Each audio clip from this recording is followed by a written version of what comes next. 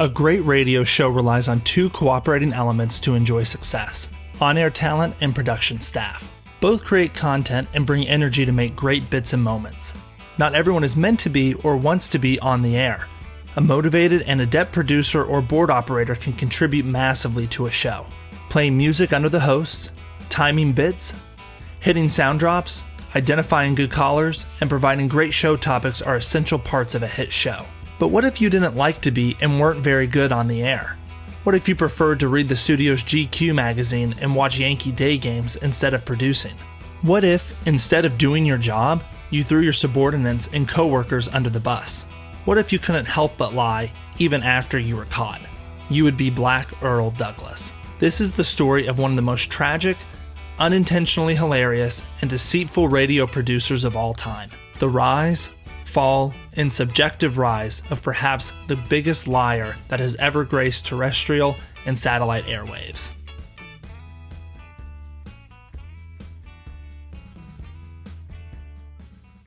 .1027 WNEW, The Rock of New York, with Fastball and The Way. It's Opie and Anthony. Hey. Wait a minute, everyone. Hold on a second. What?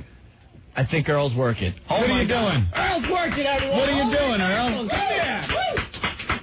Grab that mic, Earl. Earl, what are you doing? We need to know what you're actually doing right now. I've never seen you work. I've been here a month, and look, you're actually working.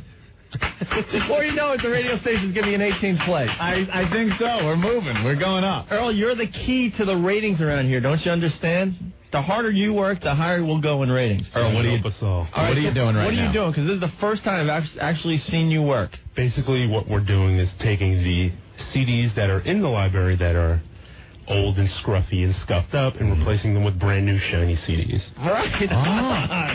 Wait a minute. Let me check. Our ratings just went up a tenth of a point. A tenth of a point. I swear to God. Very good. Wow. He gets $200 an hour to do that. I do. He works with Scott Muni, for 2 hours, and then he wanders the hall for 8, and they pay him for 10 hours a day. But today, you are working, Earl. Thank you. He's going to hit I'll kill you both later. Hey, I was kind of nice. You don't have to kill me. Yeah, all right. We could ask you about that. No, we'll ask that next time. I never knew a black guy could blush.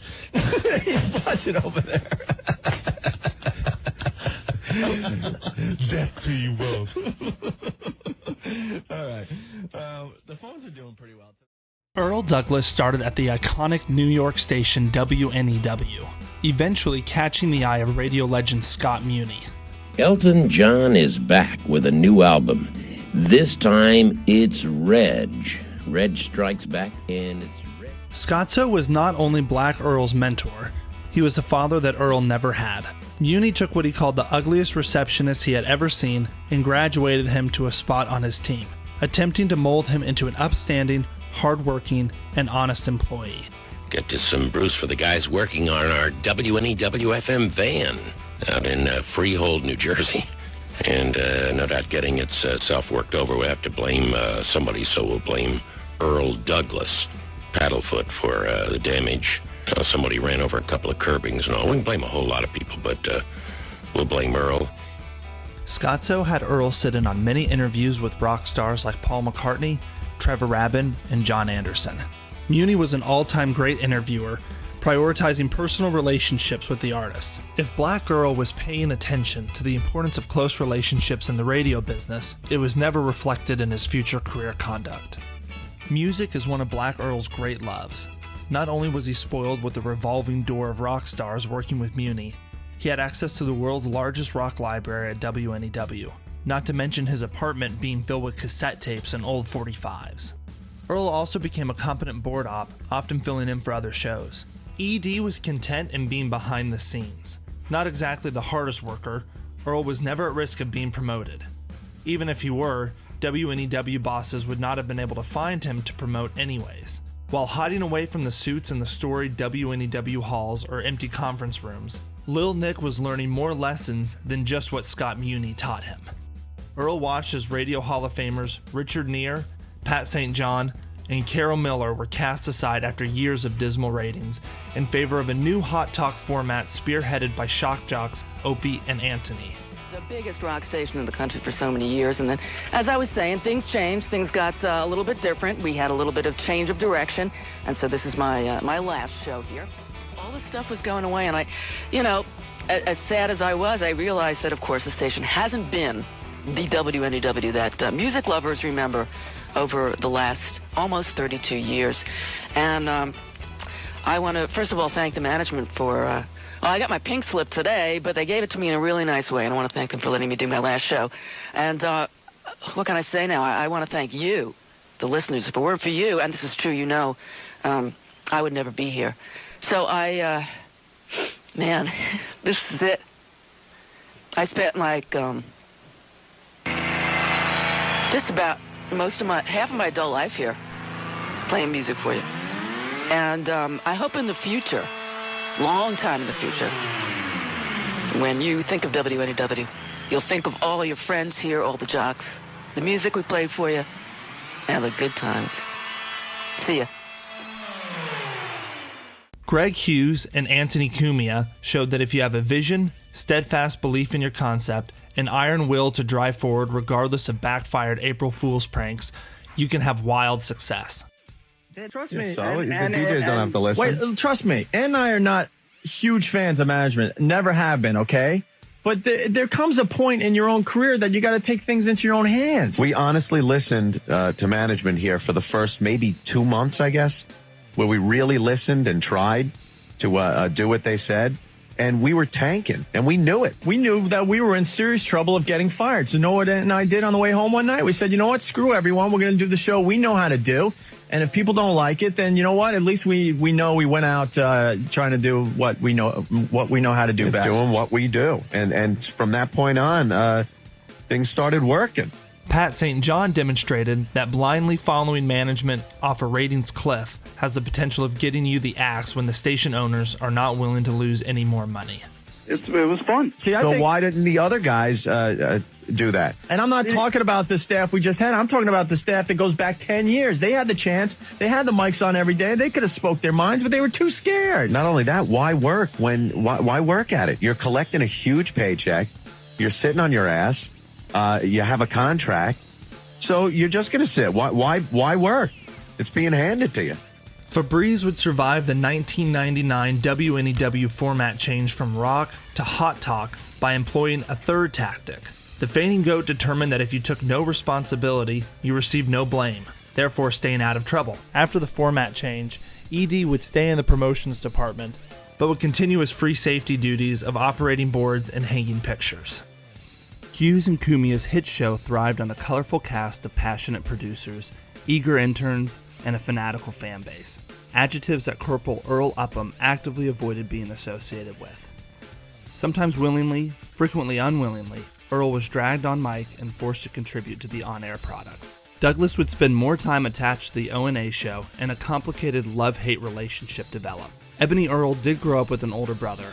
However, you would not be able to guess that due to his complete unfamiliarity with masculine relationships. The bald-headed producer struggled considerably with taking jokes, losing his cool, and smashing expensive radio equipment. He had particular hostility for the microphones.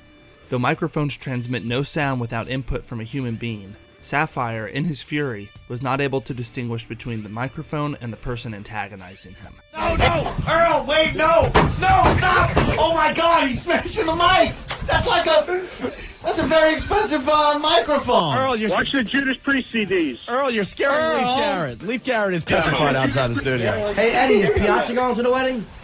I'm here. He's in spring training, so he's obviously not going to be able to be there. No! I was hoping I'd get to sit at this table.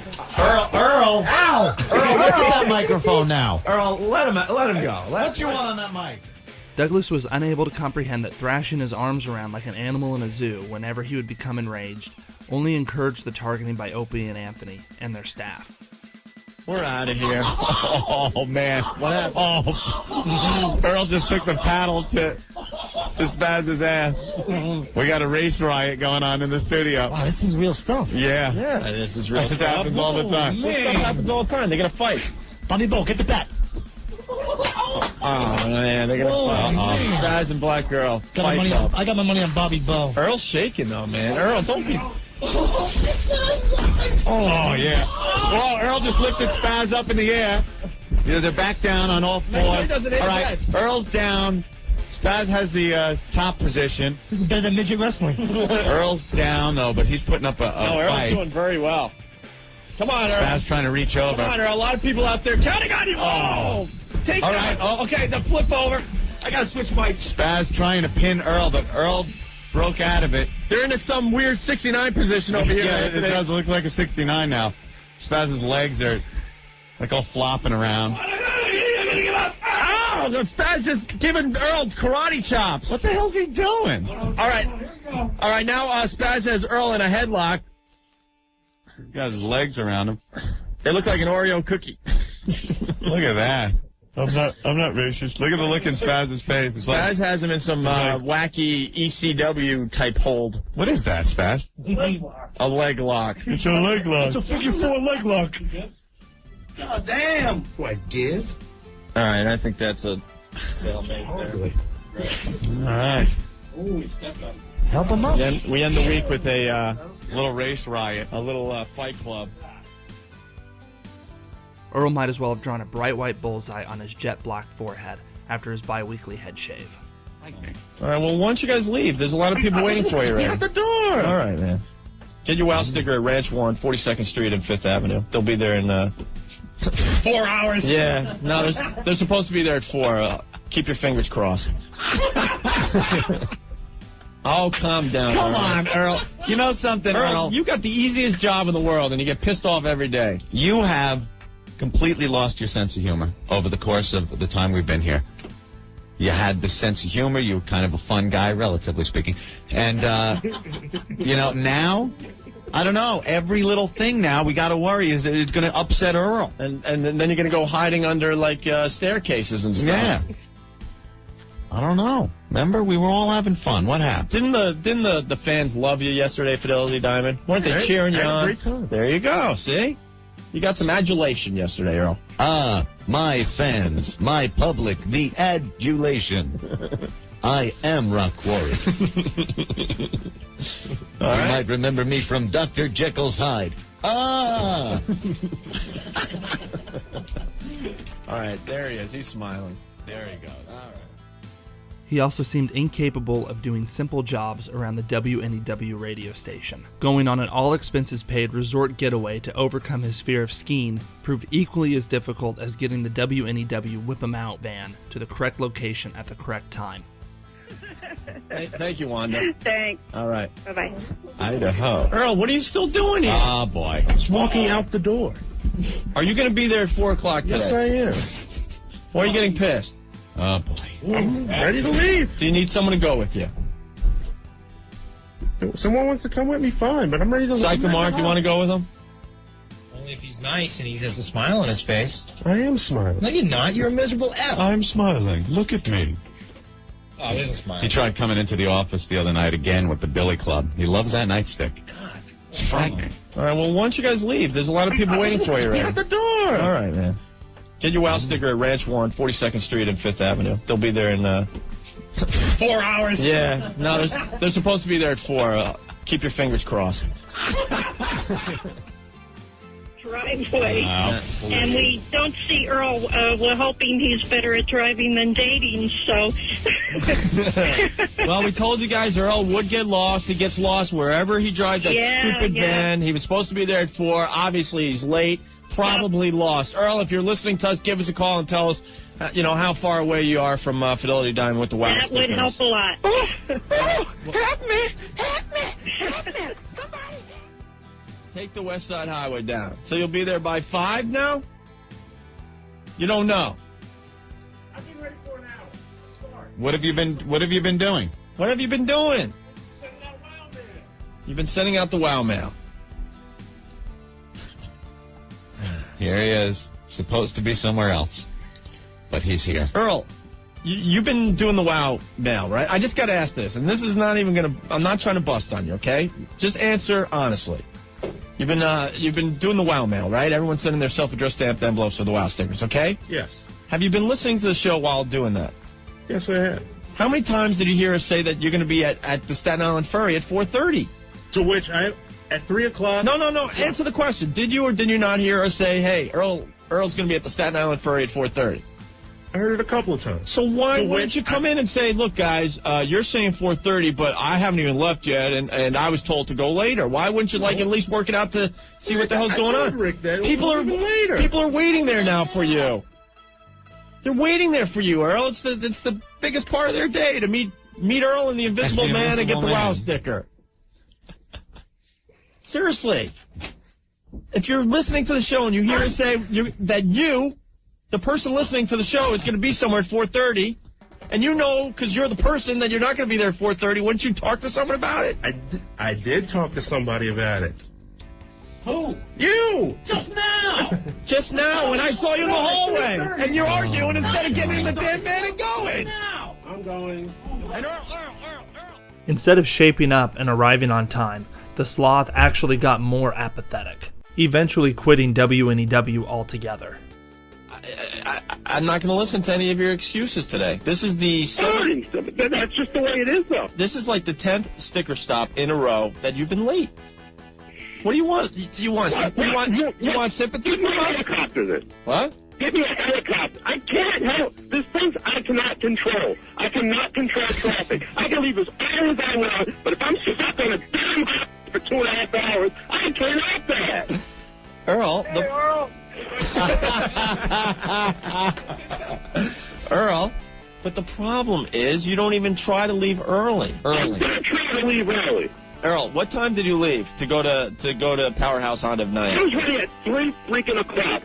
Things happen. 3:40 you left. You were supposed to be there at 4:30. You got there. Things happen, guys. You got there at 5:10. That's just a part of the deal. Things happen. When you are the only guy doing this, things happen. Doing what? Doing what? What do you do? Leave earlier. He sounds like he's like a CEO of a company or something. I'm going to hand out stickers. There's a lot of people here. I'm still trying to find things. I'm going to hand them out. And after this, find another guy, okay? Whoa. I got it from a Negro. Oh, Earl.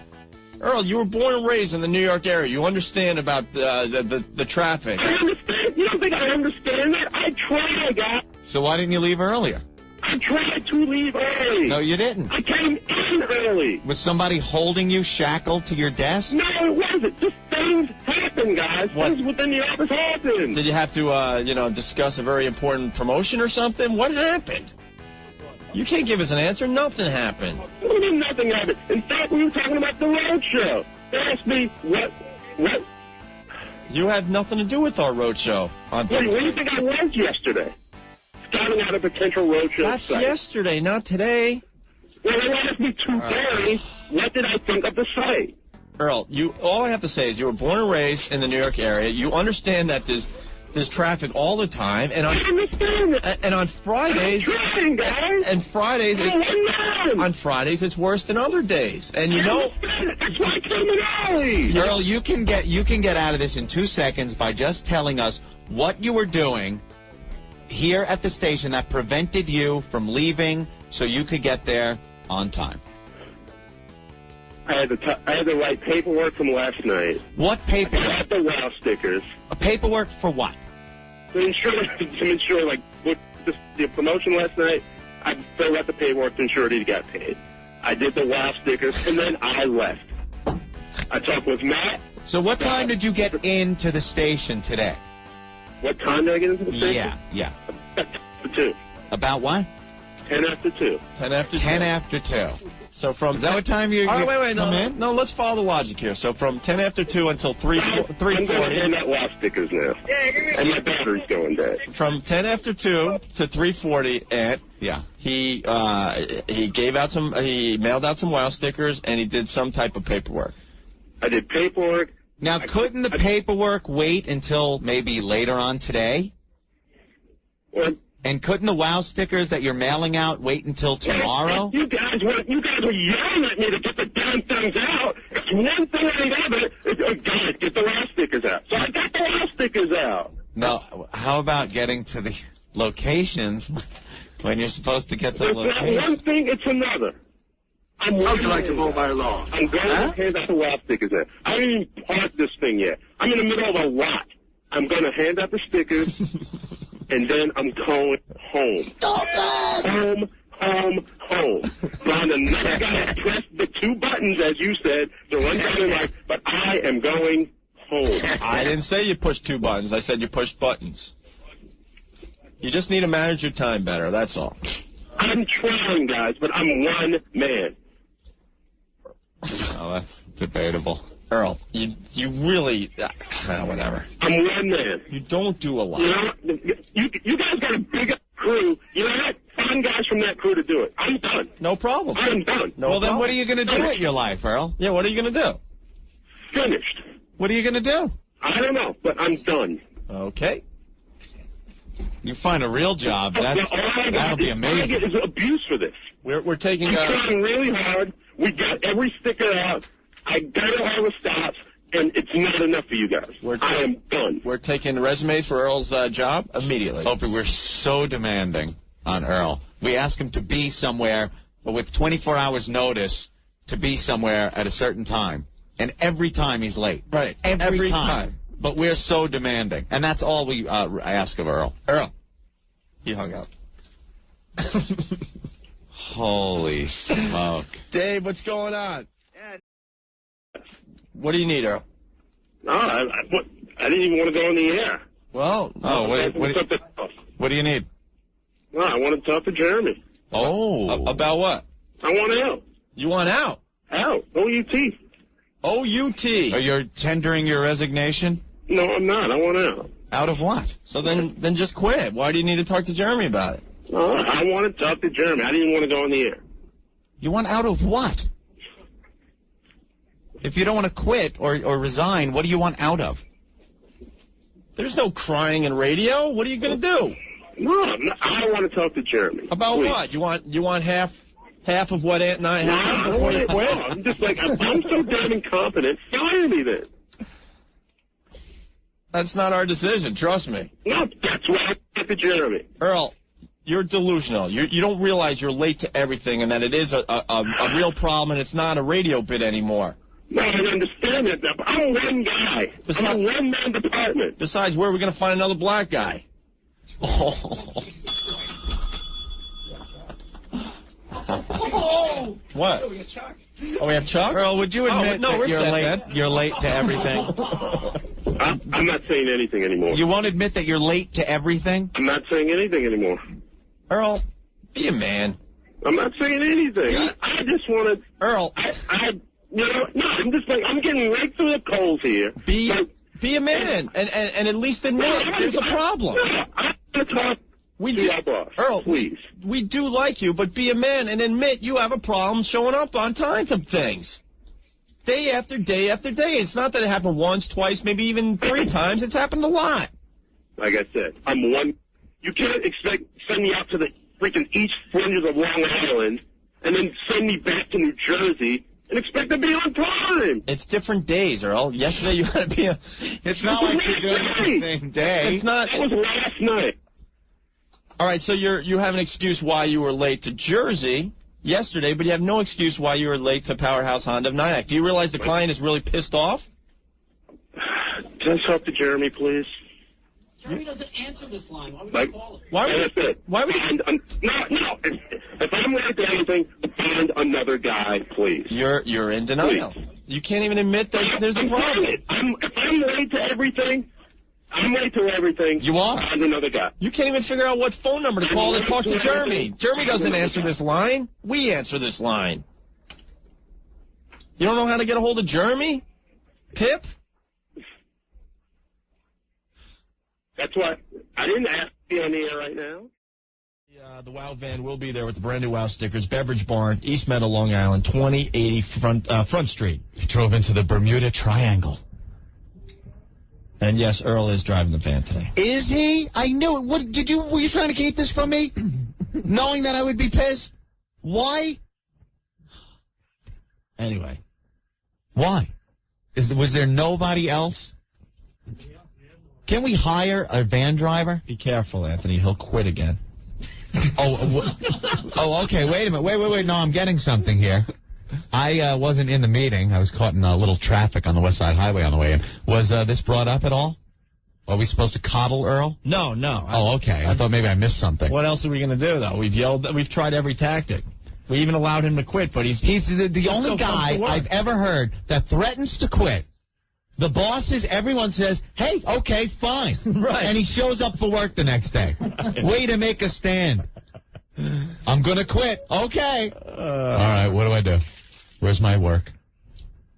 So Earl, and he's not there. Earl should be at the beverage barn shortly. And he left early. 2080 Front Street, East Meadow, Long Island. Want to thank the fine folks at RC Edge, Maximum Power Cola, not just cola, Power Cola.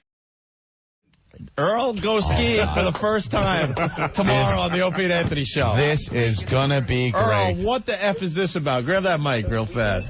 Our good friends at Budweiser thought it would be a good idea if I hosted a day of skiing. What the hell is... What? Because we all know skiing is a black man's sport. Yeah, it's kind of really not. Yeah, they're sending me up to Mountain Creek in, I think it's Vernon, New Jersey. And oh, that's what they told you. From the bright mind of Lisa Orvid. Earl, stop being a pussy. Put your skis on. Go down the mountain. You're paid to be there all day. You're getting an appearance free. Go down the mountain. Don't be a wuss. Rossi probably wants to get some runs in. He's sitting there waiting for you. There was an option to learn how to ski. I learned how to ski. I am not going down the mountain. He sounds like such a puss. Earl, do you know what they say about people that don't go down the mountain, that just stand up there all day with their skis off like a retard? I don't care. Earl, you gotta go down the mountain. The guys at the gondola are gonna laugh their ass off if you go over and go, please take me back down. Earl, I don't feel like skiing. I would say, please take my dead black ass down the mountain. Earl, we have stopped the radio show. Yeah. I gotta call. One of the African-American producer's most infamous moments was putting in for overtime to hang 3 photos in the WNEW hallways. After spending hours on the tremendous task, ex-10 knocker Anthony Cumia completed the job in a few minutes, making it back to the studio before the commercial break had ended. Dude, we got to tell you, man. They gave Earl a job last week to hang. How many pictures, Ben?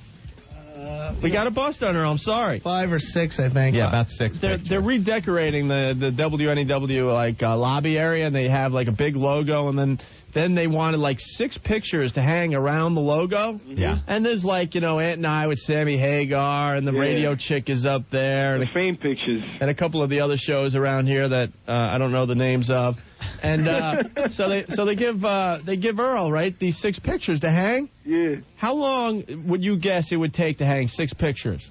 Figure out a pattern, how's it going to look, plan it out. It would take an hour. An hour, right? Including labor. Let's be fair. How about 2 hours because you just want to take your time and be a little lazy? All right, you got to make it look pro, bet.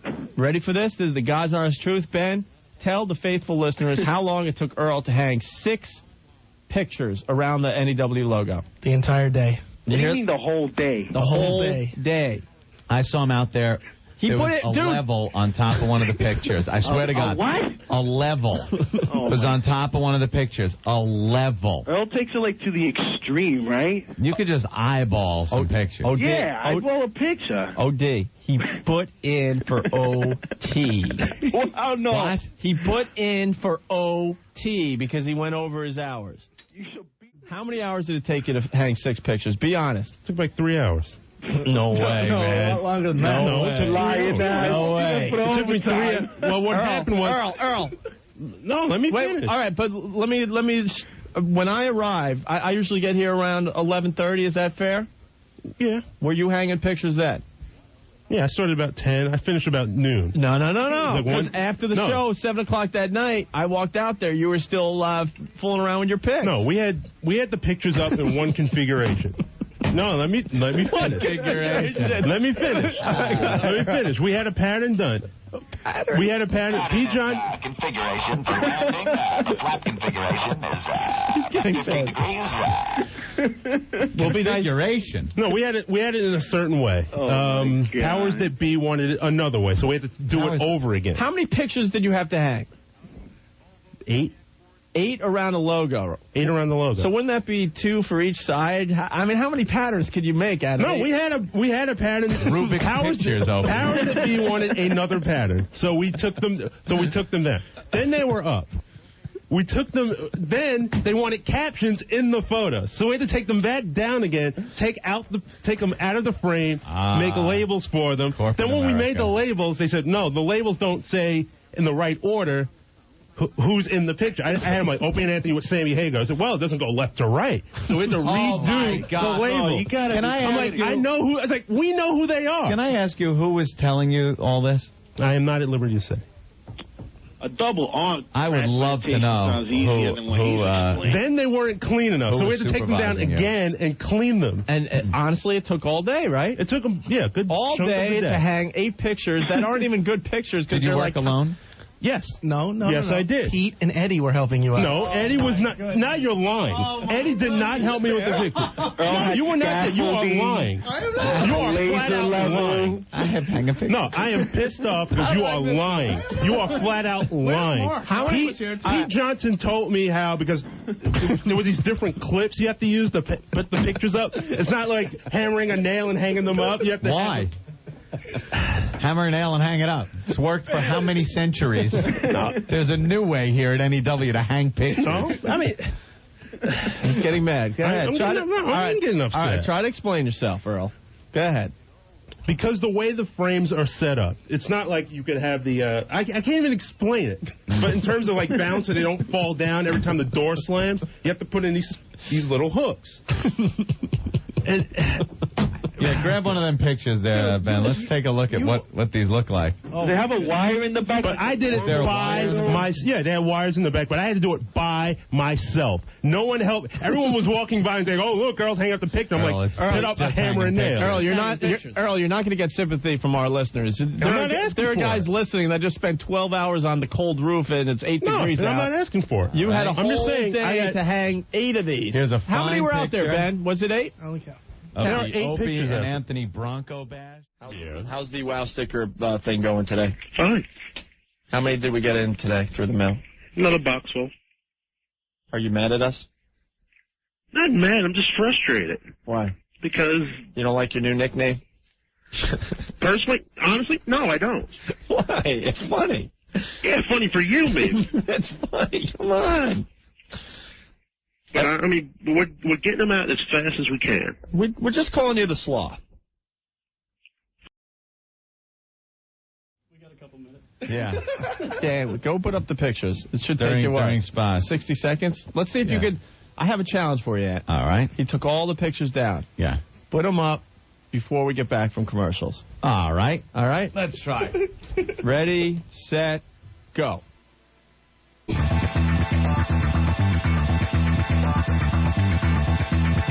Earl? Guys. All right. Who's that? Hey, Rick. All right. Yeah. Rick's down the hall to check on Anthony's work with Earl. Earl's going to let Anthony know if he did a good job. I hope so. All right. And, Earl, what do you think of your work? It looks very good. It looks good? Looks very good. It looks good, right? There you go. Yes. Earl, it took Anthony, honestly, 5.5 minutes.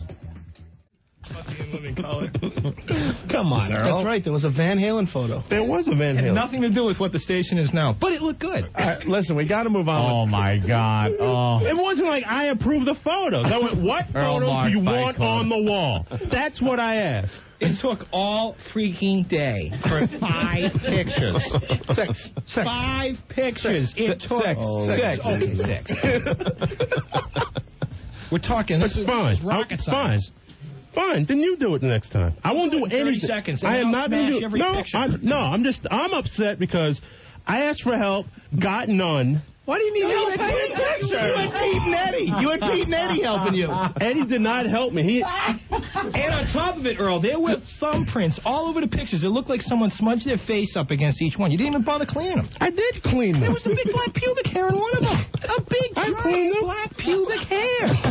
Now, when someone comes down the stairs, we have nice people come to visit. They see a big, giant black pubic hair in one of Opie and Anthony's pictures. That's a thumbs down. Fine. All right, Earl. Fine. Next time. Wow. Earl also tried out one of his boldest lies in May of 2000 when he was covering a 6 to 10 p.m. shift playing music. He pretended there was someone else in the room with him when he was in fact doing a show solo. Because... No, I heard that you were... this is what I heard. I heard that you had a problem in the studio and you were blaming an imaginary person. An imaginary person. That's what I'm hearing. I haven't heard any of this. No. What happened? Is that true or what? I heard you had some type of technical problem or something in the studio going on, and you figured I better blame someone because I look kind of stupid here, so you were blaming an imaginary person. You were yelling at someone, making believe they were the problem. And John was here, the dump guy, and said that there was no one in sight. Is that true or not? Oh. Like he screwed up the buttons a little bit and he's yelling. Right. Hey, what are you doing? Hey, what? Wait, what? No, you can't do that. Cut it out. I'm trying to do a show here. Bob. Who was this person that was wrecking your radio show? It wasn't wrecking. It was a friend of mine. Oh, my God. And his name? I'd rather not say. Because there was nobody. Someone go get John. John the intern. Oh. John the intern. John the intern? Yeah. John. You have an imaginary friend, Earl? No, I don't. John, who was Earl yelling at Saturday? No, he was the only one in here. You were the only one in here. You were sitting there playing air guitar. Tony Pegg was in here. He was the only other person. But he left early. So when Earl was yelling and stuff, blaming a screw-up on somebody, that person wasn't in the studio? Wasn't in here. I didn't see anyone. I was in the other studio. I saw him playing air guitar through the glass. What were you playing air guitar to, Earl? It was Guns N' Roses. I like Guns N' Roses. Yeah, all right. That's okay. He was playing some good music, though. Yeah? All right, we'll get into Earl's air check next. Earl, can we hear the howl? Yeah, go ahead. A live howl. I got no voice left. I can't even do it if I wanted to. Virgin. All right, and let's play his air check next, okay? Yeah, I want to hear that. Earl, If you want to make one, give us a call Sure. at 212-757-1027. 10 o'clock tonight, Eddie Trunk, Saturday Night Rocks, the best variety of hard rock and metal anywhere. I just got distracted, I'm sorry. But, Oh, wait, Earl, is that the invisible man distracting you? You use your tongue prettier than a $20 hole. Hey, Earl, was that the invisible man distracting you in the middle of your radio show? Do we have it on tape? We got the invisible man on tape, Earl. No, a friend of mine was mugging me in the corner. Church, and his parents and Well, something? let's talk to Earl. Earl? Yo. What's up? What's happening? How you feeling What's today? that in the background, a respirator? Yeah. Earl, are you okay? Yes. All right, now, what do you have or did you have that they had to operate on you for? What you have on your chart? No, I have ulcers. An ulcer. Well, we went over that yesterday. 2 of them. You have Two of them. And they had to operate on your bleeding ulcers? No, they took a camera and pretty much they took a scope, ran it down my throat, Yeah. and made a wonderful journey through my stomach and found the ulcers. They had to check to see if they were still bleeding. All right, and what did they do? Basically knocked me out, and then they just rammed the tube down there. Did they use a scalpel on you, Earl? No. They didn't cut you open? No. All right, so they just shoved a camera inside you to see what happened. Earl, how much of the camera were you able to take? I think it was going that way. Was it going the mouth or the other way? They used it through my mouth. Oh, they didn't put the camera the other way? No. Out of this unit. Ask for a sponge bath from a male nurse. Yeah, get out of it. Well, actually, I got that this morning. You got the sponge bath? Sponge bath? From, it was an Asian man and woman, and I was... the woman did the bath. A husband and wife team. Earl, who are you talking to? Hold on, Earl, who is that? Jay, I only have one a day, and there it was. I just got exams. Who is that? The doctor. Put him on the phone. I want to talk to your doctor. We need I'm a pot. little busy right now. No, he isn't. They're all dead. They're all Gomers. Gomers don't die. They're on machines. Get out of my emergency room, Gomer. It's like cruise control. Yeah. All right, so Asian guy just watched as Asian girl was... He didn't even watch. He didn't even watch. He just stood, put his back turned. And you just saw the little beating behind the curtain? Oh, wash it, the black duck. Yes, you wash. Yankee cranky. Oh, no more cow gun. Let's go quick. People dying here. Use a both hands. Use a both hands. These jokes are really racist. Somebody get away from me. That's But it. guys, Crime to jail. Yeah, Earl. Yes, Earl. yeah, but guys, you gotta see it for yourself. No. He also relished in opportunities to go on Opie and Anthony out-of-state event trips, though the work he did on these trips was minimal. This was a theme throughout Earl's career, and later at his time at XM Satellite Radio, Bugibi accompanied Ron Bennington on a trip to Washington, D.C., and the only work he did was check comedian Brian Regan's website info. There was one perk of the radio business that Black Earl did not take advantage of. Many of the radio jocks and producing staff used their celebrity and pseudo-celebrity status to woo some of the cavalcade of starstruck women that proceeded through the WNEW halls over the years. The rarely used conference room was a hotspot for afternoon quickies. The on-air content was usually filled with intercourse talk and steamy stunts, keeping sex on the mind of the listeners and radio workers. Shabuti would never participate in the revelries. When the O&A crew would attempt to set him up, Earl would beat them away with his Louisville Slugger softball bat. Edie hated talking about his non-existent love life, and assured them that he got plenty of action outside of the studio. Opie and Anthony were convinced Edie was still a virgin, and it became a frequent topic of discussion.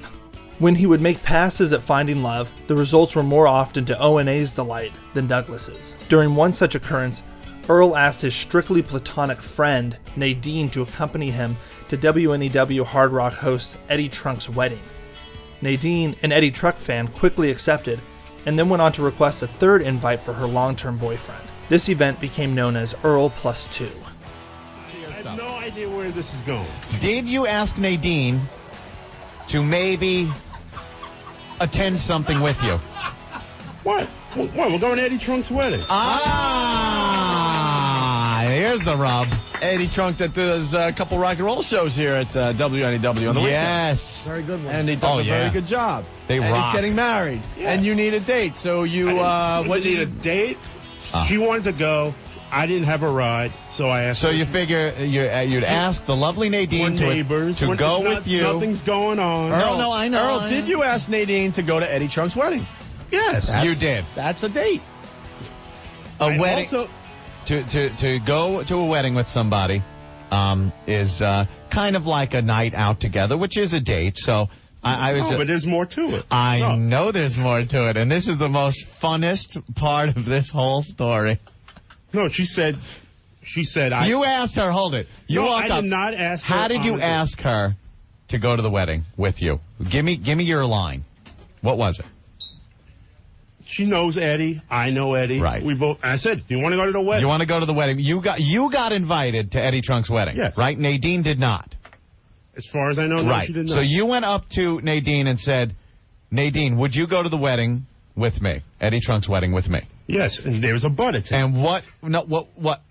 A butt on whose part? Yours or hers? Hers. No, I know. That's what we're getting to. But at first, you walked up to Nadine, pretty Nadine, and said, "Would you go to Eddie Trunk's wedding with me?" There was nothing into this. It was provided that... Earl, I ain't even going to go there. You're right. But you went up to her like anyone would go up to anyone and ask to go to a wedding. What was her answer?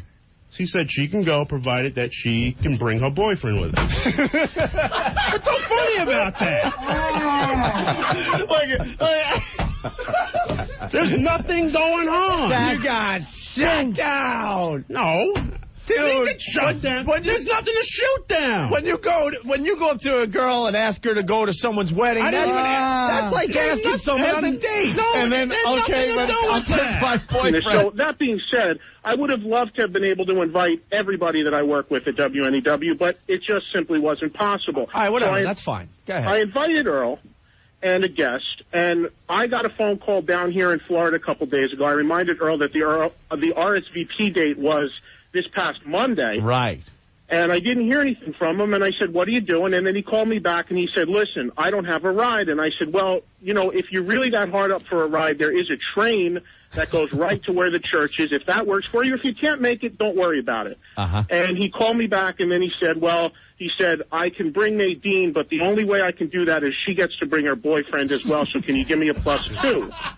A +2, like it's one of the heavy metal shows that Eddie's. Earl, you got balls. Earl's man. looking for comps. It's the Poison show. That's the only way I can I go. need If +2. if that's not a problem, I will not go. Maybe Nadine's boyfriend will pass out. He drinks too much, and then Earl's got to even. Hey, man, it's in. You're in. Maybe the boyfriend drives. No, Earl, wait, no, stop! Oh my God, he's smashing the mic. That's a very expensive microphone. Earl, you're Watch the Judas Priest CDs. Earl, you're scaring Leif Garrett. Leif Garrett is petrified outside the studio. Hey, Eddie, is Piazza going to the wedding? I'm here. He's in spring training, so he's obviously not going to be able to be there. No, I was hoping I'd get to sit at this table.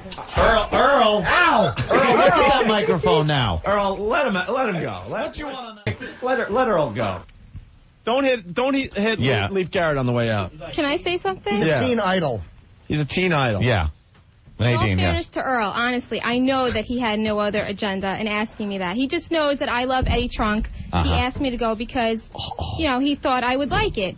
I think I'm the one who created this whole mess. Yes, you did. You're a dirty girl. Of me to ask that. I didn't even think I would get away with it, but he said he would ask, so I was like, okay. But I even knew that my boyfriend was going to say no. I totally knew that, and that was cool. I don't know why I just asked it. I guess because I could. That was pretty stupid. Earl +2 was a great example of Earl's time at WNEW and his career at XM.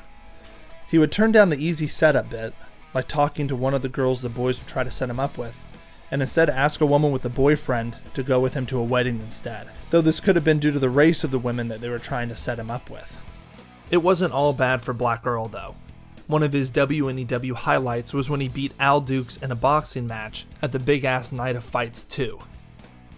Though it was later discovered that Dukes, a producer on the station's nightly Ron and Fez show, was reported to have had a fever of 103 degrees.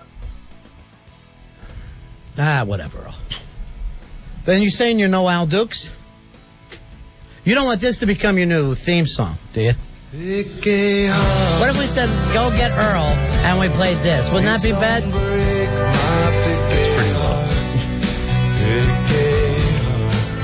You can't come popping in here as gay as a cricket. I'd like a shot at fighting Earl. Al Dukes heard the music. It came in the room. Glasshead, what are you saying? I need a chance to redeem myself. I'd love to fight Earl. I know I could kick his ass. Oh, my gosh, Al Dukes. I'm in. Oh! You're kidding me. I'm in. Now, Earl, seriously, you got to swear. I'm in. Earl, is this one of these situations you're going to back out of? I'm in. I'll whip you, Earl. Ladies and gentlemen. Wow. You have just heard the origins of what could be the most lame fight in history. Now, let me ask you this, while we get the dull eye spy together. What makes you think, you were offended by Earl? Yeah, he's saying that he's no Al Dukes. Like, that's a bad thing to be Al Dukes. It is. It's an insult. It's not an insult. People that's the way hate being Al Dukes. Let me give you the metaphor. It's like if someone says you're a pussy, and then Earl said, I'm no pussy. It's not being mean to the pussy. No, I took offense at that. That made you mad? Yeah, that's not right. All right, now, Earl, is this something you're going to back out of again, or is it going to be like you on top of the mountain? Totally in. I think Al's the biggest fag I've ever met, but I think he's going to win this fight. That is so nice. Coming from a former champion. All right, I'm going to look at both you guys right now, Joe and Al, and say Earl's going to win this. Really? You know why? Earl's had it. He's had enough of this crap. I'm worried he won't show.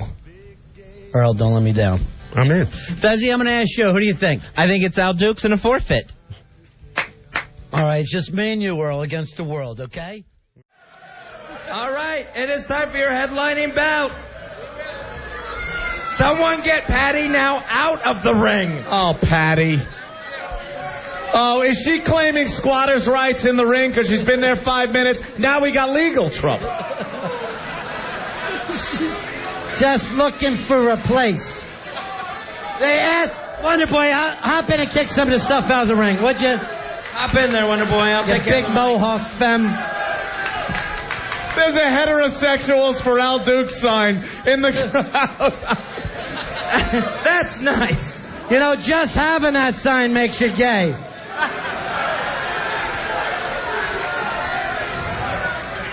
That is like the Jews for Jesus bumper sticker you see. Just confusing. It is confusing. All right, we are ready to... Have you talked to the fighters, Steve? Which one of these guys is going to quit first? That's the big question. If Earl embarrasses the Opie and Anthony show, I am going to beat him like, well, I don't want to say. Yeah. All right. We know. I didn't say anything. I like the fact that... Not in a racial way. Right. He's wearing a Bruce Lee T-shirt, Earl is. Here we go. Come on, Earl. And there they go. That one's underway in your headlining bout.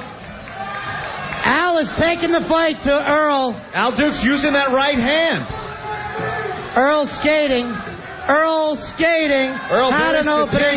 He's going for the head. Al Duke's takes it. And Earl is ecstatic.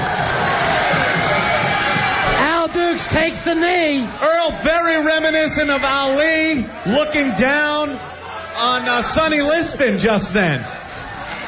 Leaping in the air. Earl's dancing, looking like a young Cassius Clay. There it is. A young Cassius Clay out of Memphis, Tennessee. It's all Earl, landing jab after jab, still looking. There's a right by Al Dukes. A left Dukes all the way around, and Earl comes in with a body shot. Al Dukes going for his unpatented ulcer. Al Dukes is down. Al Dukes is down.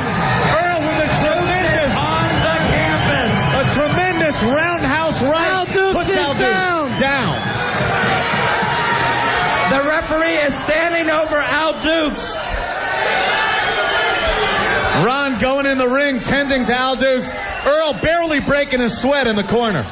According to the referee, Al Dukes, you got knocked the out! Unbelievable! Earl! Black Earl! WNEW fired Hughes and Cumia in August 2002 following the third largest fine in FCC history for their infamous Sex for Sam bit. Report. But first, our top story tonight. Syndicated radio shock jocks Opie and Anthony have been kicked off the air, fired over this sex stunt they pulled inside St. Patrick's Cathedral. Last week, the duo broadcast an eyewitness account of a couple having sex inside the church, and yesterday, they were officially canned. Taken off the air, but still under contract for several more years, Infinity Radio, at the behest of rival radio jockey Howard Stern, would not release them from their contracts. Still getting paid, but unable to work their trade, Hughes and Cumia parted ways for a multi-year paid vacation, ending, as the Italian shock jock put it, the golden age of the Opie and Anthony show. WNEW would then go on to fire the now showless staff. ED was lucky to be a staff member of WNEW directly, and not as a staff member of the Opie and Anthony show. This fact, along with his keep his head down, take no responsibility or blame MO, and genuine skill as a board operator, kept his paychecks coming regularly. The station also reformatted to adult contemporary 102.7 Blink FM music. Is moving to a new radio station. The New Mix 102.7 is New York's classic dance mix. Mix 102.7 gets you through the workday. The New Mix 102.7 plays dance classics that make you feel good. The New Mix 102.7. New York's classic dance station. The New Mix 102.7. Opie and Anthony were out of the public eye. Ron and Fez took a deal in Northern Virginia at WJFK. And Scott Muni had been at a rival radio station, WAXQ, since '98. The uncircumcised black Earl Douglas entered what he described as radio hell. For his paycheck, Bujiba was clearing out classic rock knowledge from his glossy shaved head and replacing it with knowledge of music that women love. Douglas would work graveyards, weekends, and split shifts. Long, frigid, solitary New York nights. Little Nick's sole job was making sure the predetermined, same 50-song track list played smoothly. For entertainment, Earl had two main outlets. While working solo at nights, he would often listen to Ronnie and Fezzi at WJFK, who did a 7 to 8 p.m. show called The Fastest Hour in Radio, and a nightly 3-hour show. His other hobby was continuing work on the Black Rock Coalition. Little more than a name only, it is an ongoing project of promoting, gathering, and preserving the history and future of black rock and roll. He never succeeded in getting a dedicated time slot and show, but never stopped dreaming of a black rock coalition movement. Opie and Anthony would eventually sign with XM Satellite Radio and begin rebuilding a large radio staff. Opportunity would arise here for Mr. Douglas, but not on the ONA staff.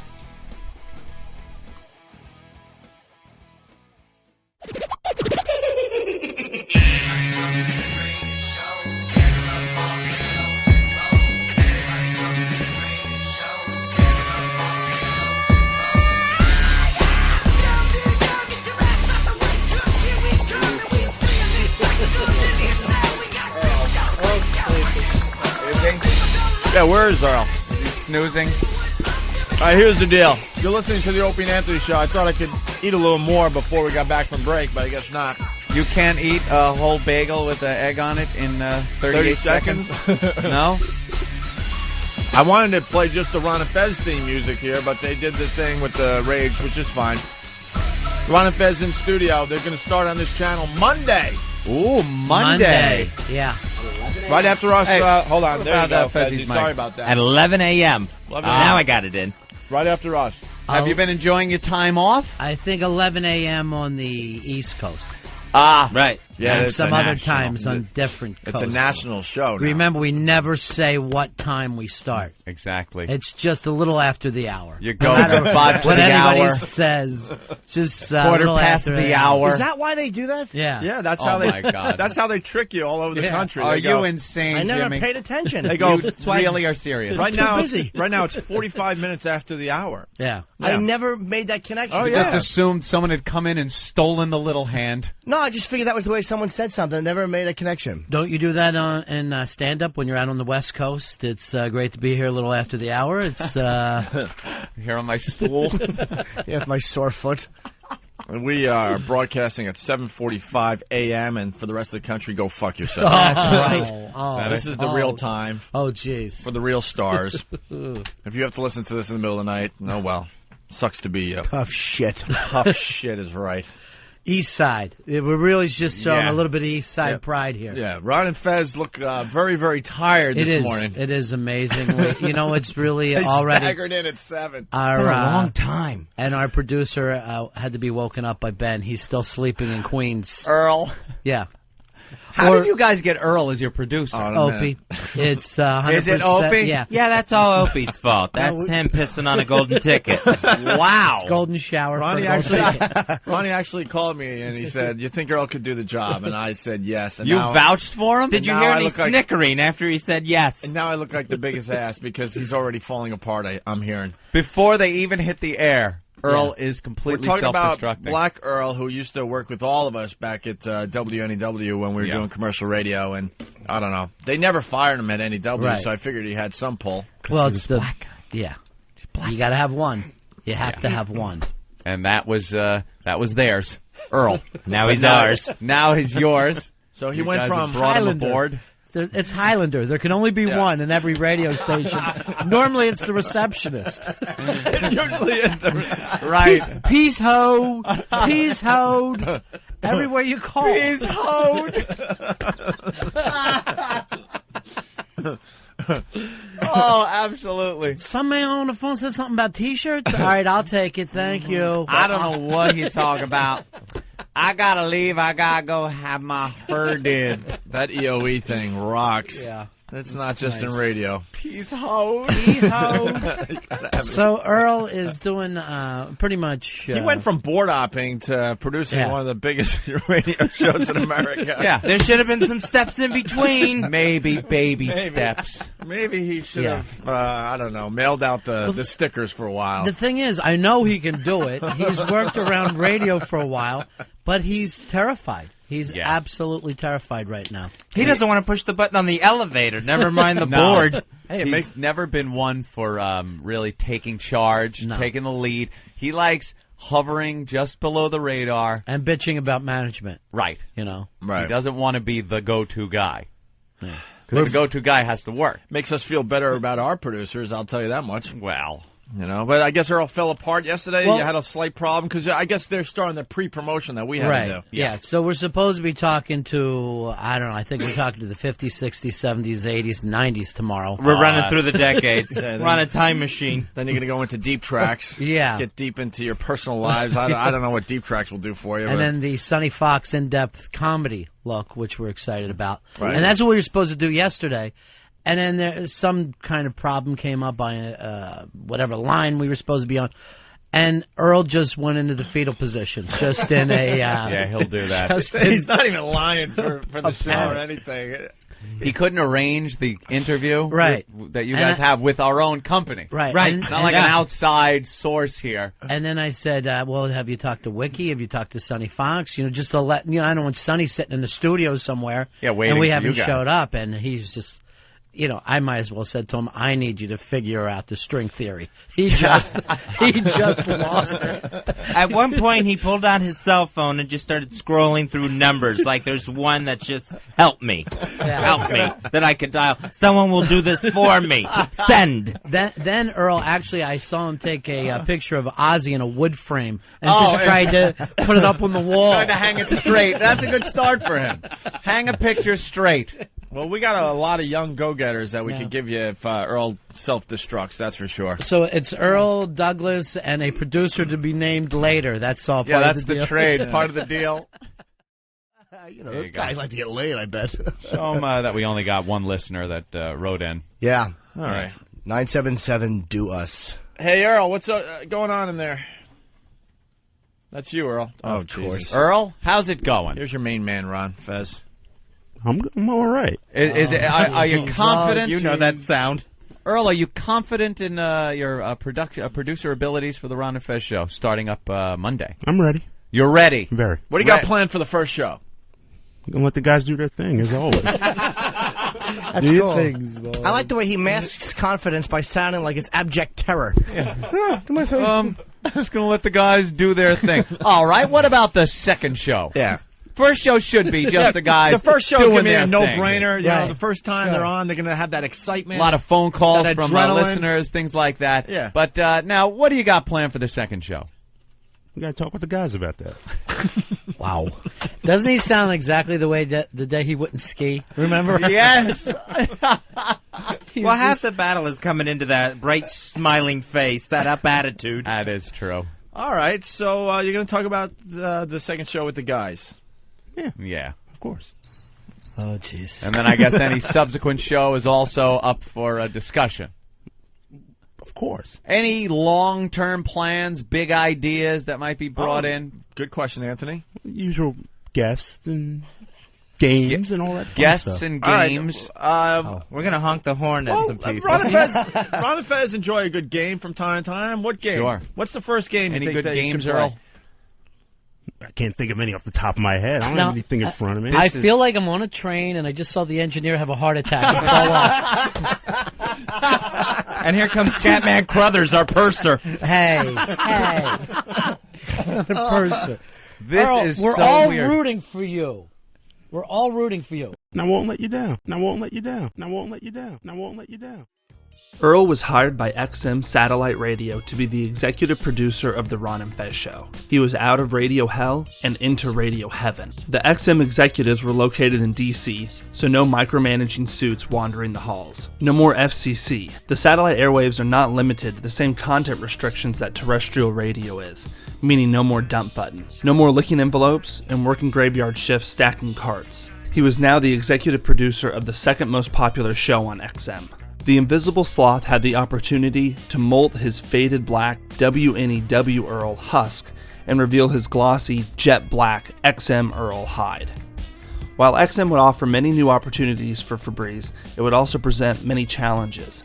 Ron and Fez had a smaller crew than they had previously, making do on XM with just an executive producer and regular producer. Unlike the Opie and Anthony show, Ron and Fez relied less on stunts and a large cast of characters and guests, and more on rhetorical wit. And so for you, a job like this, now we're going to go back to your growing up. Yeah. A job like this with a show like that is almost natural for you because of your stern listening background. Now, I never listened to Ron and Fez. I heard Opie and Anthony a little bit, not much because I was a Mike and Chris fan. But Ron and Fez, did they do a lot of Stern type of stuff? No, they did funny talk. Okay. I don't think they were doing what Stern was doing. So they weren't trying to copy or mimic Stern. It was their own thing. Yeah, it was a very unique thing. Okay. That they were doing. Not booking many guests was actually one of ED's strong points, though in his later years at what would eventually become Sirius XM, this strength became a weakness when Ron wanted more guests to be booked regularly, as Fez shared less of the show burden. Of all the names, nicknames, and monikers Earl Upham gathered over the years, he was never once called swift-footed, witty, or a quick thinker. He was going to have to daily contribute to a show averaging 30,000 words a day, as well as create bits and produce content. Earl would have to significantly change his natural instincts when under pressure, which were to lash out, go silent, or mangle microphones.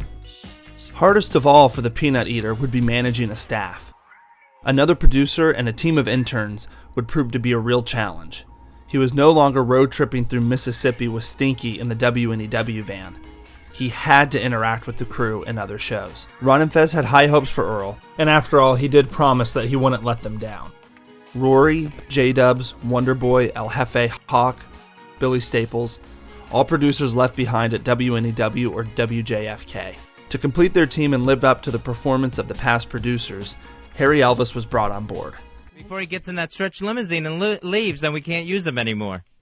Did you peak during the pep talk during the O&A show? Is that has all your energy left you since then? No, I'm very excited. Earl has a word allowance that he's allowed to use every day, and the prayer really used up a lot of those. So we're not going to get as much as we wanted.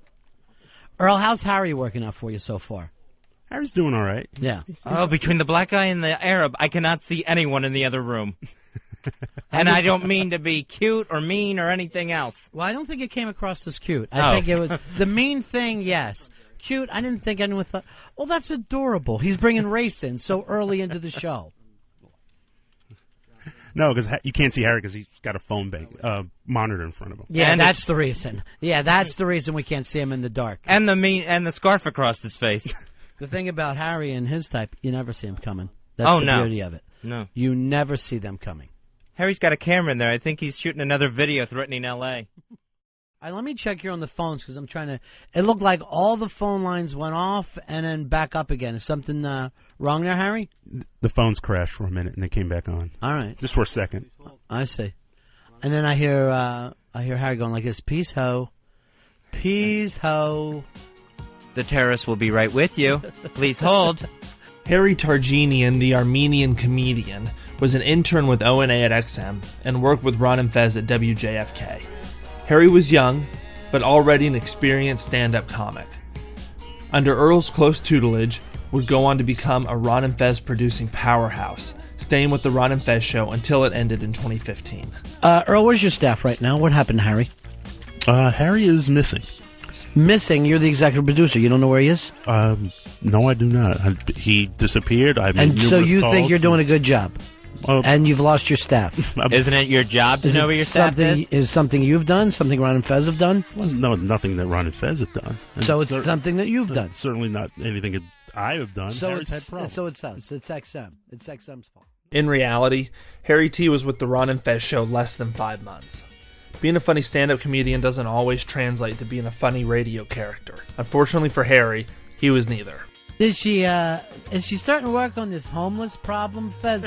If you notice, there's a homeless problem in the country, right, Harry? Well, I don't understand the lack of compassion for the homeless that people have. You know, people are like, oh, he's lazy. Like, really? Do you think it's lack of ambition that keeps the guy homeless? Like, he gets up every day and goes, oh, I got that job interview at noon. But I also want to stay here and shit myself. Not enough hours in the day.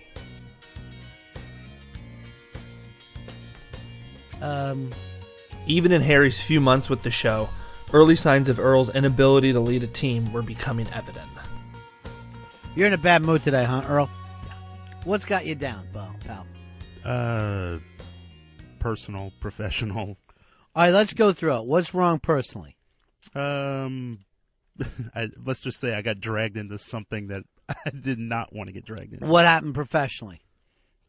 Same thing. I got dragged into something that I'm... What's let you down? Be specific. Right at this specific moment? Yes. What? Mine, honestly, I make no one's head is in the game right now. None of your staff, none of I feel your like team. I'm just like I'm not in the game right now. Yeah, I'm not in the game right now. Who's letting you down in there? Paulie?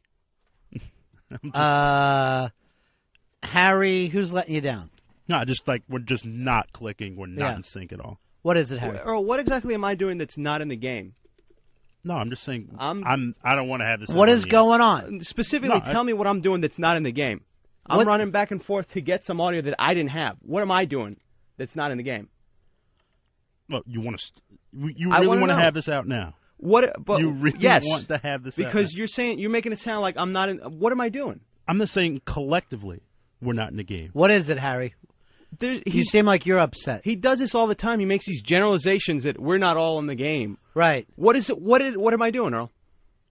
When he says we, he means you, Harry. Let's face it. Well, then what am I doing? If it's just me, what am I doing? What is it, Earl? What's going on? American Earl, what's wrong with Canadian Harry? Seriously.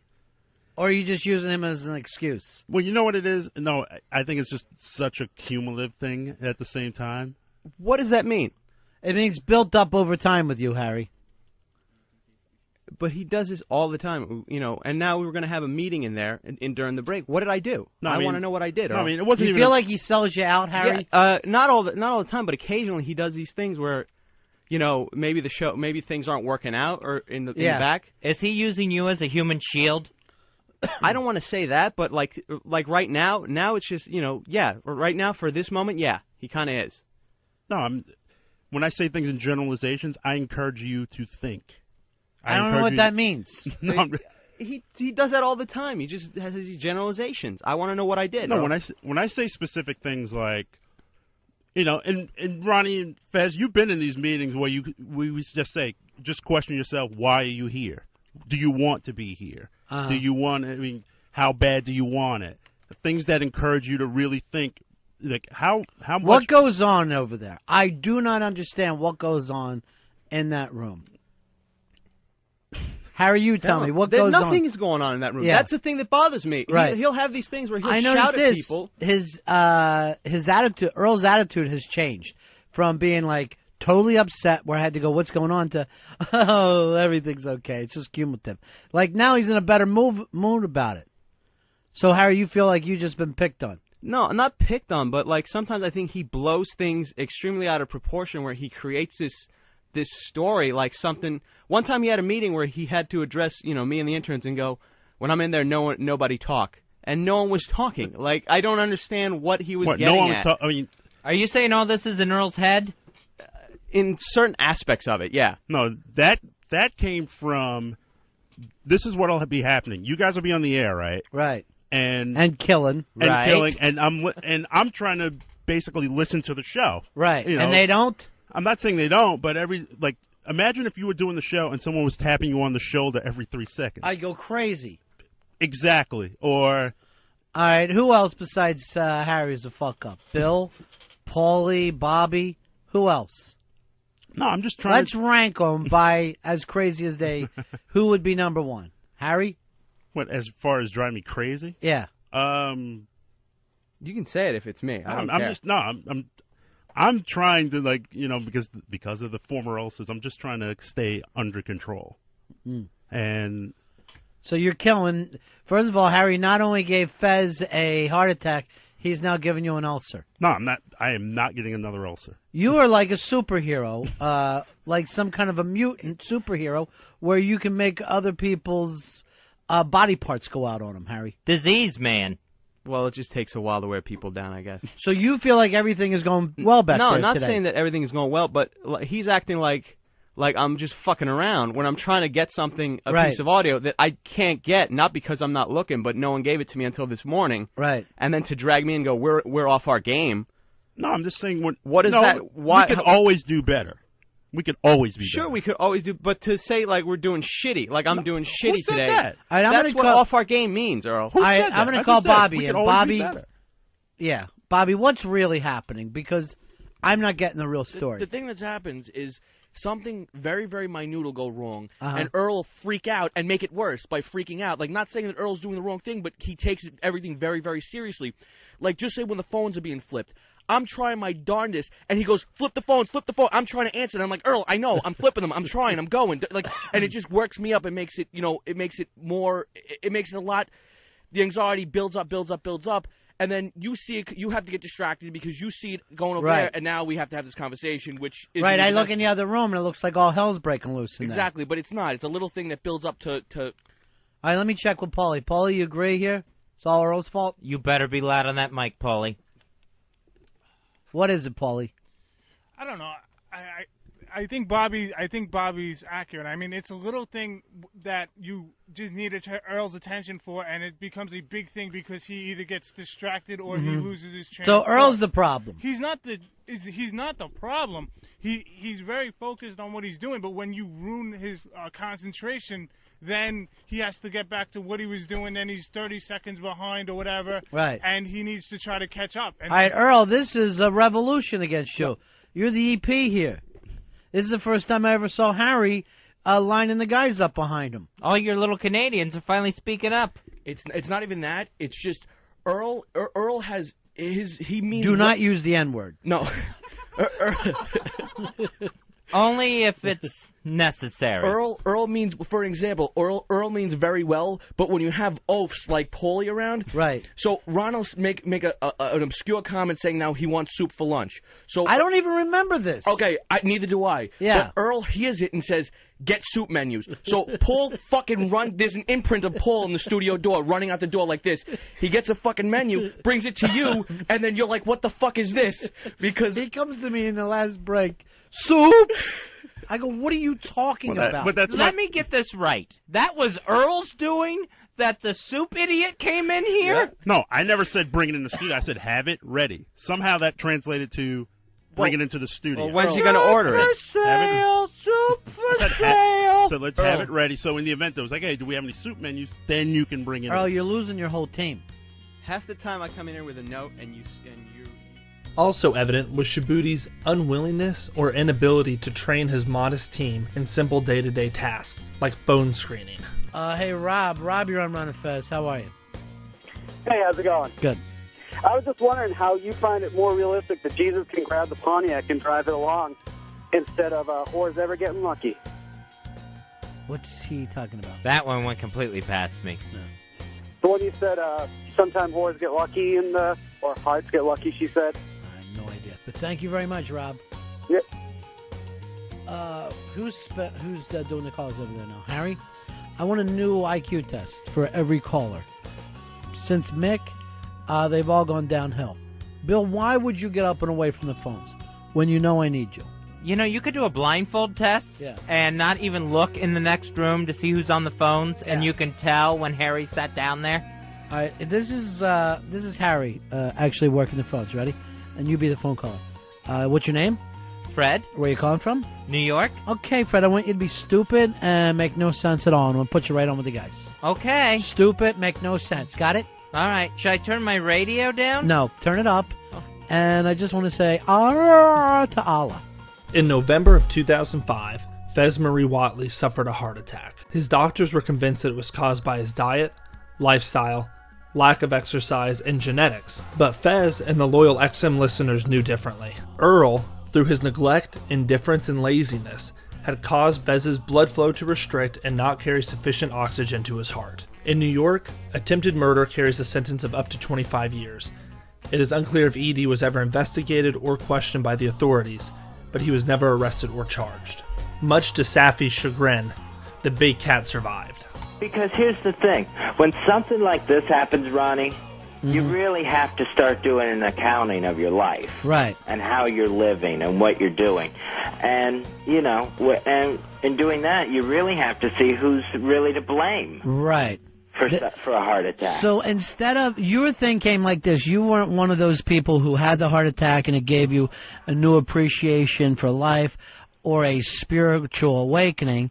Yours was just more places to focus blame? Yeah, exactly. Beautiful. There's retribution. Yeah. Someone's going to have to pay for this thing, was my first thought. Right, I understand, sure. There has to be, there's people that have to know what they did to me. Right. Almost like I need my day in court. I understand. I want to put Black Earl on the list. Really? From the Black Rock Coalition? Exactly. And his focus, his total focus on the BRC, and not me. I understand. You know what the interesting thing is? Like, maybe he would have caught this. Yeah. You know, when we're half a show down, and then they go and give Earl something else to work on during the week. Yeah. So I got Harry and Earl, and last night Earl's in here trying to find black rock songs all night. Yeah. Harry will be working on the Arab Rock Coalition, ARC. It'll just, it'll just be one tune over and over by The Clash. And, of course, also, Earl, two demerits here. For abandoning us at the Hard Rock on Halloween night is when the pain started. That was the night of the pain, the Hard Rock show. During the 2005 to early 2006 XM days, the host poking fun at Earl was always part of his appeal on the airwaves. Getting him to blow up and smash radio equipment always made for radio gold. And Opie and Anthony usually accomplished this by rapid, aggressive dogpiling, often not even letting Staffy finish what he was saying. During his early XM era, the dogpiling was kept to a minimum, which is how you knew Earl was still in their good graces. During the Harry T era. As an aside, Ron and Fez listeners often refer to different time periods of the show in terms of producer eras. Though Harry's time and impact on the show probably doesn't deserve an era tag, and this time period is usually labeled as the early XM era. Most of the criticism and commentary of and about Earl was lighthearted, or were quick barbs that were quickly moved on from. Ron and Fez had a contract with XM, and the producers were employed directly by XM, meaning that technically they were not Earl's bosses, and couldn't directly fire him. Ronnie and Fezzy bragged that they never fired any producer, just drove them crazy until they quit. You knew a producer was really on their way out when they either got no airtime at all, or the attacks became more blunt, like Ron outright telling producer Pitsy that he doesn't fit in. Earl was often complimented by Ronnie and the listeners on his music choices for the show, so there was at least one positive aspect he was bringing. Radio executive producers would live, eat, and breathe the shows that they were producing. For the Opie and Anthony show, as an example, 3 of their XM and Sirius producers were essentially superfans before becoming the executive producers. Steve C. archived and watermarked thousands of hours and videos of O&A content on his Foundry Music website before becoming the top producer. E-Rock was the definition of a superfan, never getting rid of anything.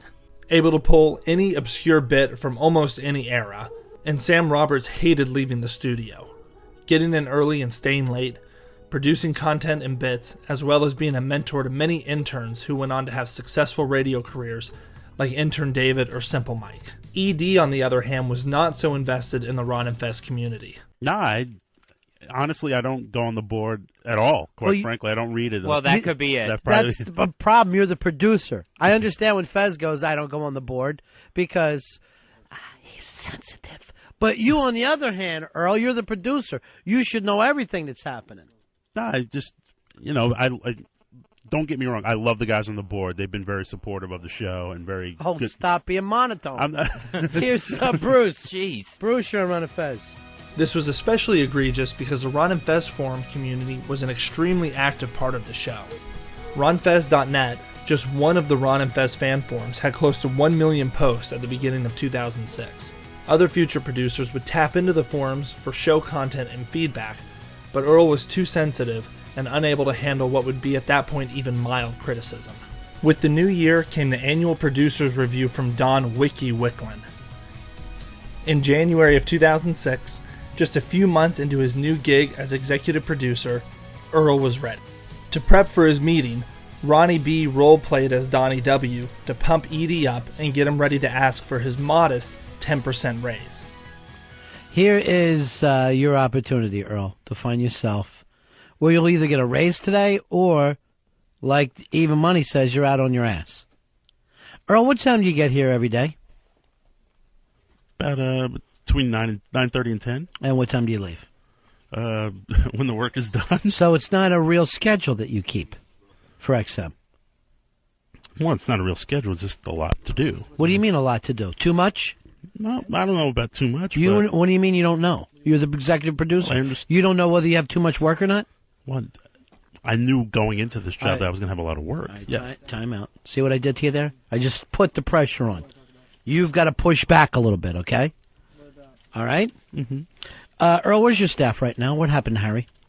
Harry is missing. Missing? You're the executive producer. You don't know where he is? No, I do not. He disappeared. I made And so numerous you calls think you're doing a good job? And you've lost your staff. Isn't it your job to know where your staff something, is? Is something you've done? Something Ron and Fez have done? Well, no, nothing that Ron and Fez have done. And So it's something that you've done. Certainly not anything that I have done. So Harry's had it's problems. so it's us. It's XM. It's XM's fault. No, it's not XM's fault at Whose all. fault They've is been it? great to it. Whose fault is it? Are you not happy here, Mr. Douglas? I'm very happy here. You didn't answer my question. Whose fault is it? Well, it would fall on me to find him, but I So can't it's do your that. fault. I can't do that. And Why did he track leave? down- He did not give reasons why he left. Yeah. So why would you guess? If you had to guess right now. I would guess that there was something personal. He wasn't happy, wasn't fulfilling his duties. I don't know. Who's his executive producer? Well, I am. How could you not know whether he's happy or not, or whether he did his duties or not? Well, I ask him every day, but I know I'm not. He won't a mind answer reader. you. So and he doesn't answer back. Well, he'll give me a. Do you stock feel like answer. you have to be a mind reader to do this job? No, not at all. But But at you the same did say token, that. but at the same token, Token. when Why bring up the word token to me? I didn't bring up. Is the this word. a race thing? Is this the race card? Of course not. Earl, you are getting painted into corners. Yeah, Earl, you got to turn around and try to paint him back into a corner. You got to push back a little bit. Under the boards, you got to throw the bow. Dexter, you're on a Fez. I know why you can't find Harry, and so does Earl. Listen. What a douchebag.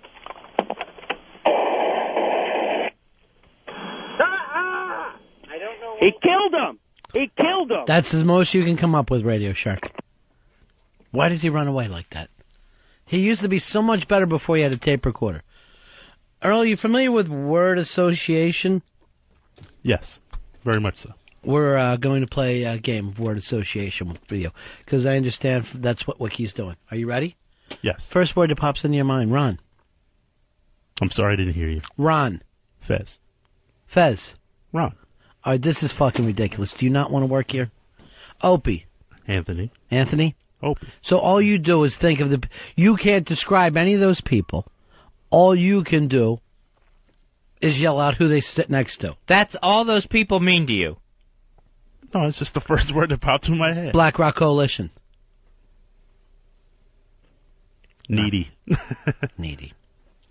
I think you're going to need faster responses. Try to come up with just the first thing that pops into your head. XM. Good. Male pornography.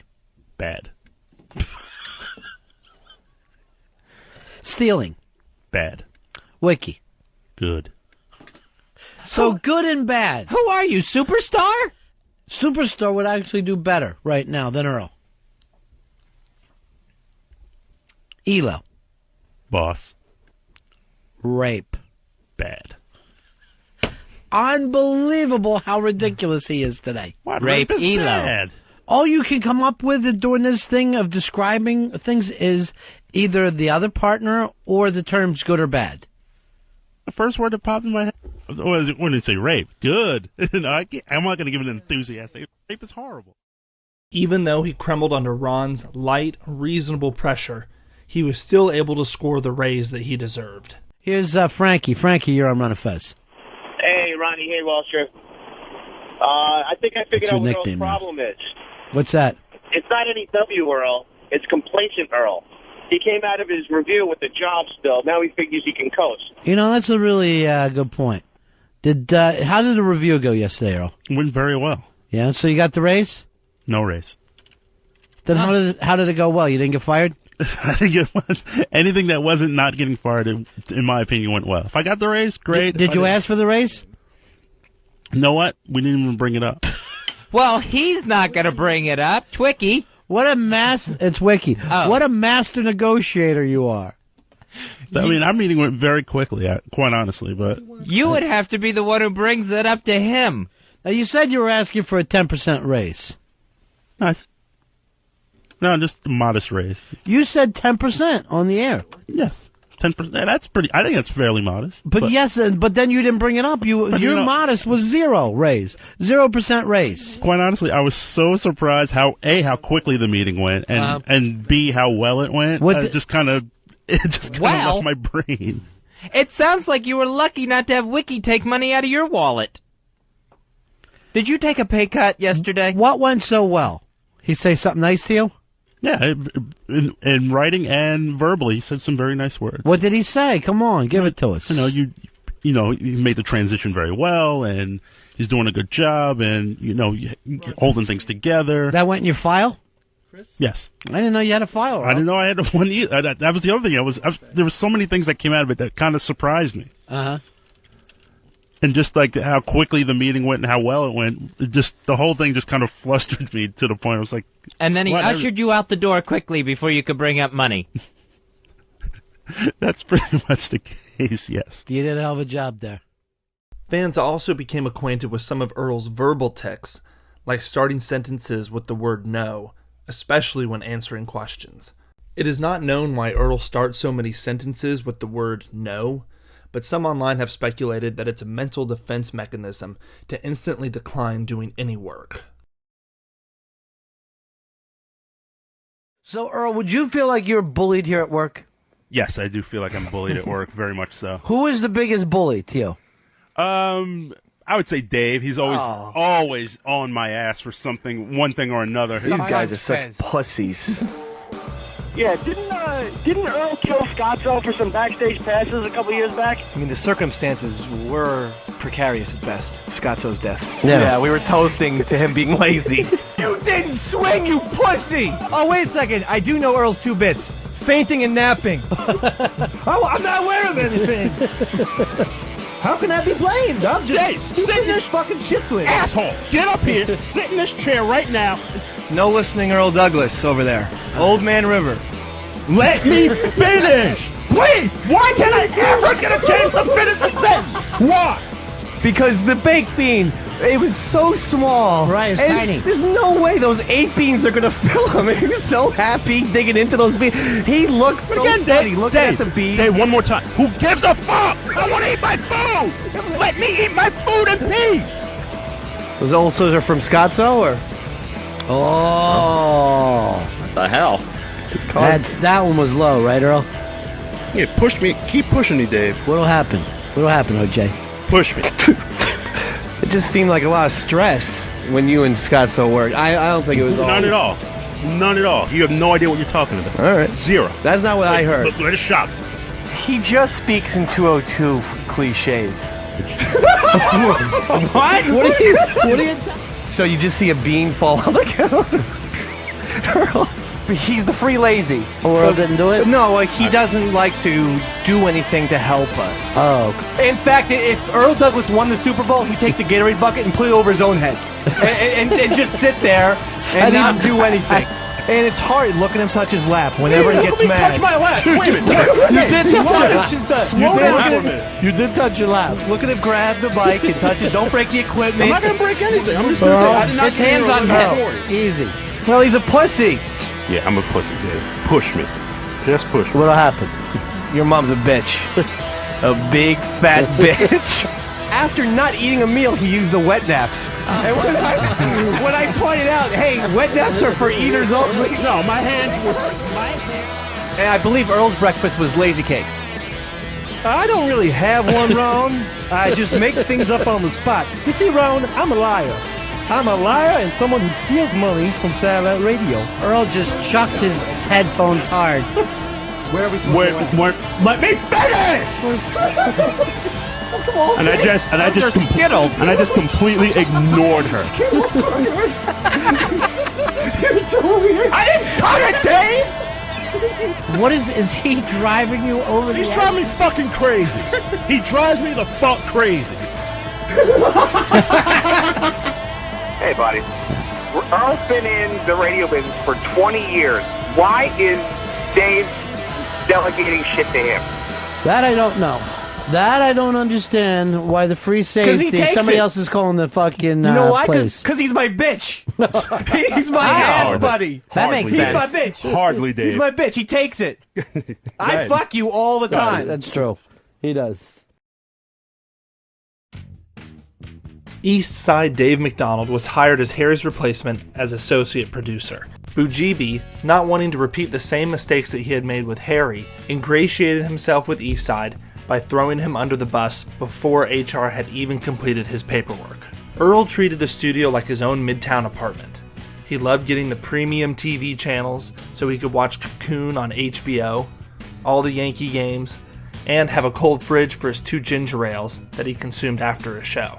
Unfortunately for the lazy producer, they shared a studio and office with the Opie and Anthony show. This would affect some of Earl's nocturnal activities. Oh, we got drama today. Drama. That's fun. We're trying to get Black Earl on the phone. It's funny. You're listening to 3 guys that are very annoyed today. Very annoyed. Our buddy Club Soda Kenny's in trouble. Just Google our names, Opie and Anthony, and you'll get the article from the New Jersey Star-Ledger. We just talked about that for an hour. We'll talk about it again. And then we want to go into some Grammy stuff. And we record stuff every night in our office. We have TVs all over the joint. Yep. And Black Earl, who doesn't like going home, is on the phone. Earl. Yo. What's going on, buddy? What's happening? Did you watch the Grammys? Bits and pieces. Why bits and pieces? Kind of boring. Were you changing the channels a lot? No. Where did you watch the Grammys? We were working on some stuff, and we watched it, part of it, when we could, in the producer studio. Also known as our big office? No, the producer's room, next door to the studio. Earl, everyone crowded into that tiny room to watch the Grammys instead of on the nice couches in our big office with the huge flat screen? Big flat screen plasma TV? No, it was just like... Earl, let's ask straight out. Was anybody from your staff in the Opie and Anthony office at any time last night? No. No. I mean, outside of... We were working on a couple of production pieces, but we didn't touch the television. Look, you wait. Maybe you were in our the office working on production pieces? Yeah. Maybe you didn't hear the question. Why are they in our office at all? That's what I asked. Earl, was anyone in the office last night? Outside of us? No. No. Earl. Was any of your staff in our office? I'm asking if any of the staff was inside our office. I want a yes or a no. Yes. Okay. You were working on... Yes. Who? You were working on... Who was in the office? Name everybody. Ben, come in here, please. Who was in the office? Earl? Yeah. Who was in the office? Well, it was me. Well, I can't even... Well, it was me. Uh-huh. And someone we can't name yet because the paperwork hasn't been done yet. Why are you guys in our office? Because some of the audio we can't access. We can only load it through your computers. Everyone is completely aware of it. Uh-huh. But someone was in the office, and this is the problem. They changed the channel, and they fucked us up bad today. We had no audio because one of your guys was changing the channel. There's been emails and notes posted everywhere saying, don't fucking change the channels. The channel on the big screen TV cannot be changed because the remote not only changes that, it changes every one of the boxes on there that are recording separate channels. And all of a sudden, we have nothing that we were recording the night before. Now, I've seen on three different occasions the same emails go out because this has happened before. And your staff is supposed to be completely aware of this. I've gotten emails where it says your staff is completely aware of this. And yet again, it happened. What is Danny showing me? Danny's got some type of evidence. Danny, what is that? Well, basically, I wanted to see what was going on the PC last night, so I just did a search for last modified files, and everything that's coming up is Ron and Fez production between the hours of 8 and 11. 8 and 11 at night. So not only was someone in the office. They were in there from 8 o'clock till 11 o'clock. For 3 hours. Well, I was working on Eric's computer. We were there pretty late. So you're telling me that so what they did was you watched part of the Grammys, not all of them, but they didn't watch them on the computers and the TVs in the office, the big flat screen. They ran in to this little shitty peep booth and watched them here next to the studio. That's what we're supposed to Even though believe. you were in our office for 3 straight hours doing Ron and Fez production. You wouldn't. What? You guys are fucking lying. You're lying. Earl, you are lying now. Why would you watch the Grammys in this tiny little studio when you were in our huge office with the huge flat screen? For the entire Grammy broadcast. For the entire, what? I will tell you the segment that we happened to catch. I don't give a shit what you watched of the Grammys. The fact is you watched it in our office and someone changed the channel on the TV and they fucked us bad today. Was the channel changed on the TV during the time you were in there for 3 hours? God. Yes, you do Just know. answer. You do know. For the sake of guilt, yes. Who changed the channel? It was probably me.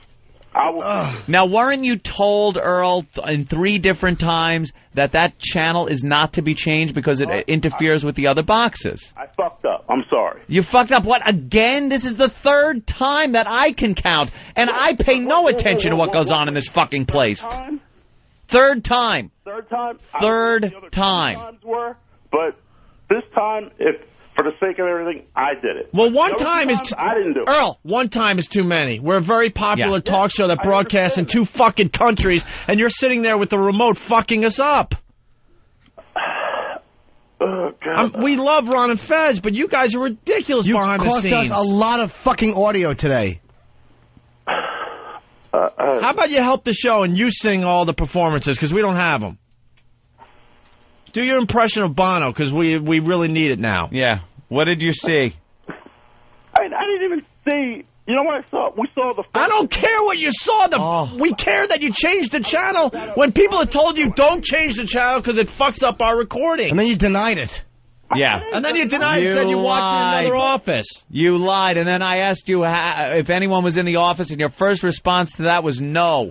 And then it turns out we were working on production all night last night. I don't give a shit. But when you were initially asked, you said no, which was a lie. You lied.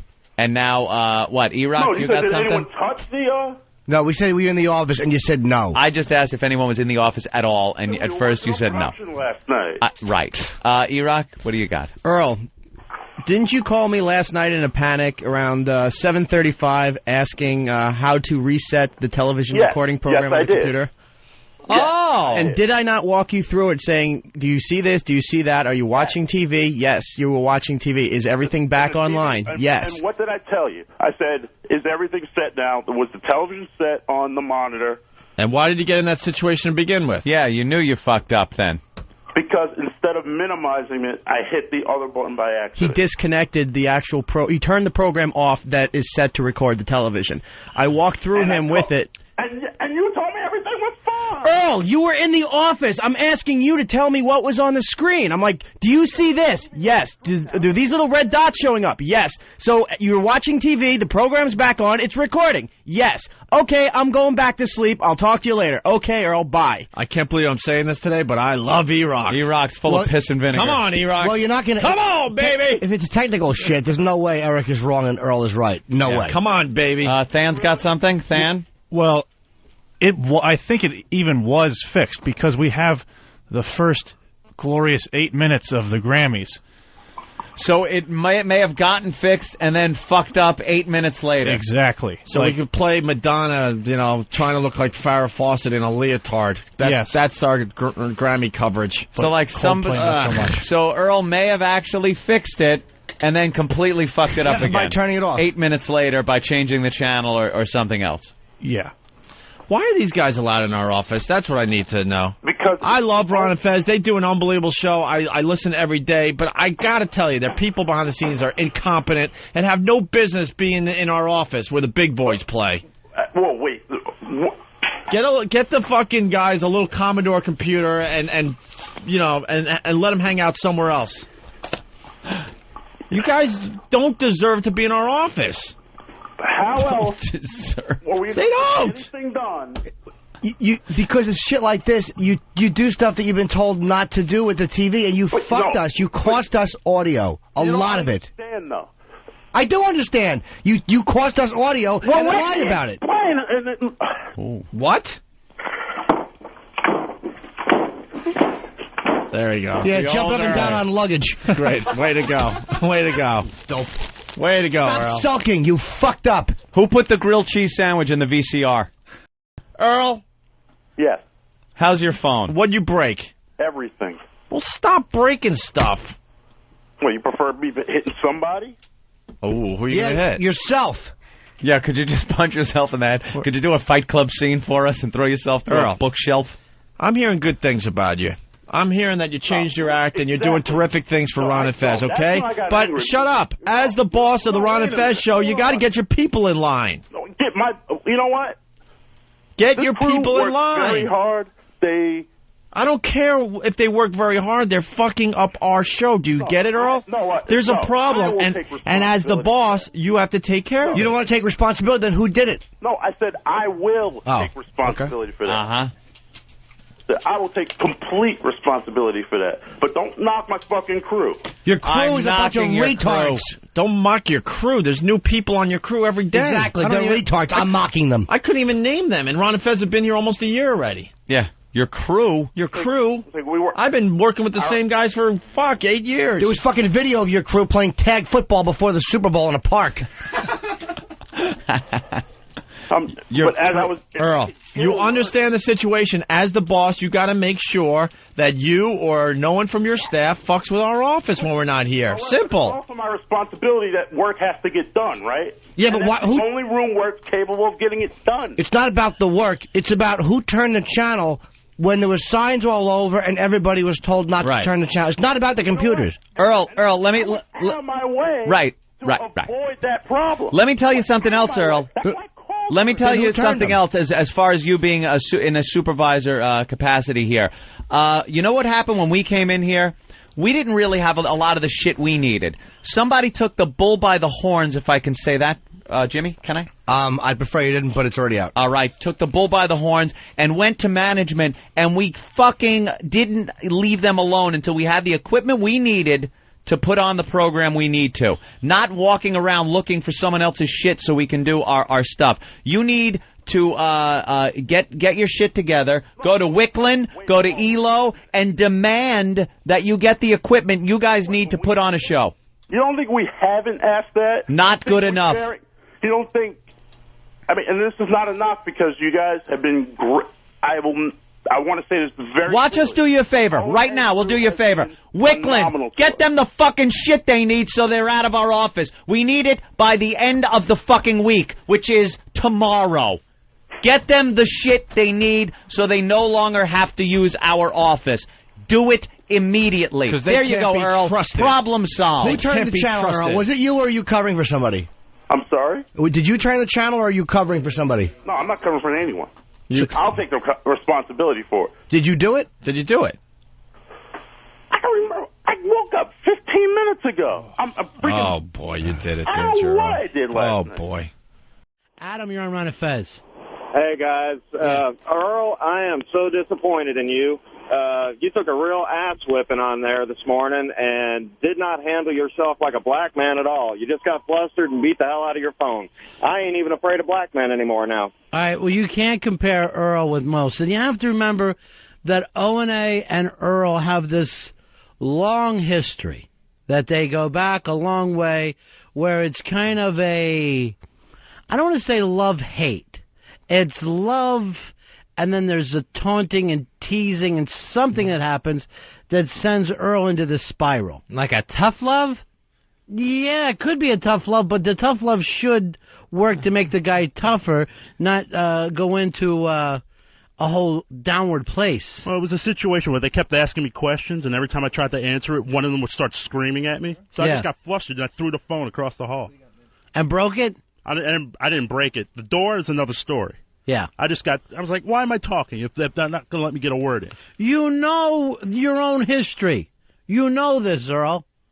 You were NEW Earl. No, I mean, I just, I was running. I just couldn't deal with it this morning. That's you can what I- never deal with it. That's something that has gone on as long as we've known the three of you guys. That's what I heard when I walked in. That was the first thing I heard out of the O&A office. Yeah. NEW Earl is back. Who said that? I think Opie said that. Yeah, Opie said it. Was the first one I heard. Then a lot of people chimed in as well. Earl, they're just getting in your kitchen. It's just not a way to start a day. I know, your bathroom. But you know the gimmick. You've been up on the hill before, refusing to ski.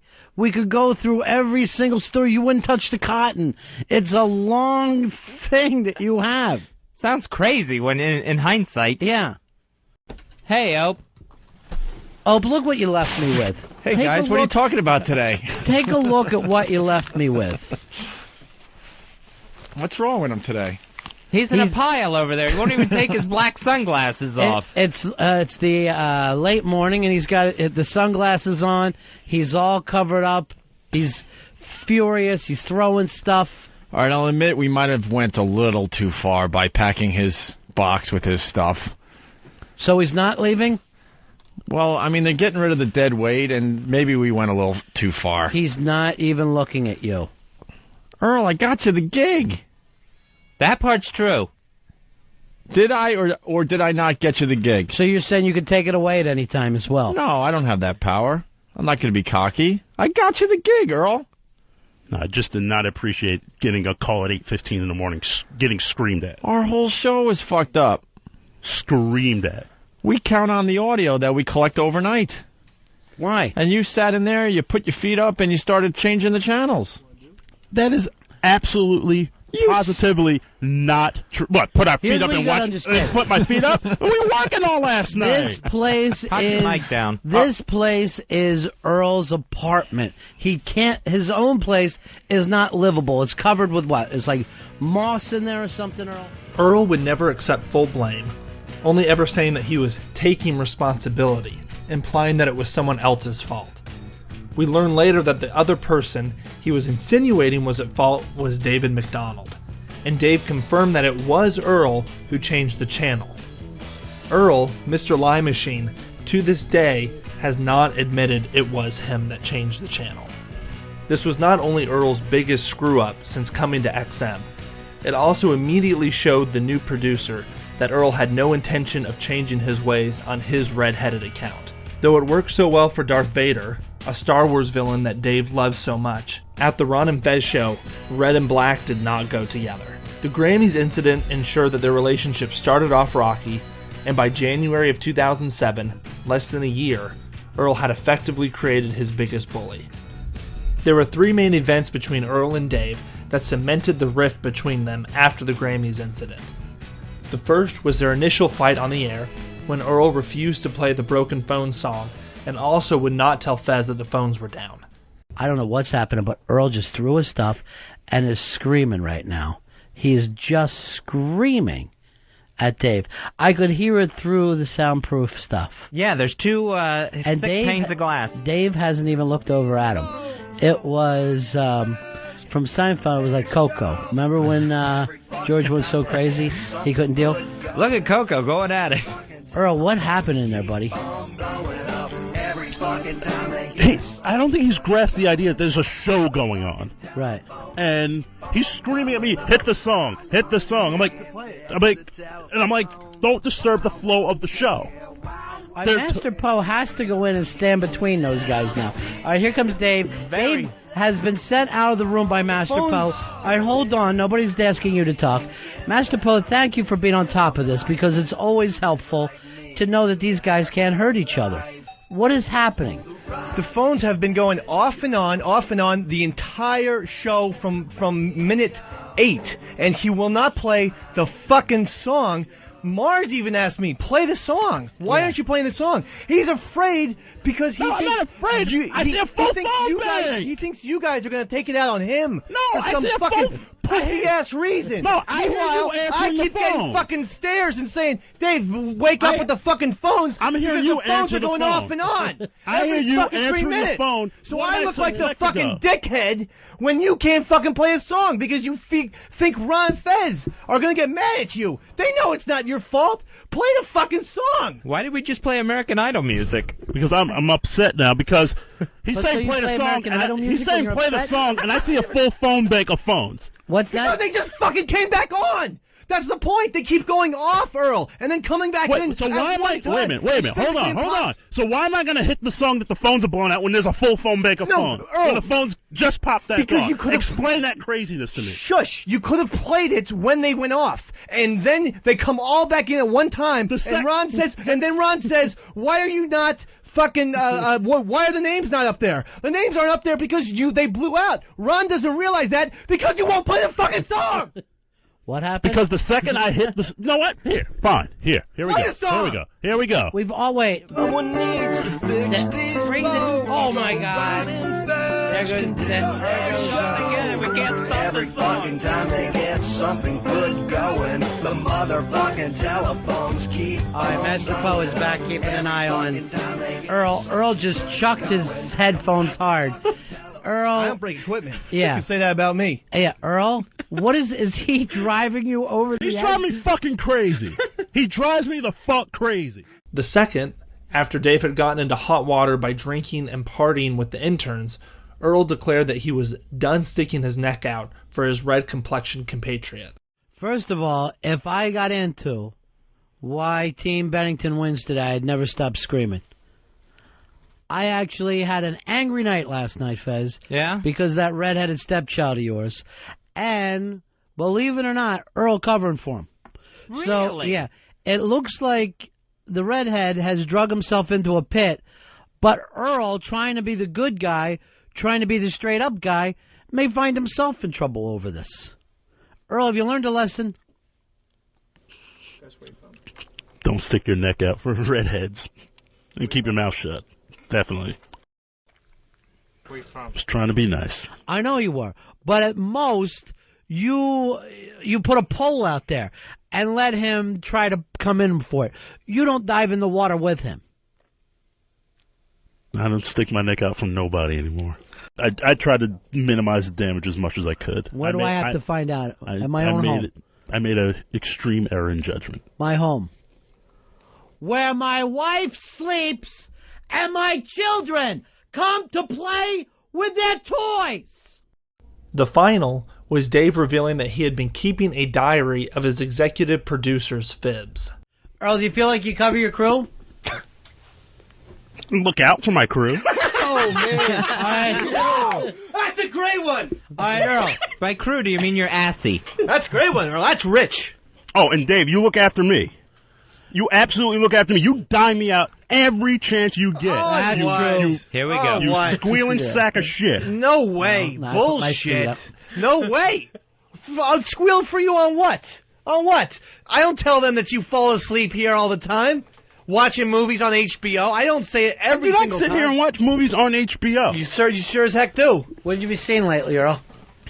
If anything... You were watching that Keanu Reeves movie Dave? the other day where he was an angel. What are you talking about? The one where he has to fight demons and shit. I have He's no an idea angel. what you're talking about. Yeah, Earl, of course He's not an angel. Of course you don't remember the movie because you were Dave- asleep for it. Well, Dave, when we have the things that open the show, how many times did I tell you to work on that? You don't play them. When I come up with openers... I don't play them because they're not there, Dave, because they're not done. I've done 7 of them on my own because they were not getting done, so I did it myself. To the point at hand, Earl, if you cover your crew, then you wouldn't have said to Ron Fez, you want me clipped, and you would have gone to bat for Bronx Johnny and Pitts. That'd be great. And Earl's been lying for a long time. The funny thing was, I was looking through some of my notebooks for the show, and I forgot, when I first started, I kept a little tiny log of what I deemed Earl lies. Mm-hmm. And it was right off the bat, little things that he had lied about. I had actually totally forgotten about these. You still have it? I still have it. Go get it. I'll go fucking find it. You're writing in a diary? Earl lies. Of Earl lies.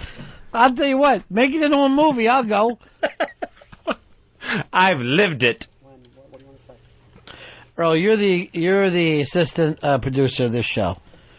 Tell me the truth. You got the opportunity right now. Do you want Dave gone? Do I want Dave gone? At this particular moment. I mean, if he really thinks he can do a better job than me, I challenge him to that. Do I want him gone? Yeah. I mean, based on the last, I would say, week, 2 weeks, absolutely. He deserves to be fired. Yes. That'll work out. I would say yes, Dave should go, except I would really miss Earl Eyes. He's running back. Here he comes. Look at the heading. Look at the heading. February. The heading is all capital letters, underlined several times, Earl Lies. But look at the date. Goes back to February of last year. February 9th. I was barely on the job, and I can already smell the lies from this bullshit artist. Dave, you think you can do a better job? Because I'll walk out right now. This is a total shoot. I will walk right now. I'm not even arguing about you leaving. I don't want that. I'm You're going to quit right now, Earl? I'm dead serious. I will walk right now, This Dave. is the perfect example of you being all about you. I never said for you to leave. I don't even want you to leave, believe it or not. No, if you think... And I don't want your fucking job either. No, if I want you to fucking me stand up leaving for is us. best for the show, I'll do it. I never fucking said that. No one did. What we want is some fucking solidarity, some camaraderie. What? And I don't stick up for you, and I don't go to bat for no you. Fucking camaraderie between you or any members of this fucking staff. The only people who you ever talk to are Ron Fez, and the rest of us might as well be fucking ghosts. So, Dave, where do you go from this point? Well, from this point, I would like to say that Earl is just a large liar, and he's been found out.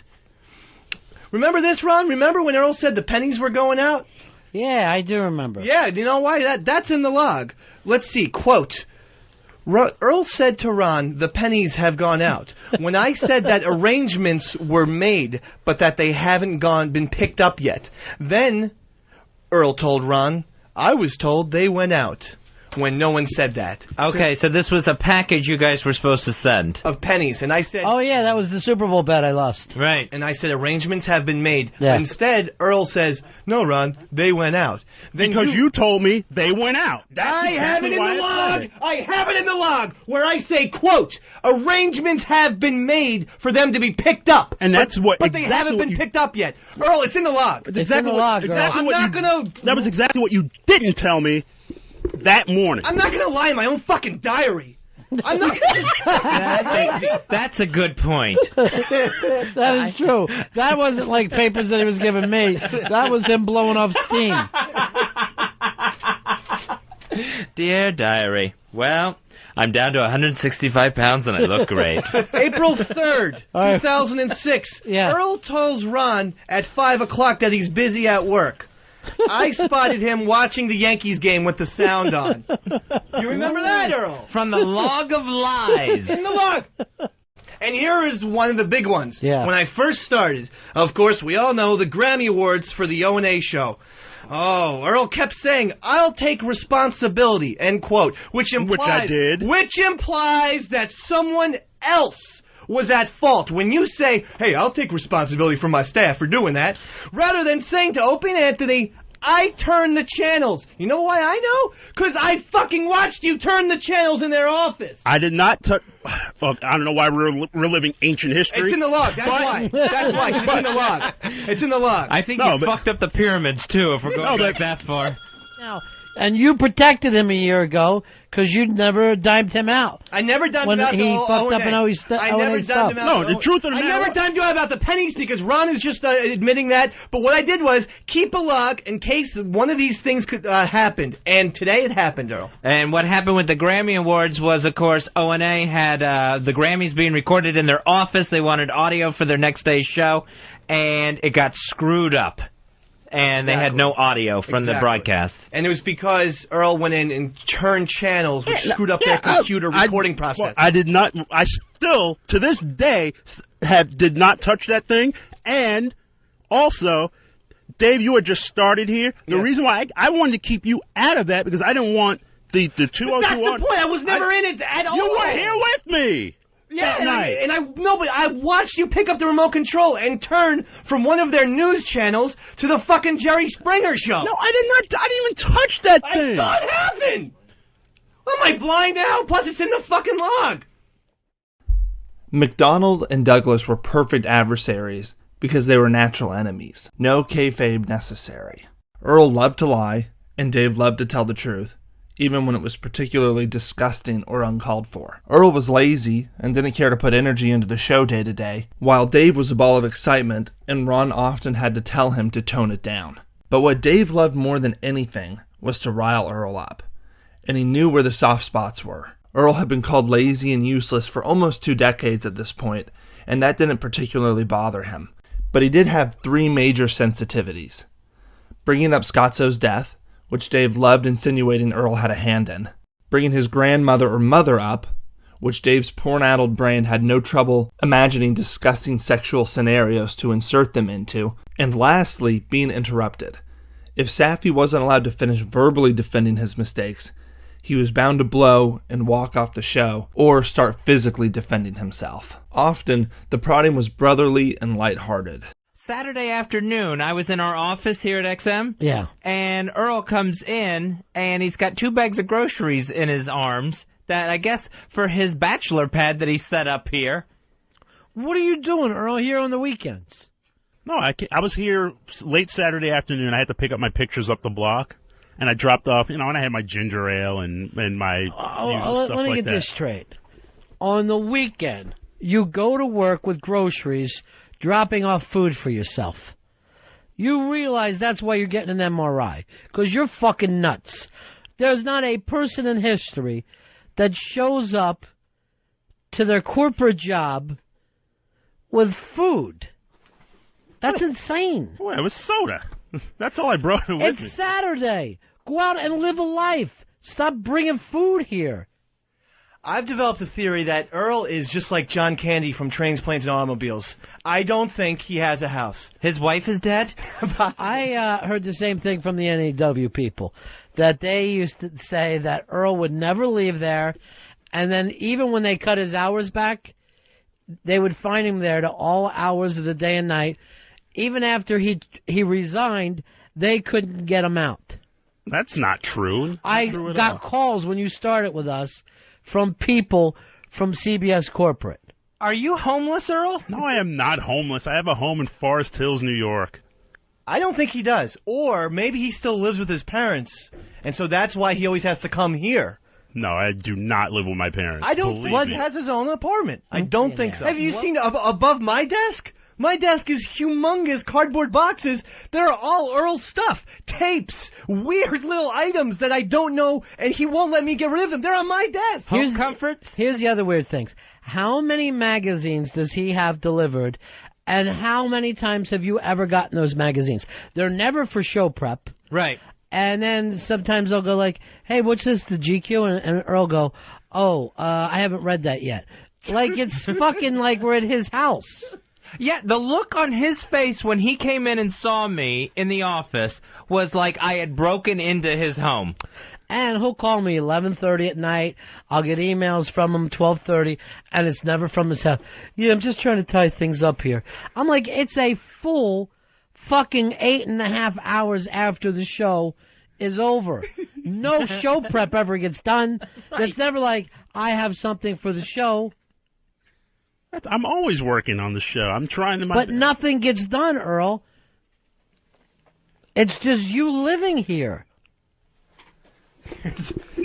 What do you got, Dave? This is a picture of all of Earl's products. Oh, my God. Picture of the office? Picture of the office. Chef Boyardee is in here. Looks like some marshmallows. And I don't eat this marshmallows. Is insane. This is right above Earl's desk in his office. Dave, I'm glad you're pointing this stuff out to me. Oh, I have to give you the info. I gotta give the boss the info. One thing about you. Yeah. You'll rat him out in a heartbeat. Oh, yeah. And Earl, you rat him out, too. I'll give you that. I'm loyal to a point. I mean, I will keep my mouth shut, but you start diming me out, it's all bets are off. Tell me the truth. Should Dave keep his job? If Fez and I ran a tight ship, should we get rid of Dave? And be honest. Be perfectly honest, Yeah. right now, no, I wouldn't. No, would you say the same thing to Elo and Wiki? Would you say that to Kevin Straley? Get rid of him? No, I wouldn't say that. Because they're the real bosses. Yes. But you would say it to us because, me and fellas don't fire anybody.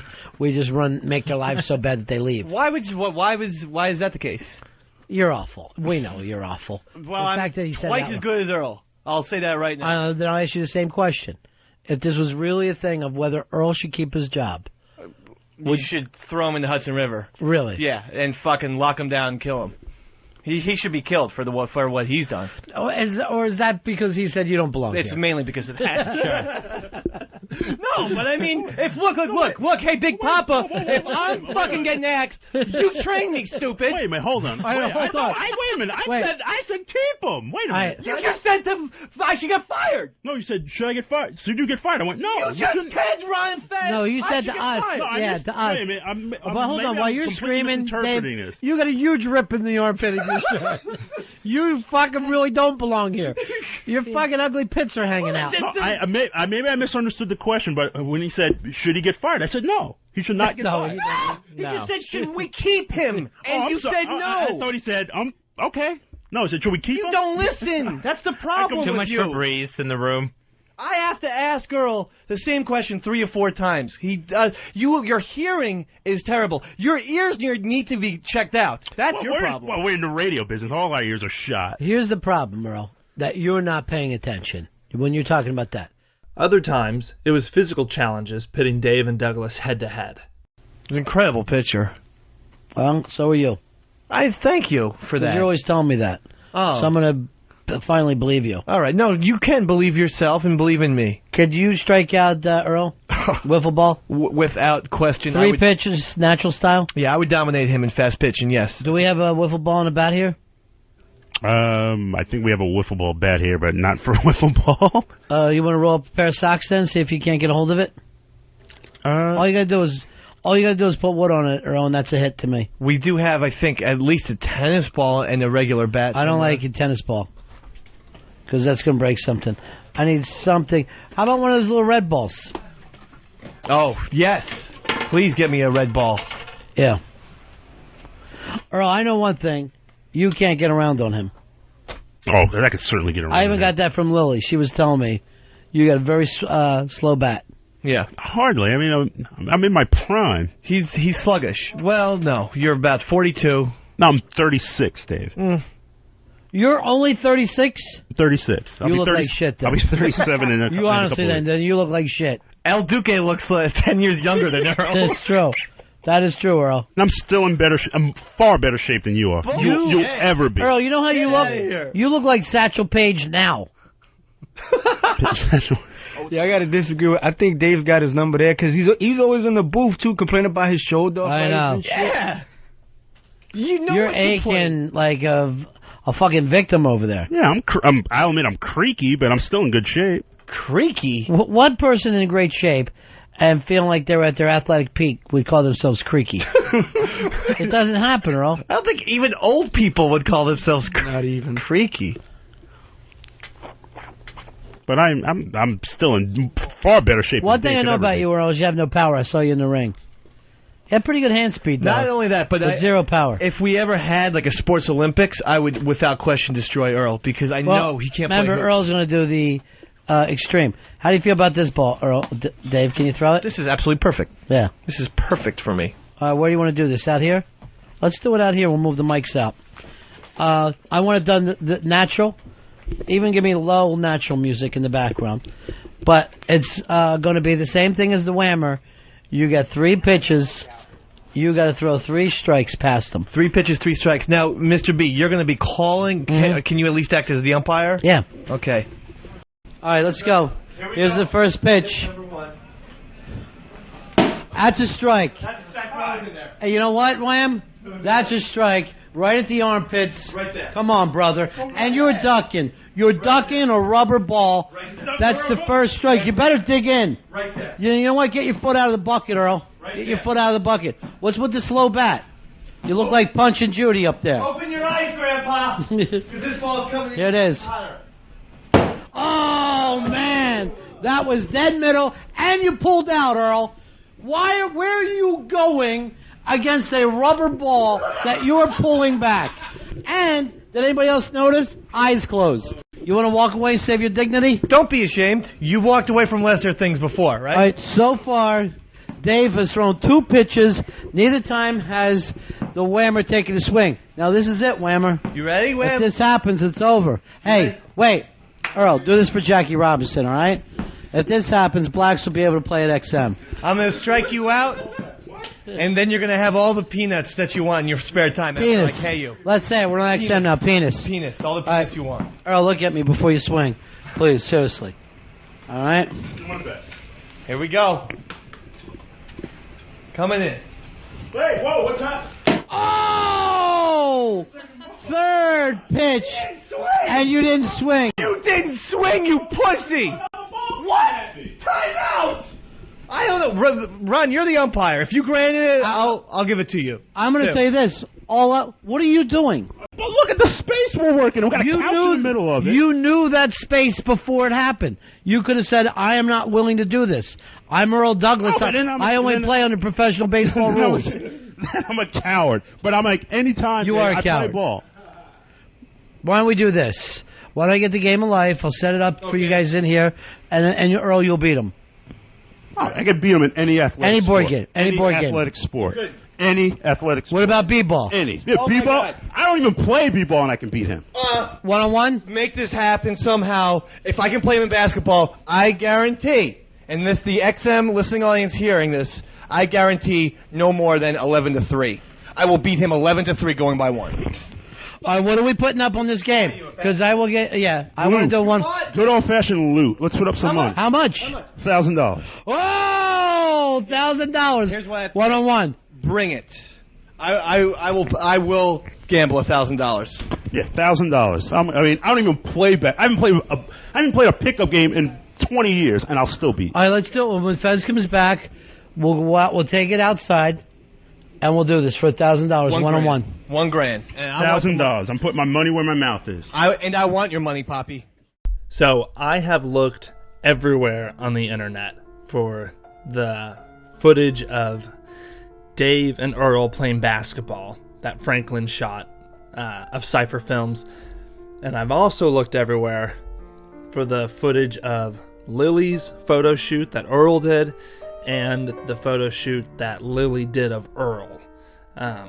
If I've looked, MySpace cleared out basically everything in an update like 2021 or something. So like all old photos are gone. Internet Archive has not really, even for the pages that it's indexed or archived, it doesn't save like any of the photos. So if anybody has the footage of the basketball game or of the photo shoots, I would be forever in your debt. I've spent literally hours scouring the internet. Like no Ron and Fez forum has them anywhere. So, or most of the forums are dead. RonandFez.net is still up, but the message board area is closed. And looking at the archive of the message board pages that have been archived, the videos were set, like the videos were hosted elsewhere, and those links are all long dead now, so it didn't record any. So if anybody has these, please, you can just upload them to YouTube and just like post a comment that you did. The original, at least for the basketball one, it got like, I think 9,000 views on ronfez.net when Franklin posted it. So chances are at least one person saved a backup somewhere. So if you did, please post it. Anyways, all right, back to the show. We finally got the basketball game? Yep, it is ready to go. All right, Earl, way to go. Now we're 10 in. Earl, were you praying before the game? Yeah, I do that before. Before one-on-one basketball? Before anything, I pray. What were you praying? That you could win? Please, Lord, let me win. I was just praying for strength and you know, just Oh, praying. look at the way Earl throws the ball back. Yeah. Look at that shot right there. All right, one zip already. That's a baby Chris Mullin if I ever saw one. I don't I already know how this is going because I can see it in Earl already. It's not even a minute in. You're shooting from way downtown, huh? Yeah. Is that your plan going in, Dave? Look at Earl throwing the ball when nobody's even around him. I wouldn't count your chickens before they're hatched. Earl played some tough inside game, and nobody's moving. What is he doing? Stop. I think he's terrible. praying You're again. already bullshitting me. I'm looking at him and he looks terrible. Dave, those shorts are pathetic. Boom. Has anybody scored yet? Dave hit one, yeah. Dave's up by From one way here. outside, too. Yeah. He's an outside player. That didn't count, but we did play if. Earl with a baby hook. Yeah. This is a little baby hook, girl. Replay, nice. I know. Actually, I couldn't stop that shot. Why would a guy who's as short as Earl want to have a hook shot, though? Doesn't even make sense. Do you have your tracksuit tucked in, Earl? What's the story? He does. Do your socks? Earl just threw up an air ball from 15 feet out, acting like he was shooting from Oklahoma. Dave throwing the ass at him, working him inside. Nothing. You got no inside game. Already. Why is Earl on the court? First of all, he traveled. Just throwing the ball out. First of all, he traveled, and then second of all, he elbowed me right in the gut. That's Come why I on, was dude. There was 6. Look at you taking a dive. He wasn't anywhere near you. And Ron, he's complaining the whole time. He gave me a charge. I'm like, there's 6 people. That's what you could see me saying. I'm like, there's 6 people here. No one said I charged. So give me the fucking ball. Well, who's going to say it? Lilly? Pitts? Well, no, we had a couple Chelsea Piers people who were going to call it straight. Oh, is that right? Yeah, we had Snot from FBA who got us the court. Thank you. Oh, Dave, you got nothing inside. You can't get up at all. No, those 18 extra look, pounds. you should be stealing this ball off Earl the whole time. He's got nothing. Yeah, he's got no ability to get to the basket. Look, he's manhandling you. He's manhandling you. Now, this is what I said before. Earl has 1,500 on this game and is not playing like it. Yeah. Dave is playing the physical game just for fun, shoots from outside again. Earl doesn't try. Oh, God. You can't hit a layup, Dave. You cannot hit a layup. Hey, this guy's calling a foul on me, Ron. I'm telling you, I'm getting hacked to hell. This is really bad. Oh, look at Earl blowing up. Yeah. He can barely breathe. He can't pick up the basketball. Earl, what happened to your calisthenics? What happened to your calisthenics? What happened was when I took the tumble, he elbowed me in the gut, and I couldn't breathe. Being a sissy. You always make fucking excuses. He tried to call timeout there, Ron. That's what you didn't hear. Oh, Mr. B, he called 2 timeouts during the game. How many does he get? I called the one time Why every is there time I close-ups shoot. of Lilly while we're watching the game? And by the way, I'm a smoker. I was huffing just as much, but I play through it. And are you wearing white nurse's stockings, Dave, or is that your legs? Those are my legs. Oh, Fez. sad. Those are my legs. Bounce. Look at him.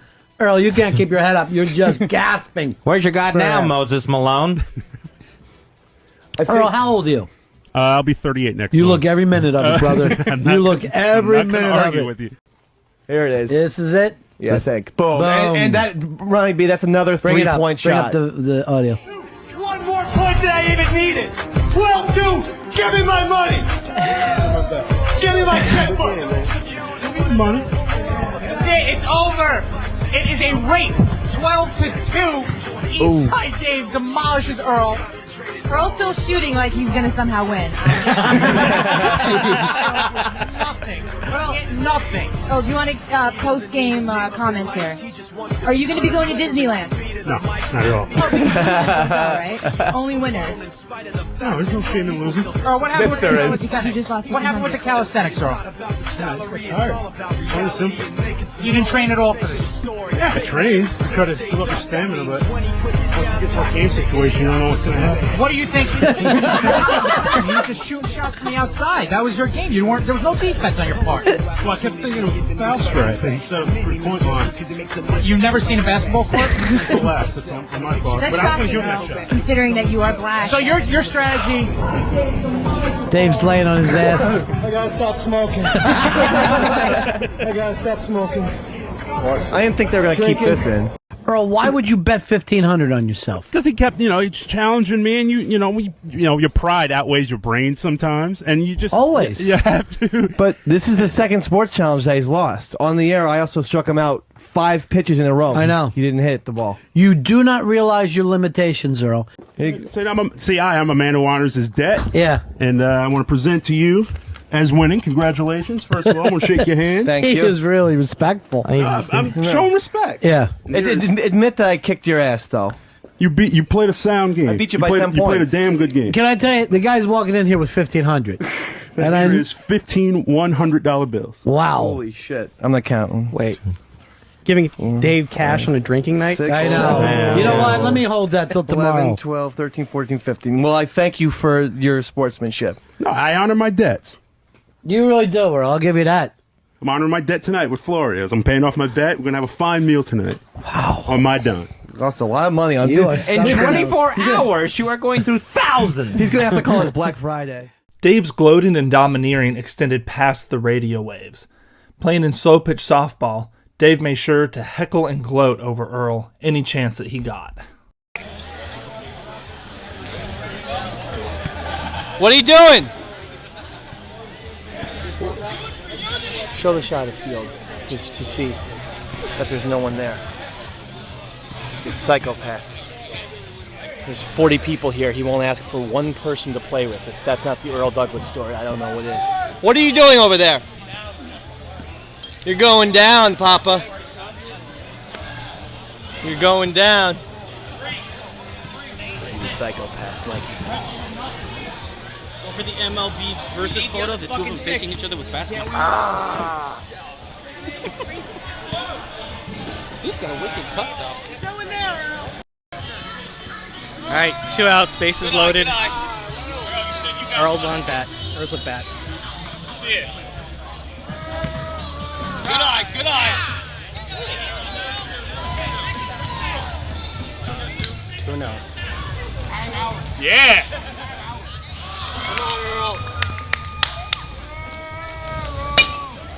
And it's up. Out. Earl chokes.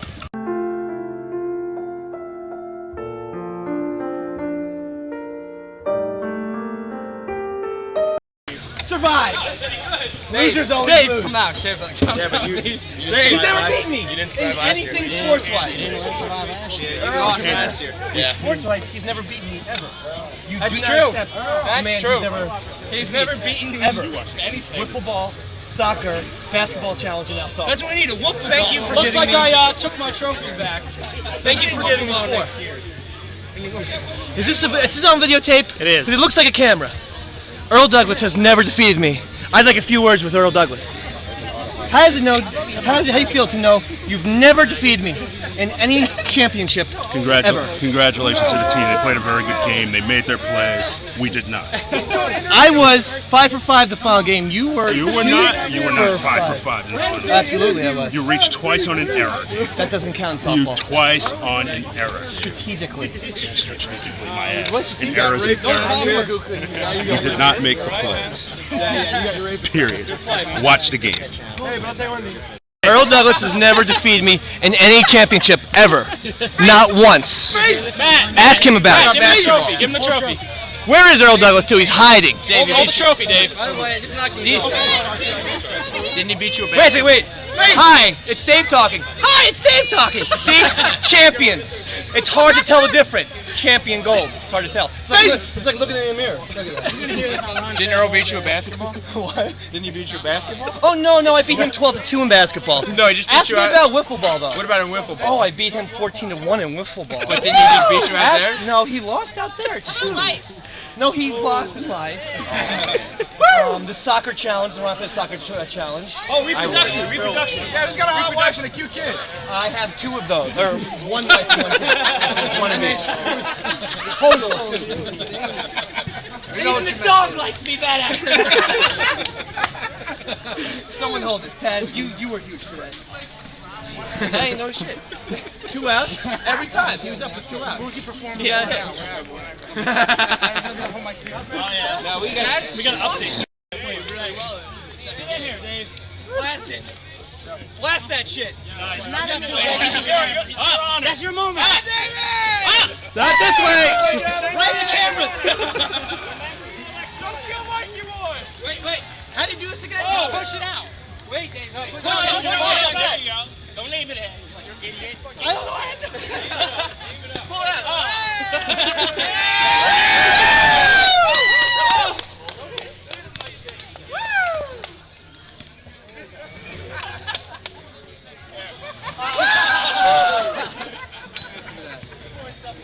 No, fuck you. I gotta turn it off. Fill it up. Top it off, baby. Come on, everyone get a swing. It really is. Like, nobody usually is. Hey, guys, should I clean now after we sit in my closet? Nah. Yeah, that adds no flavor. Oh, this is gonna taste so good. Oh, it was. It tastes like victory. That's what it tastes like. See what happens when you cock block me? This is what happens. Hey, team picture. No, team picture. Come on. No, I'm back. Earl would try to, in his own ways, fight back, but usually did not come out ahead on the other side. What happened to that music drop today? Earl Douglas. Earl Douglas was all off today with all of the music drops. I hope this doesn't put the fuck up thread from Earl back above the line of the day thread. It's quite possible. If it does, you're getting a cake, Earl. Professor Watley. The Saboteur. Earl Douglas. Yes. Yes, perhaps if, The Saboteur. Yeah, perhaps if Earl Douglas, everyone. Round of applause. Perhaps if Board Gossip wasn't finished 30 seconds before it aired. What happened, Earl? He made one change and didn't tell me of the second change. Bit ruiner. Where's that knife? Oh, I forgot it's in my back. Yes, it is. Let me take it out. When do you want the initials ED on template to be done, Earl? When would you be happy? Anything before, like, right before it airs? I added a special segment for Dr. Ron Bennington because he had not broken the record until 10 minutes ago. I thought that was news breaking. I thought it kept Board Gossip current. Maybe you were upset, Earl, because I broke your fuck-up record. I'm not upset at that at all, but you gotta tell me. I gave you a sheet with the bit on it. And the drops that we've had since March. Thank you. Usually you bold print it. There's one here that is not bold printed here. Which one, Doctor? There's one that says celebration, usually bold printed. Everyone can be doctor. I never want to be called doctor again. Okay, because it just got given out to everyone. Boy, this was not your best Board Gossip. Oh, really? It just didn't seem like the music was set up properly. Oh, yeah, well, that's thanks to the Saboteur. It's a timing bit. I know. Face it. It is. But normally you do the funny voice, you have the music, and it's adorable. Well, I was doing the funny voice. The music was kind of shat on and spit on and then stuck in my ass by Earl. Ow. And he Earl, also... tell me the truth. It reflects the bit. I He don't put some mind you. peanuts in there, too. Oh! Don't see you coming up with any bits, Poppy. Yeah, Poppy, where's your bit? So don't call me Poppy. Oh, wait a second. I do know Earl's two bits. Fainting and napping. Oh, do you want to see the camera? Fainting and Okay, napping. wait. Here. All right. What camera? What's Here. going on here, Earl? Fainting and napping. Wait, I got a camera here because he always says I'm napping. He always says I'm napping. Yeah. I got at least 6 pictures on him of him out cold on the couch. What'd you do? Pull his dick out? No, Earl. but I mean, he's always saying I'm napping every time. And every Where's time the pictures, Earl? You've been stealing this for Right. 2 weeks. Another one of Earl's bits Earl, is just lying. so you know, it's only napping during the show I would have a problem with. Yeah. When the show's not on. He doesn't like to nap during the show. He likes to watch $1 Million Baby, and if there's a Yankees Day game, that's one of his fun things to do.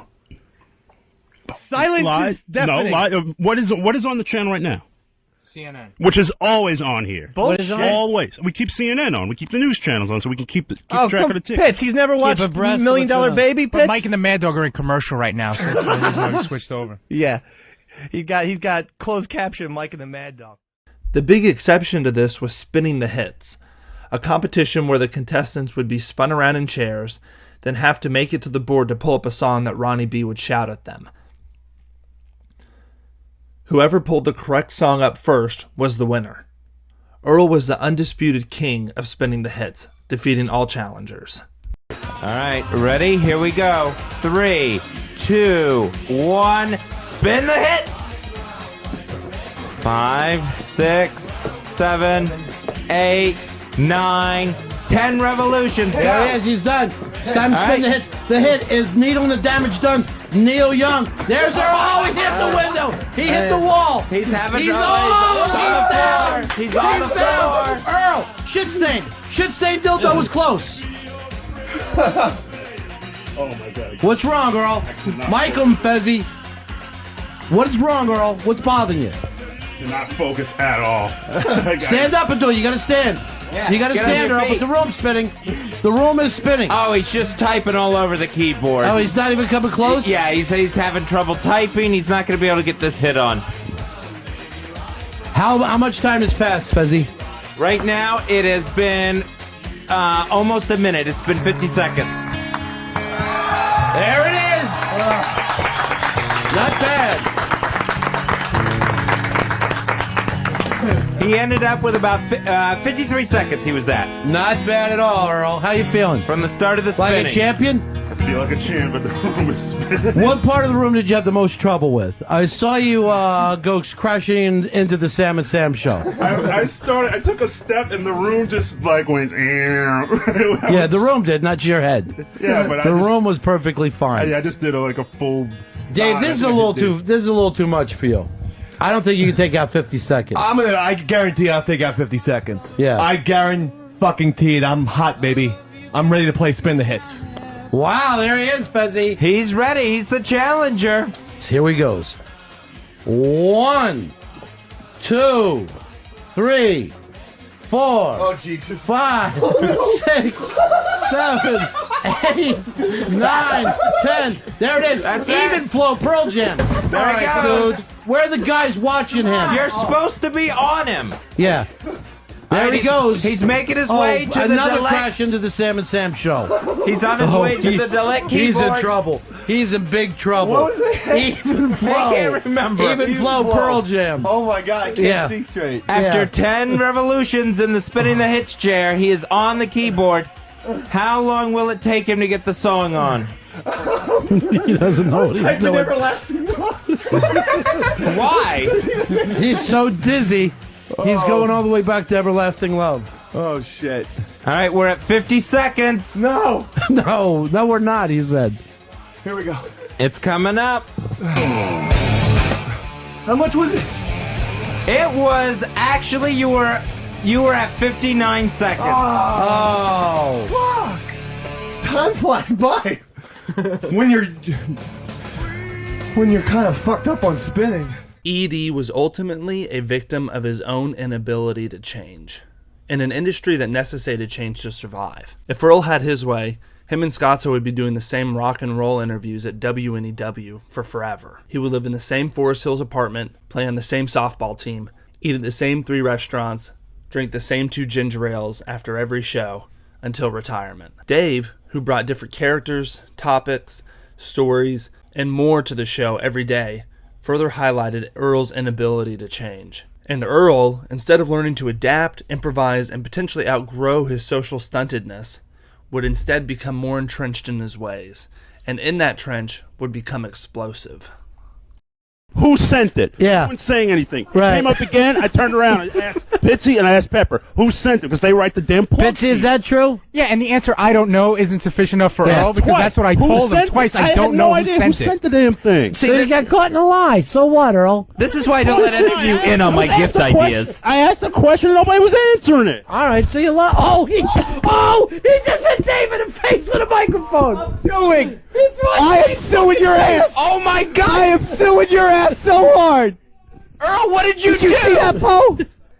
Earl Douglas, Mr. B, just threw a microphone fucking face and it hit me right What is below this? the eye. Jackass, Earl? Who are you, Stone Cold? I tossed him the mic and he You missed threw it in it. his fucking face. I saw it Throw it. myself. I tossed it. I am suing your ass. I did like this. Underhand toss. Why would you throw an expensive microphone at all? I will get all $2,000 in your bank account by the time I'm done with it. Let me see your eye. Ooh. It's already puffing up. Oh man, if that thing turns into a shine, yeah. Yeah. Earl, you hit the whitest guy you could right in the face. Oh my God! Yeah, you're gonna have a shiner. There's a huge blotch on me. It was a. You threw a microphone in Look my at his face. Is there not a mark on his face? You threw it, and this just happened. It'll get worse and worse. It was an underhand toss. It's already puffing up, though. You threw a microphone in my fucking face. Dave, if I had thrown it at you, you wouldn't be talking right now. Oh, bullshit. You fucking have an arm like a broad, Earl. I've seen you throw. No extension. Horseshit. You can't hit. Any day of the week in a batting contest. Bring it on. Any day. Bring it fucking on. Any day. Hey, Earl, you know, I want 15% of your paycheck. But Dave, I had no intention of hurting you. Zero. It doesn't matter what your intentions were. You just threw a microphone in my face. Apparently, PAC will be protesting XM to get Earl fired. That's what I heard. All right, I got some ice for me by Pepper Hicks. And I would also like to point this out. Throwing a microphone in my face when I was not looking, which was fucking sneaky and underhanded. Again, if I had intended to hurt you, I wasn't even staring at you. It was so unintentional. If you want to throw a microphone in my face, come on in, let me look at you man to man, and throw a fucking mic in my face. Don't have my back turned and you boomerang a microphone at me. Dave, your back wasn't turned. It was so unintentional. And You're look at his laughing. face. It doesn't matter what the fucking intention was, Papa. Again, I want to say this one more. Dave, if I had intended...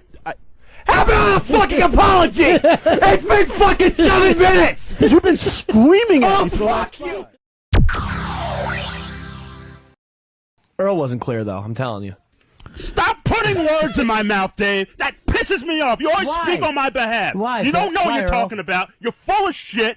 Don't speak for me. Well, I'm just. If you actually sat on your ass and learned this board, you would have learned why I was not listening to the show, because I was listening to something in queue, which you have to do in here in order to hear something in here, and you have to cut the show off out there. Fez interrupts me. Did you say that? Fez always interrupts me when I'm trying to do my Do not work. put words in my mouth, Dave. Period. Why does Fez always have to interrupt me? I have to be clear with that. Yeah, see, Earl always says he's not. Fez isn't clear. Like, Fez tells me one thing. Stop saying that. Stop putting words in my mouth, Fez Dave. tells me one thing and does another. Dave, stop putting words in my mouth. Is Dave doing some kind of cartoon cat voice? Yeah. So what do you think the problem is? That Earl doesn't respect Fez? Or? Yeah, I don't think Earl. That's your opinion, Dave. Earl I doesn't respect really- Fez. No. I absolutely respect Fez. No, and Earl. Then why are you people trying to kill me? I'm not Fez, I'm not trying to kill you. I wasn't even aware that he handed him the... I wasn't even aware. If I had saw it, I would have grabbed it. That's the problem, Earl. I'm not aware of anything. How can I be blamed? I'm just Dave, stupid sit in as fucking shiftless. Asshole, get up here, sit in this chair right now, and see Can if... run that and fucking see boy if- in my sleep. And then who gets the raise, Earl? As much as you got demoted this year, ran out on the show 5 fucking times and went home, and yet you still get a raise? That's the last thing you do. You do the board. If you give that up, I'm not you officially saying- do I'm not- nothing. Bad day to the day. No, I'm not saying get on the... I'm just, for an example, just for a 1 minute, sit here. I can and then run that see board in what my fucking sleep, asshole. Dave, I fucking did when you guys were in DC. Here's the other thing. Let me finish. Let me finish the statement I'm trying to make. Well, don't badmouth Fez behind his back. That's I'm all not I'm saying. bad-mouthing. Because I never take bad-mouth that Fez. personally. When you badmouth Fez, I never bad-mouth Fez. I don't You appreciate absolutely it. did. Now you're gonna get me yelling. But you say he interrupts me. I never he fucking badmouthed isn't Fez. clear. Fez is more than clear. Dave is talking shit again. He's putting words in my mouth, and he doesn't know what he's talking about. That's Put the his way dick in your mouth. That's how you talk about him. He tells me one thing and does another. Dave, you are lying through your ass. You just drive me crazy. How much bullshit you're Crazy. right now. I try and do work, and that fat bastard comes in and interrupts me. Oh, motherfucker, you say that.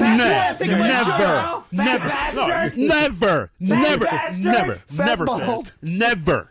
That's why I take my shirt off. Because you don't talk like that about Fez Watley. Never. I'm done with that. Ever That's what said you that. said. I have never said that. Ever. How can I believe you? You lied about changing the bad day to 60 times a day. He's on so much meds, he doesn't know where he is. That's what you fucking really? say, Earl. Fruitcake? Lying sack of shit. That is what you are. Look. Is that me or Dave? That is Dave. You call He him says a that lying about you sack when of you shit. leave. Yeah. After you That's leave, what he you does. hear stuff. Say it to my face, Earl. Look at Fez waddle down the stairs. Say it to my face. All right, stop. Fez, Your beer's strong right now, Fezzy. And I know for a fact that Fez told Earl Earl, make sure the beers are flowing all day long. And Earl's like, whatever. I never said whatever. Earl definitely said Pete. Say a word, you idiot. Why are you screaming? Make sure you hit the microphone on, not mid-sentence. Oh, idiot! Hey, Dave! What was the whole saying over there, Pete Puma? What I said was, I didn't say a word. Again, Dave talking out of his ass and putting words in my Just mouth. brag for 50 minutes of how good he can run that board over there. He can't even hit a fucking on button on his microphone. And he gets a fucking raise and you know it. Oh, you son of a bitch, Earl. He's talking smack about Fez with the mic off. Hell, I'm talking to Pitchy. Mind your own goddamn business. I read your lips. I mind your own business. Fez's asshole. Did he Mind say your that, own Vincent? business. Fez is asshole. I did not say that at all. You said something about Fez and or his asshole. Have a little I said nothing about neither, Dave. You're talking shit. Did you again. say you're talking Fez shit? never You gave do me that not know CD? what you're talking about. You said Fez never gave me that CD. I swear to God, I can read lips. Never said it, Dave. You get it from the side or you get it doggy style. That's the only two ways. What is it? He's the fucking animal. You can't What's go with by the him. finger snapping? He's crazy. He doesn't know what he's doing. What's that mean? My next beer, please. That's rude. He's asking for a beer. Yeah. You snap your fingers? Yeah, he does. He's an animal. I hope he doesn't do that to you at home. Yeah. He doesn't snap. Oh, he better not. Ask Mel. Say please and thank you. But I would never do that to Mel. No. But to... Who was that? Stover. Stover. Steve. Say please. And thank So why you. ask? You know Why his ask name. if you want to out him? Did you say thank you? Why don't we take a break here, Fez? I'm sorry. Let you relax. Dave, I'm go livid. What are you mad about? Just everything that has gone on outside of this room today. Right. But do you think I'm making any sense at all when I go this crying and this sadness and this fear you have? Do you think underneath that is this anger is here all the time? Yeah. I totally... Yeah, I would not disagree with that in the least. Right. Yeah. Nobody fucking gets it. That's why I'm furious. But Fez, I'm a fuck up. Dave, one more time. No, Here not he the comes. mic. Where are you going? Where are you going? I had to stop because I was going to hit him. I You swear weren't to going God, to do I was shit. gonna- Yeah, You weren't weren't going to do anything. shit. Like every Going to day hit you him, and weren't I going to said- do and I- anything. It's And I not caught gonna, myself. It's not going to solve anything if you It won't. don't. I caught myself. Because I'll be wrong if I hit him. No, you ain't going to hit him. Fez? You ain't going to do it. Fez, this is Earl's dead grandmother. My great-grandson is a fuck up. You knew That's about not. it. Don't make fun of his Thank you, dad. Grammy Douglas. All right. Don't, you don't make fun of his dad. Here he goes. Oh, here he comes. Oh, he's choking him. He's choking him. These aren't even the people that are drinking. Earl's the man! Earl's the man! Earl's the man! Shit. Jesus! Earl was choking his windpipe. I've seen him so angry. This is a therapy session. All right, now Earl's crying in the corner. He's Now letting it out. All right, stop, Paul. Earl, get him a mic on him. One of the guys get a mic on him. Come on over. No one's smart enough to do that. Earl's crying. Let it out! Stop Dave it. shouldn't hold the mic. Yeah.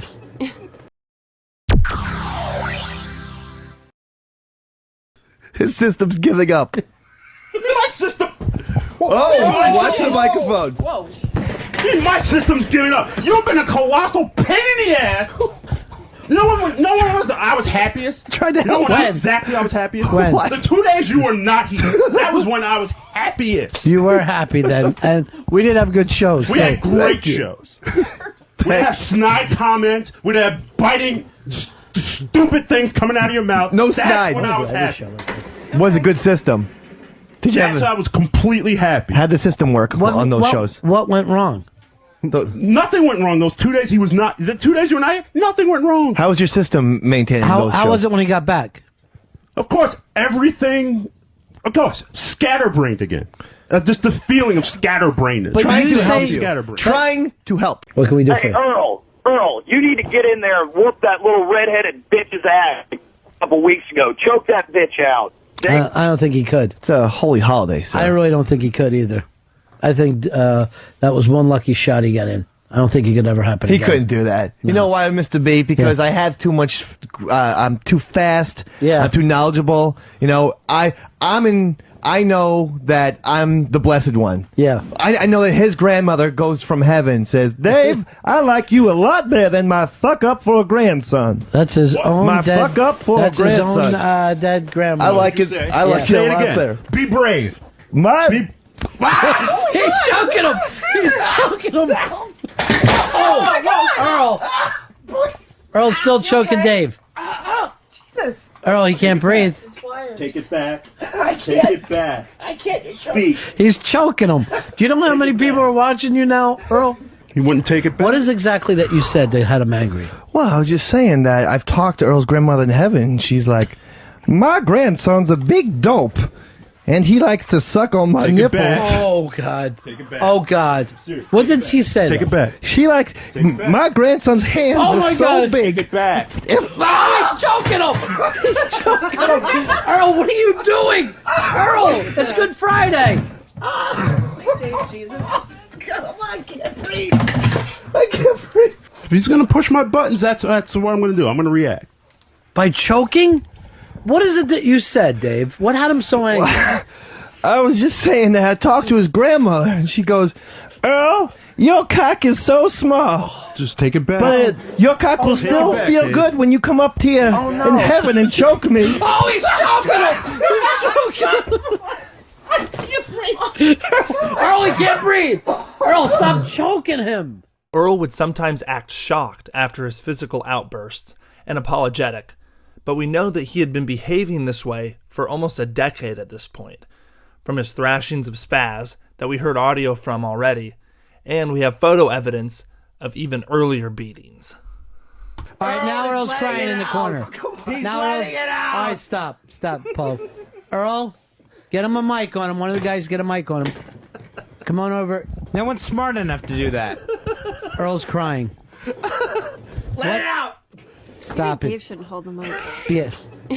What is it, Earl? What the fuck did I just do? You just attacked Dave, choked him, and threw him off a chair. While he was shirtless. Oh God. What have you done? This is I don't know. therapy. You fucking crushed my windpipe. This is therapy. The hell have I done? I smell You urine. choked another human being. Earl, let it out. Think. No, Say I'm, your like, thoughts. I'm in shock. I don't know what the fuck I just did. I really don't. It's freaking me out. You right did now. the same thing any woman would do. You didn't throw a punch. You scratched. This is a and breakthrough. squeezed. You fought back, honey. This is a breakthrough, Earl. Work, Earl. Express yourself. Fierce. What's wrong, Earl? Let You don't it know out. where you are now? No, I know where I am. It's just like this is just the craziest thing I've ever done. That's Take all. a deep breath. Yeah, guess what? None of us care. Even the guy you choked, he doesn't care. Why you think that this is some traumatic thing that just happened? No one gives a shit. What have these hands done? Yeah, it was the weakest fucking attack known to man.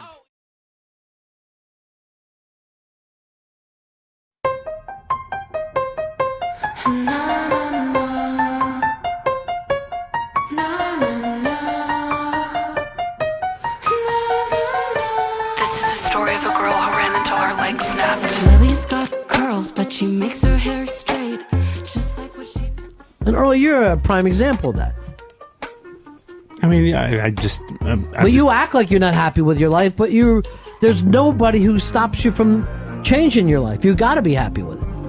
I'm not happy with it, and I try to make steps to change it. And to me, I think that's where the sadness comes in, is the frustration of not being able to Has change it. anyone ever seen, and I'm not trying to buzz balls, I'm just being totally honest. Has anyone ever seen Earl make steps to change anything about himself?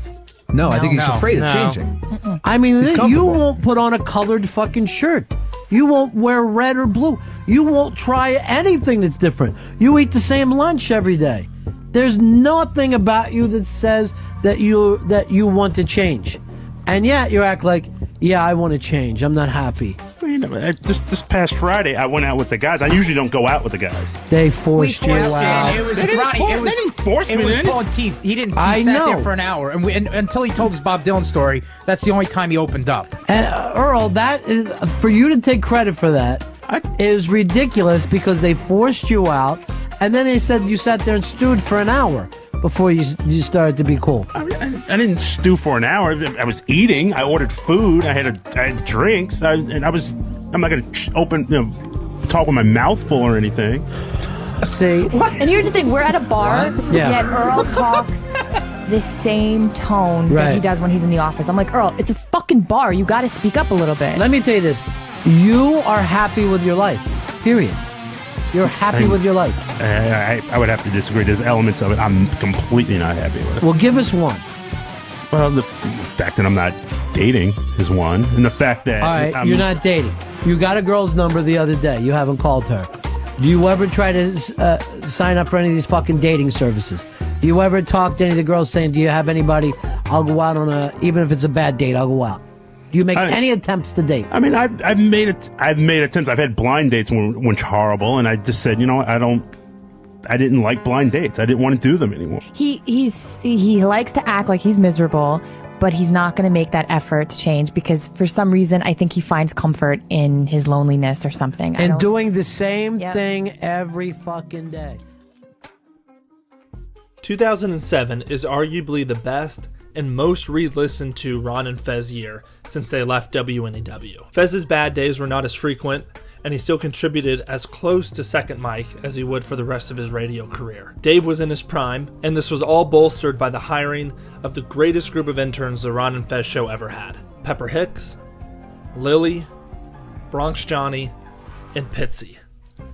Like any great figures, they were individually polarizing and were either loved or hated, but undeniably as a group brought more to the show than any intern class before or after. While they all brought content to the show, Earl had his eyes on Lilly bringing more than just show content. Lilly was friends with Earl before being brought on to XM as an intern, but it was clear early on and from later behind the scenes admissions from Ron about what Earl was telling them, that he was romantically interested in Lilly. More than romantically interested, Lilly was and is without a doubt the love of Earl's life. While cultivating a friendship in 2006, the lovesick free safety devised a plan to ensure he could maximize the amount of time he spent with the Albanian beauty. Getting her hired ensured that she would spend at minimum 5 hours every other day in his Love Shack bachelor pad that doubled as a radio studio. As Ronnie B would later comment, bringing the Islamic atheist Lilly into the ONA and Ron and Fez radio universe was like bringing fresh meat into a shark tank. Earl should have been worried that she would be scooped up by a fitter,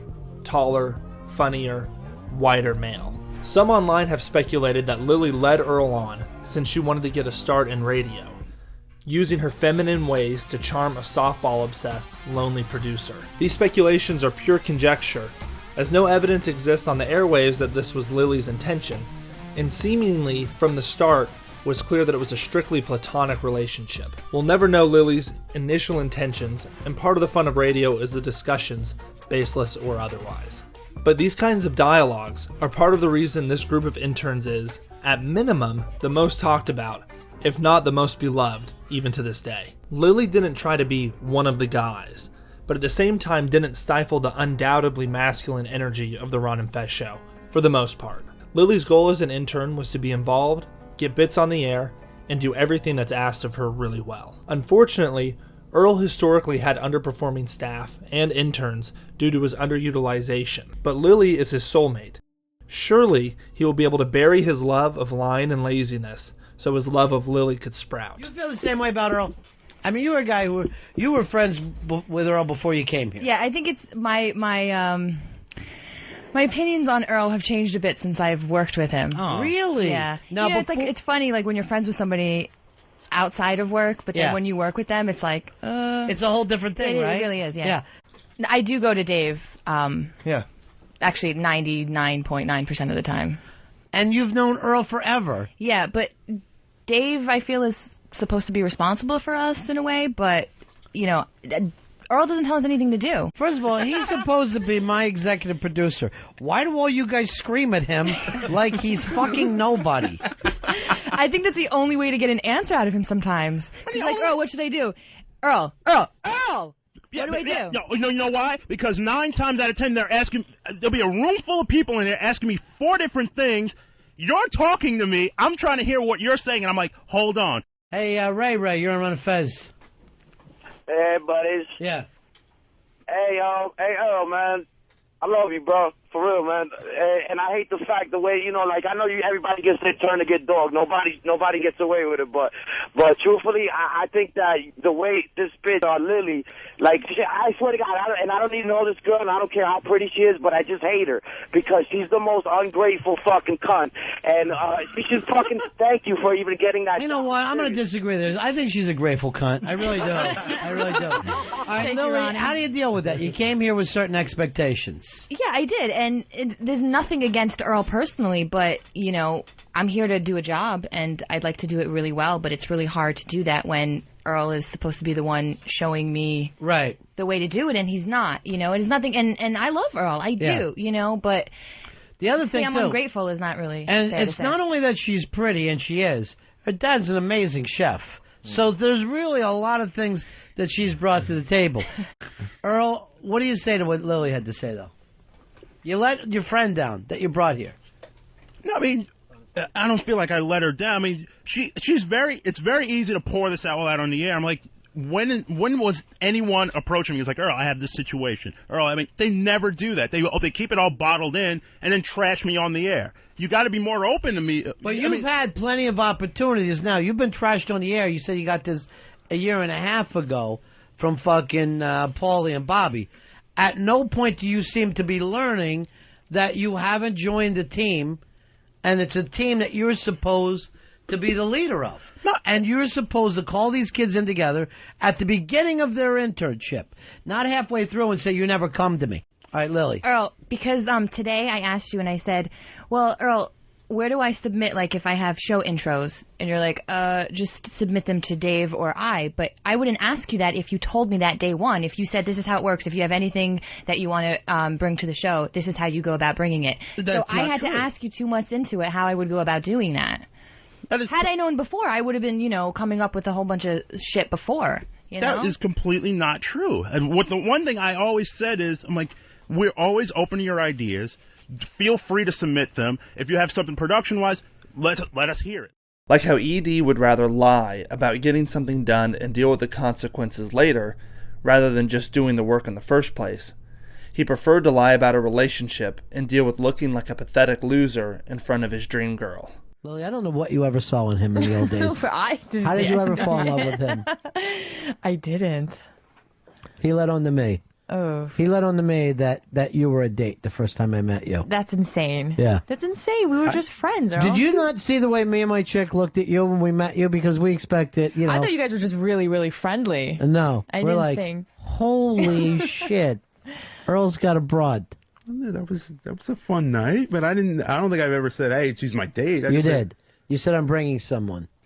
Yes, she was coming with me. That implies date, and you know it. And then later he was like, to me, he was like, that was so great. The four of us have got to get together again. Never letting on. That's and he knew we thought that you guys were a couple. I recall saying it was a great night, which it was, but I don't... And the four of us have to do this again? I don't recall saying that. You were almost like an escort that night, Lilly.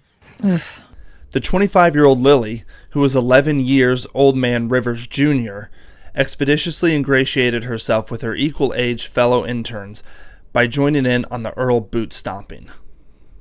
Ron Bennington, Fez Watley. I don't know exactly what happened. I went back and had a smoke. Lilly, well, I guess she's busy waiting for Jimmy right now. But Lilly told me that Earl had somewhat of a meltdown in front of somebody from CBS TV. Yeah, because, of course, Johnny Fairplay is going to be here today to administer the Wrestling Trivia Challenge. Uh-huh. And also, tonight on CBS, it's the premiere of Survivor Micronesia Fans versus Favorites. All right, so what was Earl doing? Well, I went out there, and the lady from CBS who came with Johnny Fairplay, I go out there, and Earl has his hands in his face, and just, I mean, not even making words, trying to talk to this woman. So then I saw him also in front of them start to yell at Lilly. Well, I had a brain lock. That was... What do you mean a brain lock? I was just trying to make... I had all this information in my head, and I had a brain lock. What information? About Survivor, and I just completely had a brain lock about that. And that was me. I just froze up for that one. The same thing that Fez just read off in a second. I know, it's just, it happened. It just was a moment where... What happened? I walked around the corner, and you're with the woman from CBS television, and basically... not even talking to her. She was just staring at him. And he had his hands in his face. Because she tried to tell you what time the show was on? That's what freaked you? No, I had the information. I just had a brain lock. But in front of someone. And then you turn around and start to yell at Lily for saying, I go, what's going on? And Lily goes, he's not talking. He's just staring at her. So then Earl starts going, you know what? I've had it with you, Lily. Yeah, because she's been like, you never had that person. Remember when you were a kid when someone would take a piece of paper and try to rub it in your, like. No. Why would someone rub paper in my ear? Just being annoying. That doesn't happen with human beings. Happens in the Viet Cong. She's been just like. Were you nagging me all day, and I just had enough of it. Earl, as you were in an adult business meeting, and you put your hands over your face like you disappeared, so you didn't have to hear what she wanted to push with her program. Can't see me. And then screams, and all of us had to shush him. I had to shush him in front of people. Just let him go crazy. No, she earned that. So, like, I'm sorry, later, she earned that. What's that? She earned that because she's just been annoying to me all day, and I just let it go. I couldn't let it go anymore. But you don't scream in front of people. Sometimes that's what you just have to do just to get your point across. So they see you go from not talking, not responding, frozen, to in a fit of rage. Silence and rage. The Earl Douglas story, as always. Earl doesn't like when people tell him how to do his job because he doesn't know how to do it. Wait, wait a minute. I know how to do the job. Then why are you calling him? I'm like, I'm holding the phone, making the phone call. I'm like, no shit, Sherlock. What do you think I'm going to do? Earl, the CBS people are still here. Why are you screaming like this? Now, Fez had to pull you out. Lily, were you embarrassed of him? I was telling him, I was like, shh, Earl, please, not in front of guests. But when he was locked up like that, were you just like, I can't believe I work here? I'm looking at him, and he's like... waiting for the next nag to come. Thinking of the next nag. No, Earl, you were talking to, somebody from You're CBS. thinking of the next nag. That's what you were doing. No, Earl, I was just embarrassed for you, is all. When you calling? When you do that? No shit! I'm sorry, What do you think I'm going to do? I'm walking out there by myself to stare at the wall? Earl, what did you say to him, Lily, to get him so upset? No, because you you said came to me, over. Yeah, I go, you what came was over. Earl You're like, doing? what's Earl saying? And I said, he's saying nothing. That's He's what just he's standing saying. there. Yeah, and then he comes over. You know what? I've just about had it with you. I'm like, Earl, we were just saying you are awful. Nag. Not nagging. It's the truth, Earl. Does Lily drive you crazy? Sometimes you wish she was 5 years old so you can molest her. Today she's just been driving me absolutely nuts because she keeps stating things that I'm like in the process of thinking, when are you going to call me? When are you going to put that up? I'm like, shut up already. Is she everything that you hate about white people? Some things, yeah. Thank you. On the air, Earl would boast anti-Lilly sentiment. The particular viciousness that he would cultivate in his attacks against her were far greater than what he ever delivered to Pitsy or Pepper, who were harder on Earl than Lilly ever was. This disproportionate reaction proved Earl was either over Lilly and bitter at lost love, or his flame for her never dimmed, and her barbs hurt the way only someone you love can truly cut. Lily, how does Earl get along with the other people? What do you mean? The staff? Is he getting along with the staff? Is that working out that way? No. Nobody seems to like him. Seriously, not like him? You've been a grade A cunt all day. You've been sucking down my throat. Man. Even when I agree with you, you're just biting my head off. Earl, this is Lily time. Why grade A? She's not an egg. Does he not have one friend? He doesn't have one person that... No.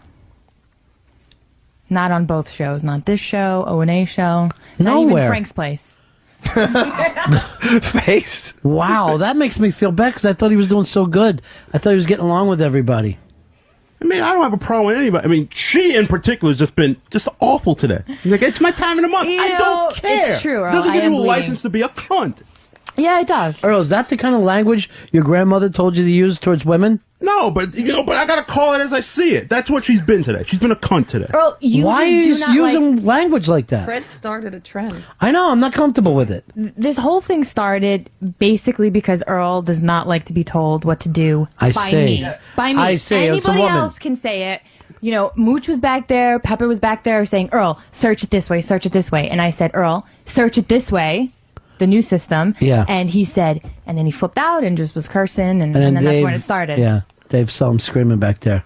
Yeah, and it was very distracting. I'm just trying to keep it professional. Because frankly, you know, there's an old saying, you know, I heard it twice the first time. Well, then you didn't I do heard it, it Earl. twice the first time. Did the bid ever get on the air?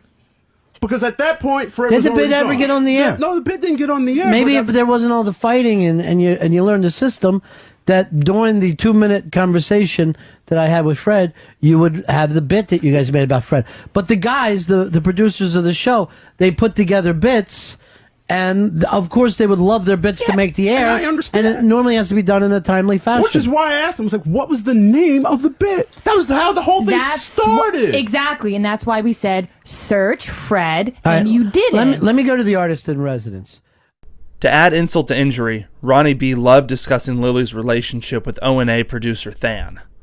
For some reason, Mr. B made sure to only bring up this topic when Earl was present. I said, how'd it go with Than? She goes, unbelievable. He's the funniest guy in the world. Of course he is. And I'm like, Than? That's why it's the Than and Sand show. Yeah. Oh. Wow, she looks nuts, but she's really beautiful. She looks nuts. Let's see. Because her head is tilted and her eyes are kind of... Oh, she's a beautiful girl, though. Good for you, man. How old? 25. Nice. Wow, she's going to wreck life. you. She's gonna wreck you. She's pretty, man. Yeah, she's adorable. Than's like a good date for girls, you know. So like they go out, they're gonna laugh, they're gonna have fun, you know. Than's a fun guy. Now, here's the weird thing. Why do they have to write chick Than's fucking on her picture? Jesus. No, she wrote that. She wrote that's her card. She hands it out. Now, promo pictures. Earl is on her softball team. That I guess he's the only guy on the all-girls softball team. All-girl softball. So then, like, Oh my God. I met her before. Earl in his camera has like 60 pictures of her. He takes her out. Earl's and she in love with models. her. Yeah, And this is not like, absolutely oh boy, loves her. this isn't like some guy going, oh man, he's in love with her. Right. Earl is really in love with this girl. Yeah. Is he here today? Yeah, he's around somewhere. Of course, he's hiding. Earl is completely in love with her though, and it's crushing him, isn't it? He actually it's inside said, is killing him. I want to be with you. I've been alone for so long. I care. She goes like this, Earl, we're just friends. Yeah. I don't go out with friends. I She go, goes, these other people yeah. you're friends. Finally, she admits it's because you're black. Yeah, she actually said she doesn't go out with black guys. Yeah. Earl, you are grab a mic, Earl. You are in Sure, love. sure. You're in love with this girl. We heard it. Yeah, what's going on, Earl? Well, I said things. What did you say? What did you Exactly? say? I said things. I said Some things. things were said. Some things. Well, I kind of let my heart out there, and I got stomped on. What exactly did you tell her? No, that I've been single for a long time, and it's time to settle down. And You told her your Settle problems. down. Why don't you get a nice girl? Settle down. And she doesn't date the colored. Yeah, apparently she doesn't date black guys. What can they buy Which her is that? dinner? Can they take her out? The fucking concerts that he's scamming tickets to. All that's fine. I see them up in a lane. They're sitting down at dinner together after going to see the Annie Leibovitz show. All this shit happens that she has no problems with. You professed your love to her, and you were told you don't... Trampled on. Yeah, trampled. Walk us through it, though. I need to know. What were the circumstances of you finally admitting this to her? Well... Taking pictures near a pond? No, we were... No, we well, it was just kind of... What? Go ahead. Don't pay any attention to me. I'm looking at something else. What? Go ahead. We were on the air, and it all just kind of spilled out on the air. On the air? You said you've been playing softball with her. Yeah, she was... You jacked off in her glove one time when she was getting a drink of water. Not at all. Because this is what he's just saying, leaving his mark. Yeah. Yeah. So you professed your love. And got just... What'd she say to you? It's like, we're only friends, and she said she doesn't date black guys. Doesn't date black. Now, you don't date black girls either. You gave her So an you easy can't out. even turn around and say that's kind of racist. Right. Because you only date white chicks. That's not... When you not date, entirely which true, you never but- do anyway. Right. It's the one thing you have in common.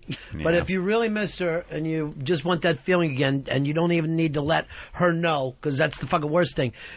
you can smell Than's dick. If you want to, you go over and smell Than's dick. And just remember why not? It's not working? Why not? Why? Just cuddle next Or to your it. pal. Lay next to it and think about all the good times you had with her. Put a wig on it. Go ahead. It's Take big a enough. picture of it, put a hat on it, put it by a lake, and snap a picture of it. Now I want you in a bucket hat. It's like, can I go home? Oh, Earl. Lilly has a preference for artists, and Than's sensitive side was a big draw for her. Douglas has vast music knowledge, but other than being a walking rock and roll encyclopedia, he didn't have many artistic talents. One he did enjoy and prided himself on was photography. Earl would take photos of Ron Bennington's Unmasked show interviews, and would always be on the lookout for digital cameras sent to the Ron and Fez show as promotional material that he could swipe for himself. To put his photography chops to the test, and perhaps as an easy layup for Earl to shine in front of his love, Ron propositioned ED to a photography challenge. Lily, when you come in wearing sexy hat, let's keep it on all day. Because today, that hat, that scarf, it's your day, baby. Thank you. You are a beauty today. Thank you. Every day I like to grade her, and I can't tell you how many A's she's been getting. She's been on a roll. Dave, you, on the other hand, I'm going to put you down as a W today. Really? What does that stand for? Wrinkly. You've been very wrinkled lately. Well, it's because I've been wearing this shirt. Same shirt? Yeah. But I've worn it 3 times every week. I wear it Monday, Wednesday, and Friday. You wore it Although today's Saturday, Tuesday. didn't you? To the baby shower? Yeah. And then Sunday, he wore it when we did the shoot with the Brooklyn Boys. The same shirt. Yeah. I just put a tie on. He put a tie on. He tried to accessorize like Lily's been doing for us. Look at Lily in that hat. She's, I like a woman in a hat. Sexy Arnold Palmer look. Or why don't you ever take Lily out for some pictures again like you used to do? Well, she just seems to be very busier these days, but I would love to. I would love to shoot her again. Why don't we call you Snaps? Because you're always snapping pictures. I will do this. I will give you 3 days. You ready for a photography assignment? Yeah. All right, I'm going to give you 3 different things I want to see. Number 1, a beautiful picture of Lily. Okay? All right. Sexy picture of Lily. Vogue-ish almost. So, when are you leaving, Lily? Sunday. Sunday morning. So, Earl, are you nervous or excited to show off your work? I am nervous and excited. Yeah. I'm very nervous because, This is your passion. I really love doing this, and I highly value your opinion, so it means a lot to me. Wow. What a mistake to say that to me. For anyone who says to me, you have the opportunity to hurt me, that's the people I hurt. And then the people that have any self-confidence, I leave alone. No, but I really do. I respect. You know why, Earl? Why? You never see a lion trying to kill a rhino. Just let that one go by. There's so many other little furry animals out there to eat. There's so many nice animals you can pounce on. So this is a lot. Now, what was he like, Lily, as your photographer? Quiet. He wasn't talking much. I thought the photographer tries to settle the model down. That's what I thought, or tell me which position, Little or how to comfortability. look, what facial expression should I be giving. But no, he wasn't really giving me anything. Well, no direction. Well, that's not necessarily true either. There were moments where, your arms were too high, your elbows were too this, your legs were too that. And I said, way to build her up. And I would say, no, I mean, just, she wasn't, Gangly. You're actually saying she's a gangly model. But is there a magazine for that? But I kept trying to taunt him a little bit because I was like, all right, Daddy, come on, tell me what you want. For your comfort level, scale 1 to 10, where would you put him? In the beginning, I was probably very low, but towards the end, I would say probably like 8, 9. All right, so he warmed up. He warmed up, but I think I had to convince him to sort of warm up because he wasn't saying anything. So I'm like, "Is this good, Earl?" And he's like, "Well, if I'm not saying anything, it's fine." But I'm like, "You didn't tell me that." He's Woody Allen. I'm just letting you go. If you don't hear from me. No, but she was working it really well. I was getting exactly what I wanted. Like, photographers are like, good, that's good. You know what I mean? You weren't even saying anything like that. Nothing encouraging, so I had no idea if I was doing what you wanted or what, Well, it wasn't, more than that. It was just sort of, and she's a very, she got very comfortable in front of the camera. She was, she was very sensual, which But is you've exactly... got to tell her that. She doesn't know. She can't see herself. You are her mirror. And there were moments I was like, smile but not be too toothy, or grin. What a fucking crazy thing to say. She was like, sounds like a rabbit. I was like, smile, but he's like, no, too much. Because Hey, Sabretooth, bring it back in a little. Smile is not direction. That'd be like a fucking director in a movie yelling louder. Louder! I was like, give me a nice grin, but then not too toothy. You know what I mean? Not toothy. Is that you want her concentrating on her mouth, or you want her concentrating on her personality, her sexuality, not thinking about you're too toothy. And why? Why photography for you? It was something that was always it was always around. It was always there. We were always shooting. Photography? Yeah, the photography part. Yeah, we were always shooting Who's pictures. we? Like, my family, we were always shooting pictures. There was always a camera around. Mug shots. Well, not mug shots, but... Turn to the left. Turn to the right. All right, let's see if Lily could save you here. Here comes the Lily shot. Oh, my God. That one you went with? All right. All right, what exactly are you wearing, Lily? Just underwear. All Black right, panties. She's in panties. And now, Lily, beautiful woman. Now, look at her here. Look right up there. Is that picture as beautiful as Lily? No. I don't think it is. No. That is not the Lily expression that I would have went, and the lighting is not for me either. Good point, because the shadows aren't complementing her body. The angle is weird as well. And way to go, nude on a bearskin rug. As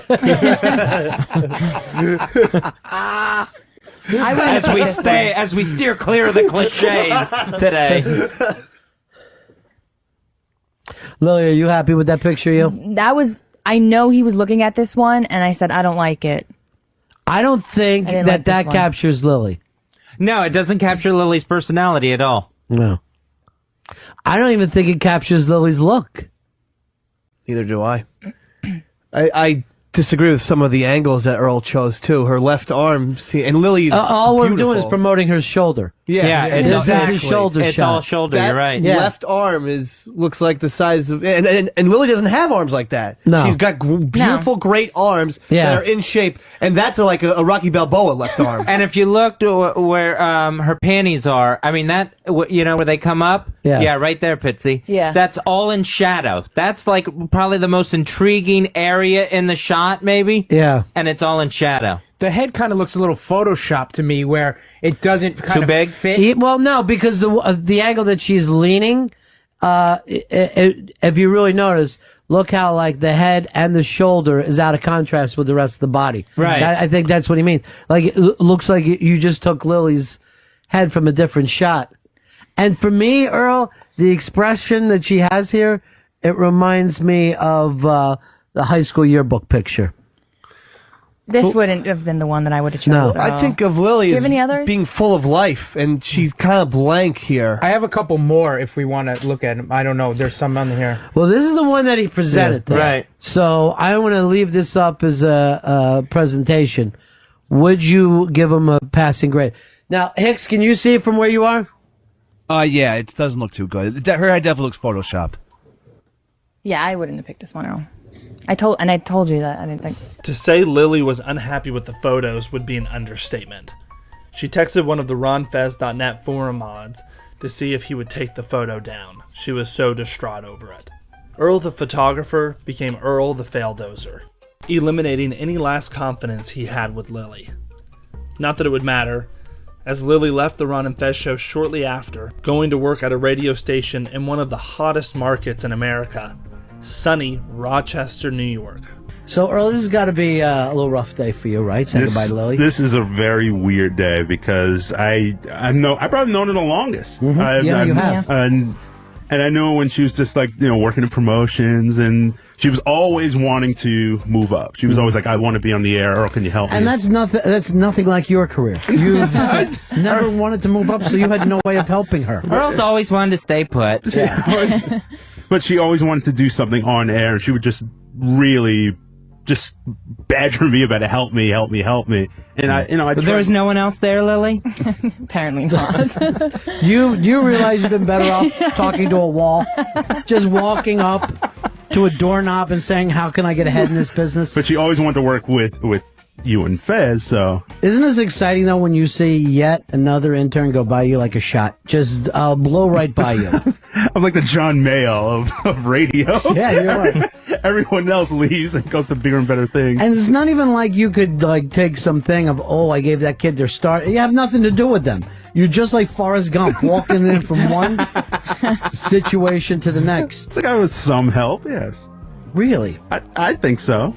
I think it's helpful when you see what not to do. Exactly. I think that helps out. Everything that Earl does, do the opposite, which means actually work. Do you remember when you met Earl first time? Yeah, I actually do remember when I met Earl. He said maybe 3 words to me. Yeah. Well, I didn't know her. I didn't know at that time. I didn't even know she was working there. She was kind of at that time a little loud and bawdy. So I was just like, were you working reception desk then, Peace Hogue? No. And he goes like this, "Excuse me, man, Peace Hogue. I'll get to you when I can." Yeah, but she was a lot like louder, a little bawdy at the time. So. What do you mean baldy? Bawdy. Your hair came in nice. Yeah. But maybe this wasn't the end of the Lilly Earl saga. Perhaps for the heartbroken free safety, the Lilly Earl story wasn't finished being written.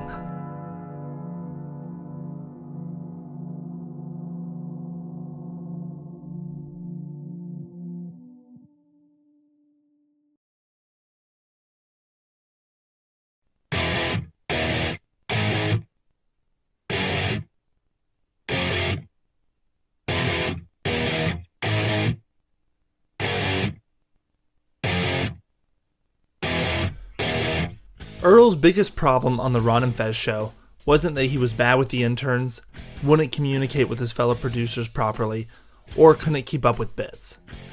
His big problem was that he just wasn't very good at his job of being a producer. Edie wasn't able to take care of things and ensure a smooth show. No matter the craziness or lack of preparation going on in the back, unless it makes for good radio, it shouldn't overflow onto the air. And when it did overflow, Ron usually did not take it lightly. Fez, could you give me some sad music? Because I can't count on Earl. I cannot count on Earl. So just give me something that I can even feel worse, you know? No, that's almost dreamy. That's not good enough. I had a song picked out with Earl and he jacked off on it. Don't fucking seriously. Do yourself a favor. Don't sit there and start making fucking those type of things at me. Because I'm pissed as hell. All fucking work aside, bro. I've been pulling... Hi, we're XM satellite radio personalities, Ron and Fez. At XM, we try to provide the most specialized programming in satellite radio. And we do it all with you, the subscriber, in mind. You'll find there's something for everyone. It's the Ron and Fez Show, 866-RON-0-FEZ, 866-766-0339. I was standing outside today. What the hell is going on? I was just outside. What's going on, Earl? What happened? I have no idea. You've got 5 technical or fucking head fuck-ups today. And we're an hour and 10 minutes into the show. I mean, that has never happened before. Is there too much on your plate? No, not at all. I mean, I don't know what's wrong with it. Seems like there's a real lot on your plate right now, Earl. Maybe we're not being fair to Earl. No, I mean, that is the first time that has ever happened to me using this cart rack before, ever. You're out of your fucking mind. Seriously. You're out of your mind today. I mean, I can't explain what happened. All you've got to do is sit in there and hit a fucking button. I'm not asking you to fucking entertain people. I just asked you to fucking play the shit that you said you were going to play this morning and be able to cue this shit up. You're running fucking music that I guess jams up on you, freezes up on you during the fucking show. I turn around and while we're in the middle of the Anna Nicole thing, Crispin Glover is wandering the fuck around like he doesn't know where to go. And looking in the door with you and fucking Dave sitting there like 2 fucking honeymoon lovebirds not fucking paying attention to the guest. I didn't book him.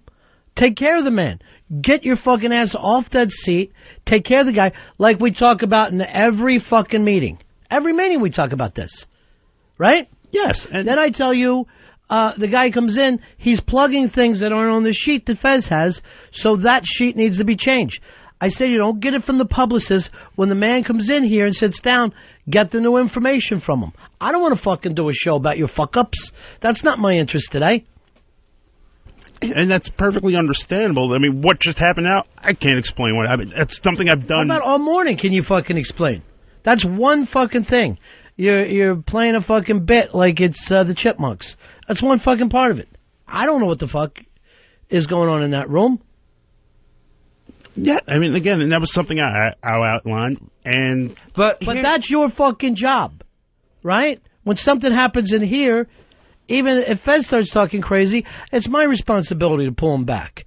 If fucking Dave is as stupid and as idiotic as you say, then you have to pull him back. You act like you have no attachment to whether the show goes well or unwell. I have total attachment. I mean, then why are you saying I have nothing to do with this when you're the executive producer? I didn't say that at all. I just said I delegated a duty, and then that's the end of it for you. That was my mistake. That was my error in judgment for trusting Dave on that. All right, so that's how many are we up to now? 8 since the show started this morning. Since me and you talked. Yes, I'm having a rough day. I'm really having. Oh, it's your rough day. Fabrizi seemed to be allergic to preparing material for the show, relying on the interns and other producers to pull things together, or would just leave Ron and Fez to fend for themselves on the air. Here's the other weird things. How many magazines does he have delivered, and how many times have you ever gotten those magazines? They're never for show prep, and he'll call me 11:30 at night. I'll get emails from him 12:30, and it's never from his house. Yeah, I'm just trying to tie things up here. I'm like, it's a full fucking 8.5 hours after the show is over. No show prep ever gets done. Right. It's never like, I have something for the show. The Ron and Fez show relied on topics to talk about far more than bits and guests. Good topics made for good conversation, which made for good phone calls, and this made up the majority of each show. Once the show prep was so poorly managed by Earl, Ron sent him home before the show even started, and Earl, in his rage, turned his phone off to avoid dealing with his problems and got chewed out about it the next day. The entire fucking opening is thrown off. I sent Earl home already, and I'm not even going to deal. I'm not even going to bring it up. I don't even want to fucking look around. Although I do got a bunch of audio that I don't want. I didn't get the stuff that I did want. And nothing has changed. It's all exactly the same. Nothing should be down. What I call up, I ask for show prep. He doesn't do it, and he said that you guys were too busy to help him. He didn't ask us. I swear to God. And then literally, Pitsy shows up with work that I didn't want, but no one's doing the work that I did want. He didn't actually ask us nor talk to us this morning. I know that 1,000,000%. They won't get off that, Earl. Why don't you leave and turn off your cell phone? But I wanted to charge my phone, and I do that all. How about the fact that he called you at home, too? So what were you doing? Charging your fucking landline? I never got a message at home either. You shouldn't have had to if you were standing there. The phone rang. I guess you were taking a shit. What a perfect storm of ineptitude all comes together at the same time. I don't know what to say. Though unfortunately, when Douglas did do producing other than picking songs, he often wasn't quick enough or able to read what the bit needed. What are you looking for, Earl? We're looking for his effect, if he wanted one. Why is he ramming? Is this the slowest produced show? It's ready to go. Would you just do me a favor and apologize to O&A? You know what? I noticed that you won't use their name since we've gotten the memo that says that we can't say O&A. You forget who brought you in? No, I don't. I remember it every single day. And yet you refuse to say their name because of a memo. Well, it was brought to us. It was as ordered by this fine company. Yes. And so you won't say their names on the air. Well, and you won't even say them in the hallway or run their replays. It's ridiculous. Yes, I mean, when the company gives an order, I follow it. Mm-hmm. That makes you a good German, doesn't it? You're a good German. All right, what do you got for us, Earl? What's he going to be shot? He's going to be shot. What the hell is that? That's not Star Wars, for fuck's sake.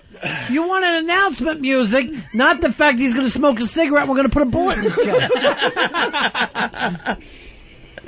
Dude, it definitely is in delay. I'm telling you. Let's not even make the announcement. It's too much. Earl can't do it. No, here's an idea. How about some actual direction? Play something with a drum roll in it. Like, I said, what you? I was like, did I say 20th Century You've Fox? never heard of You said 20th announcement Century music. Fox. You've never heard of what kind of music human beings use when they got a big announcement to make. yes, but he was like, let's play that 20th Century Fox drum. I was like, we don't have that. I said, what's the actual name of it? Black Earl was never the strongest speaker, but as the weight of his own inabilities pressed down on him, the inability to get words from his brain to mouth smoothly became even worse. What's going on with you with the stammering? Even Hard Johnny notices. There's nothing going on. I'm just doing the best I can. I really am. You got to get a little stress-free. Yeah. Oh, absolutely. But you're not. You're I'm freaked trying out. to, the more I try to, put some space between it, seems to just draw back in. That doesn't even make sense. What are you saying? Draw back into what? No, the more... What are you thinking about? Is it so hard that you got 21 hours a day off? Is that what bothering you? No, when you're still trying to do everything else, and it's hard. I'm not saying it, it's been easy. It hasn't. What hasn't? We don't know what you... Do you know what he's talking about? No, I think Earl likes to talk in befuddling vagaries, and that's probably his biggest weakness right now. You befuddling vagaries. You're not making any sense. I just don't... Dave is laughing at you. Dave's laughing in your face, and Hicks is laughing at you. Listen to them. I can hear them. They're laughing. His absolute favorite activity as a radio producer, though, was to lie. Black Earl loves to lie. And he will do it for seemingly no reason or benefit to himself sometimes. Earl, have you figured out how we can sync up the voices exactly? I went to the back to get everything done, and I was told that I can't turn the delay off. Told by who? I was told by Al Dukes. What's Al Dukes doing in the back? Al, he's omnipresent. He's always here. He is not here. But why are you making up a lie? Why are you making up a lie, Earl? Yeah, but I was told that I could not. Is Al told you to your face? He told me to my face, and he told me he's not here. You're lying. How could he tell you to your face? We would have seen him. Well, I was told this. When? I was just told this a few minutes ago. They were getting turned. All right, come on in, Al. Come on in. Where's Al Dukes? Bring him in by the scruff of his neck. You want me to go find him? I'll hunt him down right now. Well, you're going to have to run really fast because he leaves here at 2 p.m. every day. Did he tell you on the telephone? Yes, I was told that. To your face? On the telephone? You were told to your ear. I was told that we could not turn the delay off. Hey, what web of lies are you weaving? You could be Spider Liar. No, I was just told not to turn the delay off. Fez, I was just talking to Theodore Roosevelt in the bathroom. Bully! Yeah. He comes alive at night after the museum closes. Why do you lie like that? Why do you lie? What? I was told to, get the information. I got the information. I relayed the information. Everything you say is a lie. Literally everything out of your mouth is a lie. And would you please admit that Al Dukes isn't here? And he's probably sleeping right now because he gets up like 3:30, 4 o'clock in the morning. It's like, yes, Al is sleeping right now. So what do? You go in the other room, you make up a lie and come back in. When the heat would get too bad, Earl Upham would often enter flight mode, fleeing from danger like a rabbit fleeing from a diving falcon.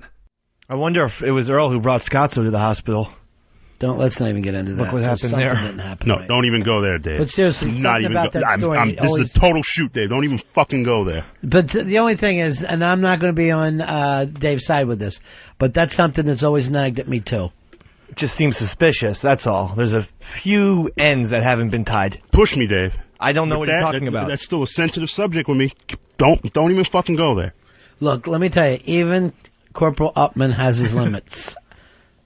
I know. Just seems like maybe... Uh-oh. Here he comes. Here he comes. Where's Poe? I have a stent. Here he comes. I have 2 stents. What are you doing? What are you doing coming in here? What are you going to do?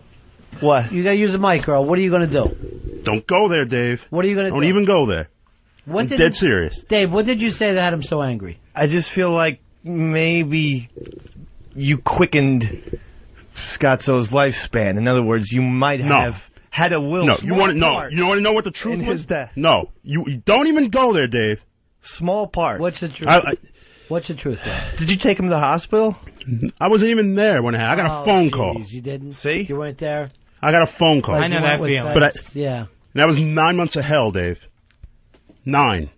Yeah. Right, but maybe 9 months of hell. Don't go there, Dave. I'm dead serious when I say this. Do not go there. It's possible you created the hell. No, I did not create the hell. Oh, just saying. I'm gonna walk out now before I lose my job because I'm gonna lose my temper and lose my job. Just the way you treated Fez There he was goes. what? We're gonna lose a microphone. I'm just theorizing. Don't. Earl! Oh, God. Earl, come back! Earl! Well, this isn't helping with stress. Yeah. Again. Just theorizing. That's all. He's out to get me. Earl, what are you upset about? What did Dave say? What's got you so upset, buddy? Look at me. I'm upset that it was a Muni comment, nothing about me. Well, you're just a new baby. He doesn't have time for you. He likes the old one. Earl, what's got you so upset about Dave? Upman, grab a mic. You're on radio. No, I understand it. No, I'm just that was a very painful period, Dave. Extremely painful.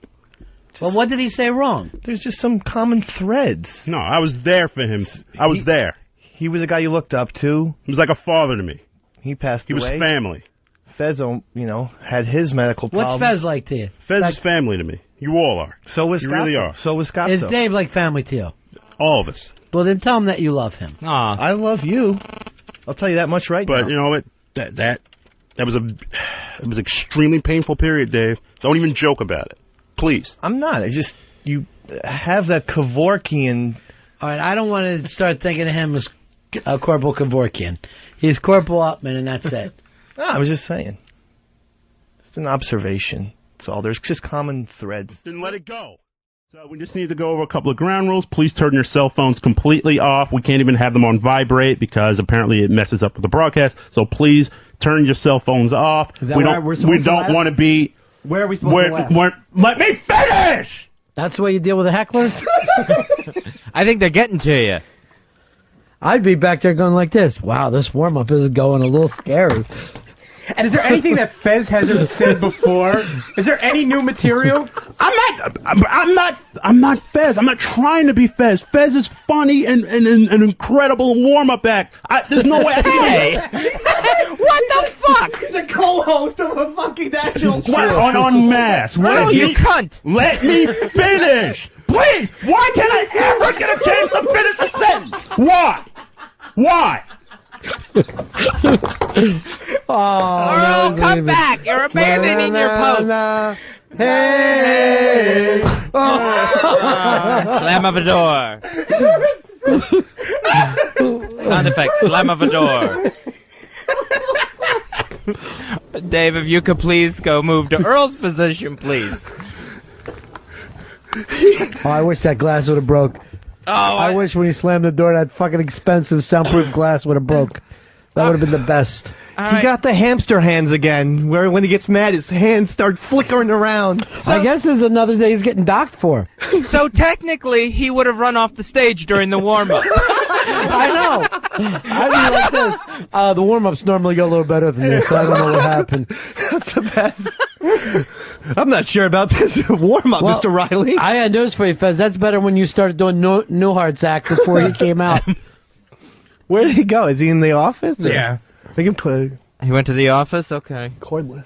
Whose shoulders are you going to cry on today? Oh, he's got his coat on. Earl, if you leave...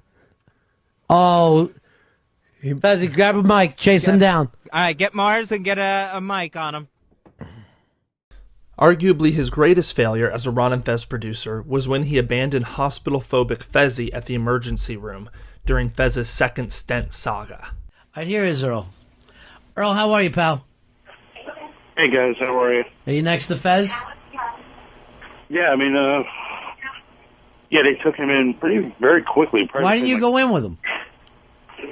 They would not let me go in with him. Bullshit. I was there last year, stood right next to him. I think we have another OJ Well, why situation. are you there then, Earl?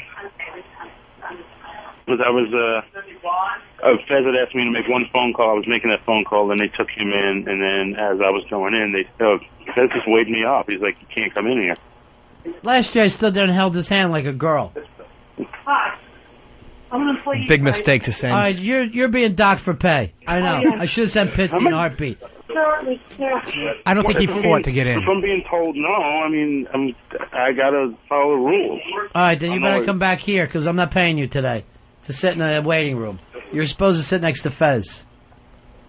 I mean, I had every intention of being there with him, and I was waved off by him. I was waved off by the doctor. The doctor owns a restaurant in Kentucky. I know. It's because you're black. I made the biggest mistake of the night. It's just send him to Pitsy. Well, hey, I mean, that's what happened. It was like the door was closed and they wouldn't let me in. Did you have your camera around your neck? No, I did not. Because you look weird when you have that, and I don't blame the doctors. I mean, that's the situation now. They're looking at him right now. How do you know, Earl? You're not in there. They might have went in there and started eating his feet for all you know. Anything could be happening. Earl forgot to say he now has X-ray vision. Earl's staying in the green room like Fez is on the Cars show. Come on, Earl. Well, I mean, I went as far as I can go with it. Why didn't you just wait in a cab out front and let the meter keep ticking? Do you honestly feel like that's why I sent you? To sit out front? No, I mean, again, this is all kind of new to me as far as emergencies. Why did you say you could go? I said I can go. I wanted to be here for Fez. Look where you are, though. You're not there for him. Tell them you're his partner. You know, his live-in partner, and they'll let you go in. That's the problem. That's why those I guys had every need to get intention of going married. in. I was waved Seriously. off by Yeah. all You don't mean parties shit. involved. If you lived with a woman for 20 years, Are you moving? you go to the hospital, you're not family. All right, Chop to his body, boy, move it. And I'm moving fast enough for me. What happened there, Earl? It sounds like I heard Chop. Did he take him to a Chinese restaurant? If you do, get me a duck. I'm fucking starving. Yeah, right. And any kind of noodles. Lo mein, I guess. Just grab a bunch of lo mein. Earl loves duck, especially when they're in a row. Earl's over at the hospital right now with Fez. Fez had some chest pains, but then you did not go in with him for the testing. I mean, again, I was told no by all parties involved. Fez didn't want me there. Doctors said I couldn't go. Then why are you there? I wanted to make sure he got here okay. I'm going to make sure he gets out okay. Earl, you really let me down.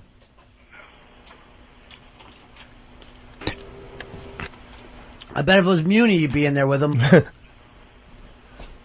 Just admit it. I'll give you this. You're good fucking radio. He doesn't have the passion when it comes to Fez. He should pull a John Q and just take over the hospital, and then he could see Fez when he wants to. Let's not even joke about that. I don't want him. I laugh. That's why they probably don't let him in. They don't want another John Q there. Oh, and people didn't know this. Remember when Earl said on our show that Fez waved him away? Mm-hmm. I talked to Earl. Fez after the show last night, and many times since I've talked to him, and he was furious and hurt that Earl did not call in, and said that he even tried to say, come on, not wave him away, but wave him in, and said talk to the nurse about it. Oh, you're horrible. To let me in. It looked, from where I was, it was like, no, it's okay, I'm okay. And Why did you go to the hospital yesterday? I was to be there for Fez, as they were, giving He was him- waving Because you in. Fez is what? Afraid of needles, he's afraid of tests, and he wanted somebody to be with him. Maybe Earl is dyslexic with hand gestures. Fez was waving him in, and he's like, I gotta go. You understand hand gestures, Earl? Yes, I do. What's this one mean? I know what that means. What's it mean? It means fuck you. Mm-hmm. And who am I pointing it at? You're pointing it at me. So what's that mean? Fuck you. Who? Me. No, say it like you're a person. Like Earl, fuck you. Wouldn't it be fuck you, Earl? He is dyslexic. He is. You're fucking dyslexic. He thinks he's a ginner. Earl, I want you to say this to me. I let Fez down, and then I'll just drop it. If I know that you understand. I felt like I didn't let Fez down. I was told by 2 people I couldn't go in there.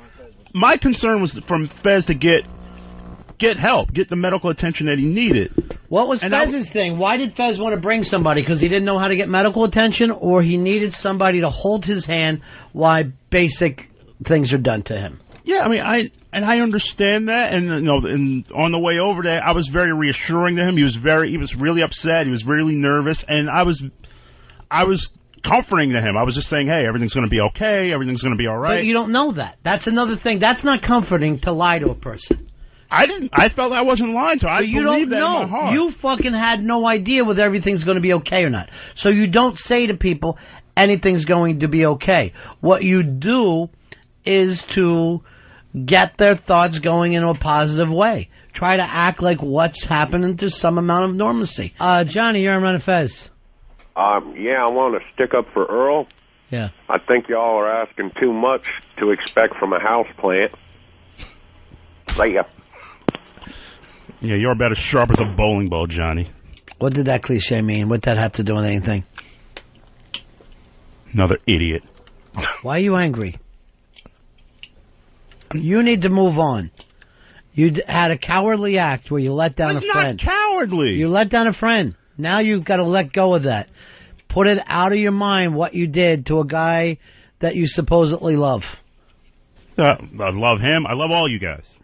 Would do anything for you, but I'm go not into a hospital room if we need it. Yeah, but going to a hospital room, the doctors tell me don't go. The nurse is saying you can't go here. I'm not going to stand. Everybody else got in and cause a scene like that. Everybody else got in. My concern was to make sure he got the attention, and I was going to get out of the way. Was the doctor's name Dr. Make Believe? Because you want to start with me too, Dave? No, I'm just wondering. We want to go there. Everyone says that they can get through to the emergency room, but you. I'm a little fuzzy on the facts. 2 people are telling me I can't go, and Fez is putting up the sign. No. What am I supposed to do?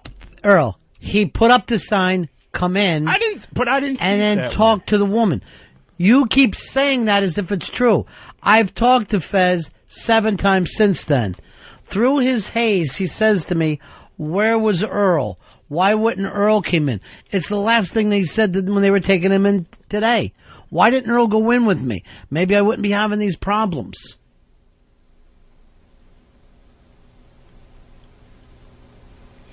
So what, Earl? You let your friend down. No, I mean, he did something horrible. Let it go. Put it behind you. I've taken it off off your list. It's terrible. And I go, you know what? So what? It's an act of cowardice. Let it go. He doesn't want to be assertive. He should call this second stent Lil Earl. You know, and Earl, just so you know, I didn't take you with me because I didn't know the directions to the hospital.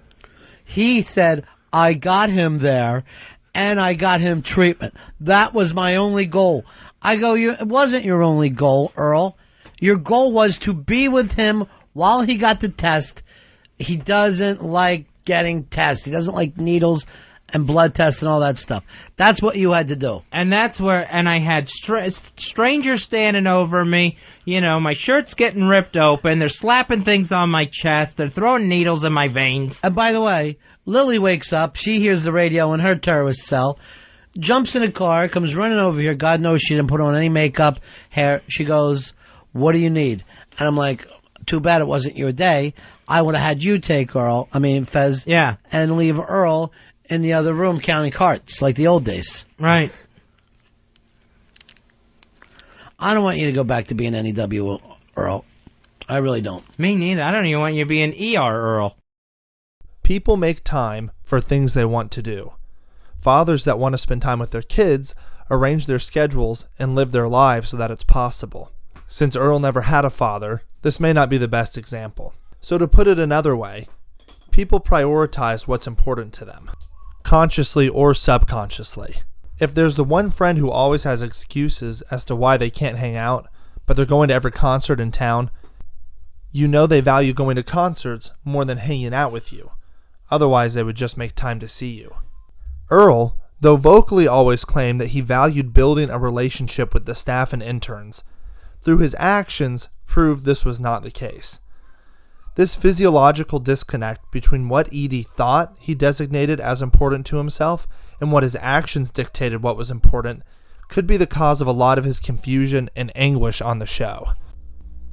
Often he would act or be legitimately confused at Ronnie and Fezzi calling out his behavior on what he prioritized, when his actions were antithetical to what he professed were his true intentions. Well, Earl, you're ridiculous and an embarrassment. And you made an ass out of yourself in this meeting yesterday. And you need to root for your team. You need to pull for your team. I mean, you have Lilly write half the thing for you, and then you should be able to support her in the meeting.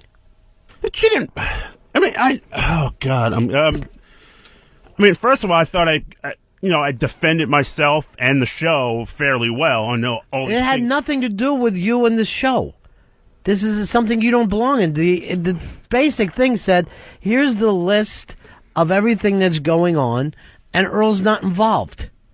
It had nothing to do with the Ron and Fez show. Well, I mean, defending my guys. I mean, who just happened to be part of this show. So. Did he, Fez? I didn't see it. No, he did not. So where does this go? Everybody stays away from Unmasked? Yeah, everyone on the Ron and Fez show stays away from Unmasked. Even me? I would love to. No, not you. You're still part of it. Well, what about Lilly? She's still with me, right? Nope, Lily's off of it too. How do you figure that? She was put in where they were supposed to give me the guy from L.A. It was supposed to be this guy from L.A. who would help me put together interviews. No, there's no guy from L.A. From what I understand, XM and DC has it all covered. Well, you did a great job in the meeting then, Earl. You're out. Yeah, and that was me. That was the thing that we kind of agreed. You know what's great about you, why I know that you'll be good in business? You're so great in describing your emotions. You can explain yourself. As soon as it was established that Earl was out, this sentence came out. I'll still do everything I can to help. My head was on a swivel. I honestly don't. Well, I'm not thinking rationally right now because I'm a little upset. But what are you upset about? You got busted? I'm busted. I'm basically being called disloyal. I'm basically called in the way. I'm basically called all these things, and that's all not true. Well, you are disloyal and you are in the way. So those two things you are guilty of. You're in between people and their jobs, and then you'll turn on your own staff. I don't see that as a bad thing, way to describe you. And I didn't turn on my staff either. Fez says you did. That's the only person I know that was in there.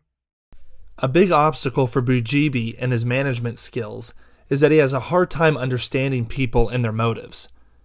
He would say what he thought people wanted to hear rather than the truth, when he would have been better off just being honest, since he has no ability to read people. Ronnie B does a great job of analyzing Earl's inability to understand people here.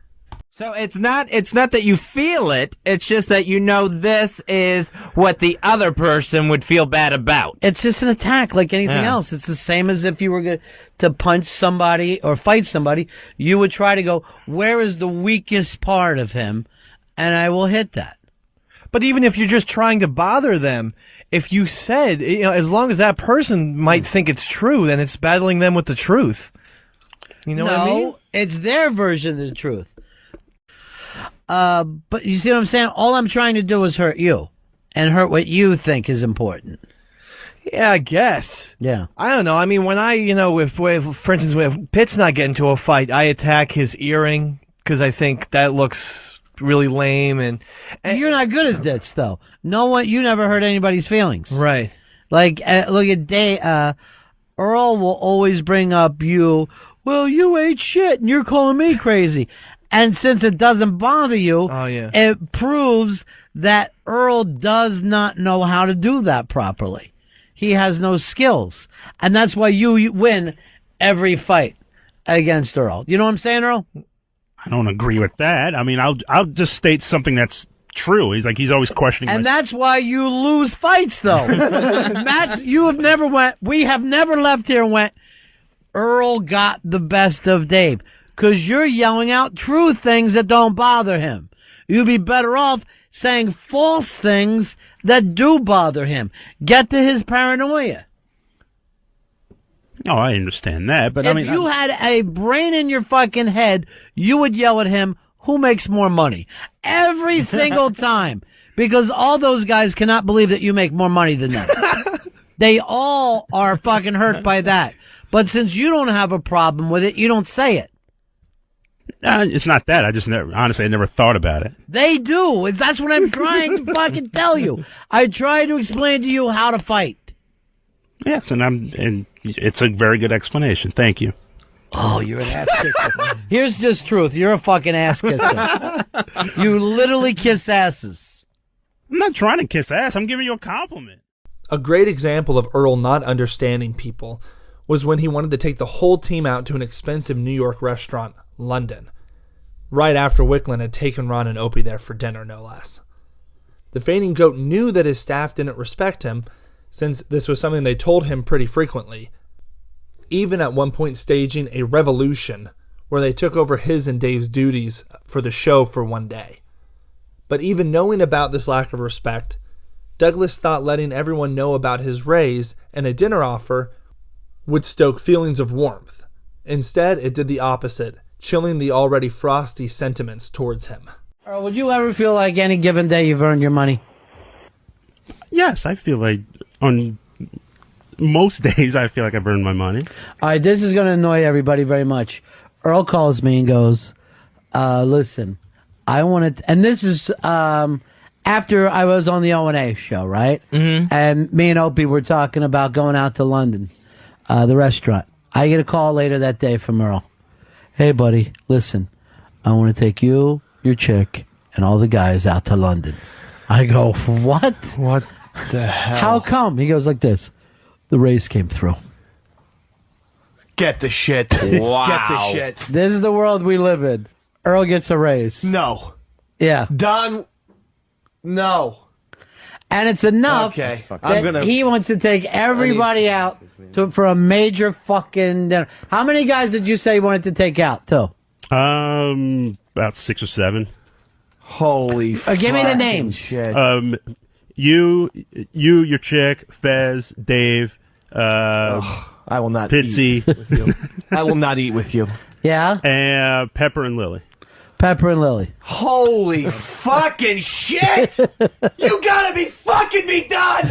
60 home runs! Babe Ruth 1927 against the fucking Rays. Bullshit, man! I fucking work harder than he does! Oh my god! This is insane! Well, I- fucking Rays! Son of a bitch! Queen's cock! There's Hicks losing his mind. I'm fucking dead broke! This asshole's gonna raise and do it! It's a fucking crime. Oh, And I did have to take him off pad data. you fuck! And we're not even drinking it because of you, you fuck! Fucking animal. You fuck! Hicks just left like... You're having beers! No, you know, the gimmick that he looked like was the old fucking wrestling manager from the 70s, Fez. Oh, Look at Oak grinning. Slick? No. Albino? Yeah, Lou Albano. Lou Albano. Yeah. He just did a stomp out like Lou Albano. He's got rubber bands on his face.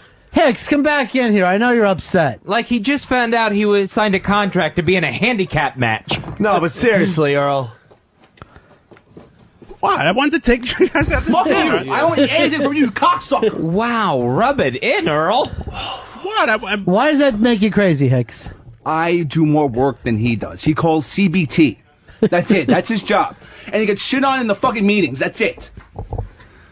It is an important part of the meeting. Fuck. He does 16 much times work as you. And I hate to say what kind of rich that he is, but the second you get a fucking raise, you want to take everybody else out to an expensive fucking meal? You might as well buy rims, Earl. You might as well buy fucking rims. To the restaurant, he just heard Wiki take everyone I know. to. that I just ate at the fucking night before. I'd love you to take you out to London. You are a fucking cock. If Shabuti had the ability to be introspective and honest about what was actually important to him, he would have saved himself a lot of trouble by being able to be straight up with his team. That his number one priority was working the board and keeping himself hired. Everything else was a distant second. One of Mr. B's big saying was, go for the joke. He understood that the Ron and Fez show's first priority was entertainment. You can either tell jokes or be a joke, he would often say. Earl, though he must have heard these things dozens of times, in the same way he was unable to understand people, he was also unable to understand comedy. Fezzy, I don't know what's going on with your gang today, so let's try to get some confessions started on today's show. Confessions. An opportunity for people on the staff or callers to confess something. Where's the free safety at? I'd like to have the free safety come in and tell me one of his stories.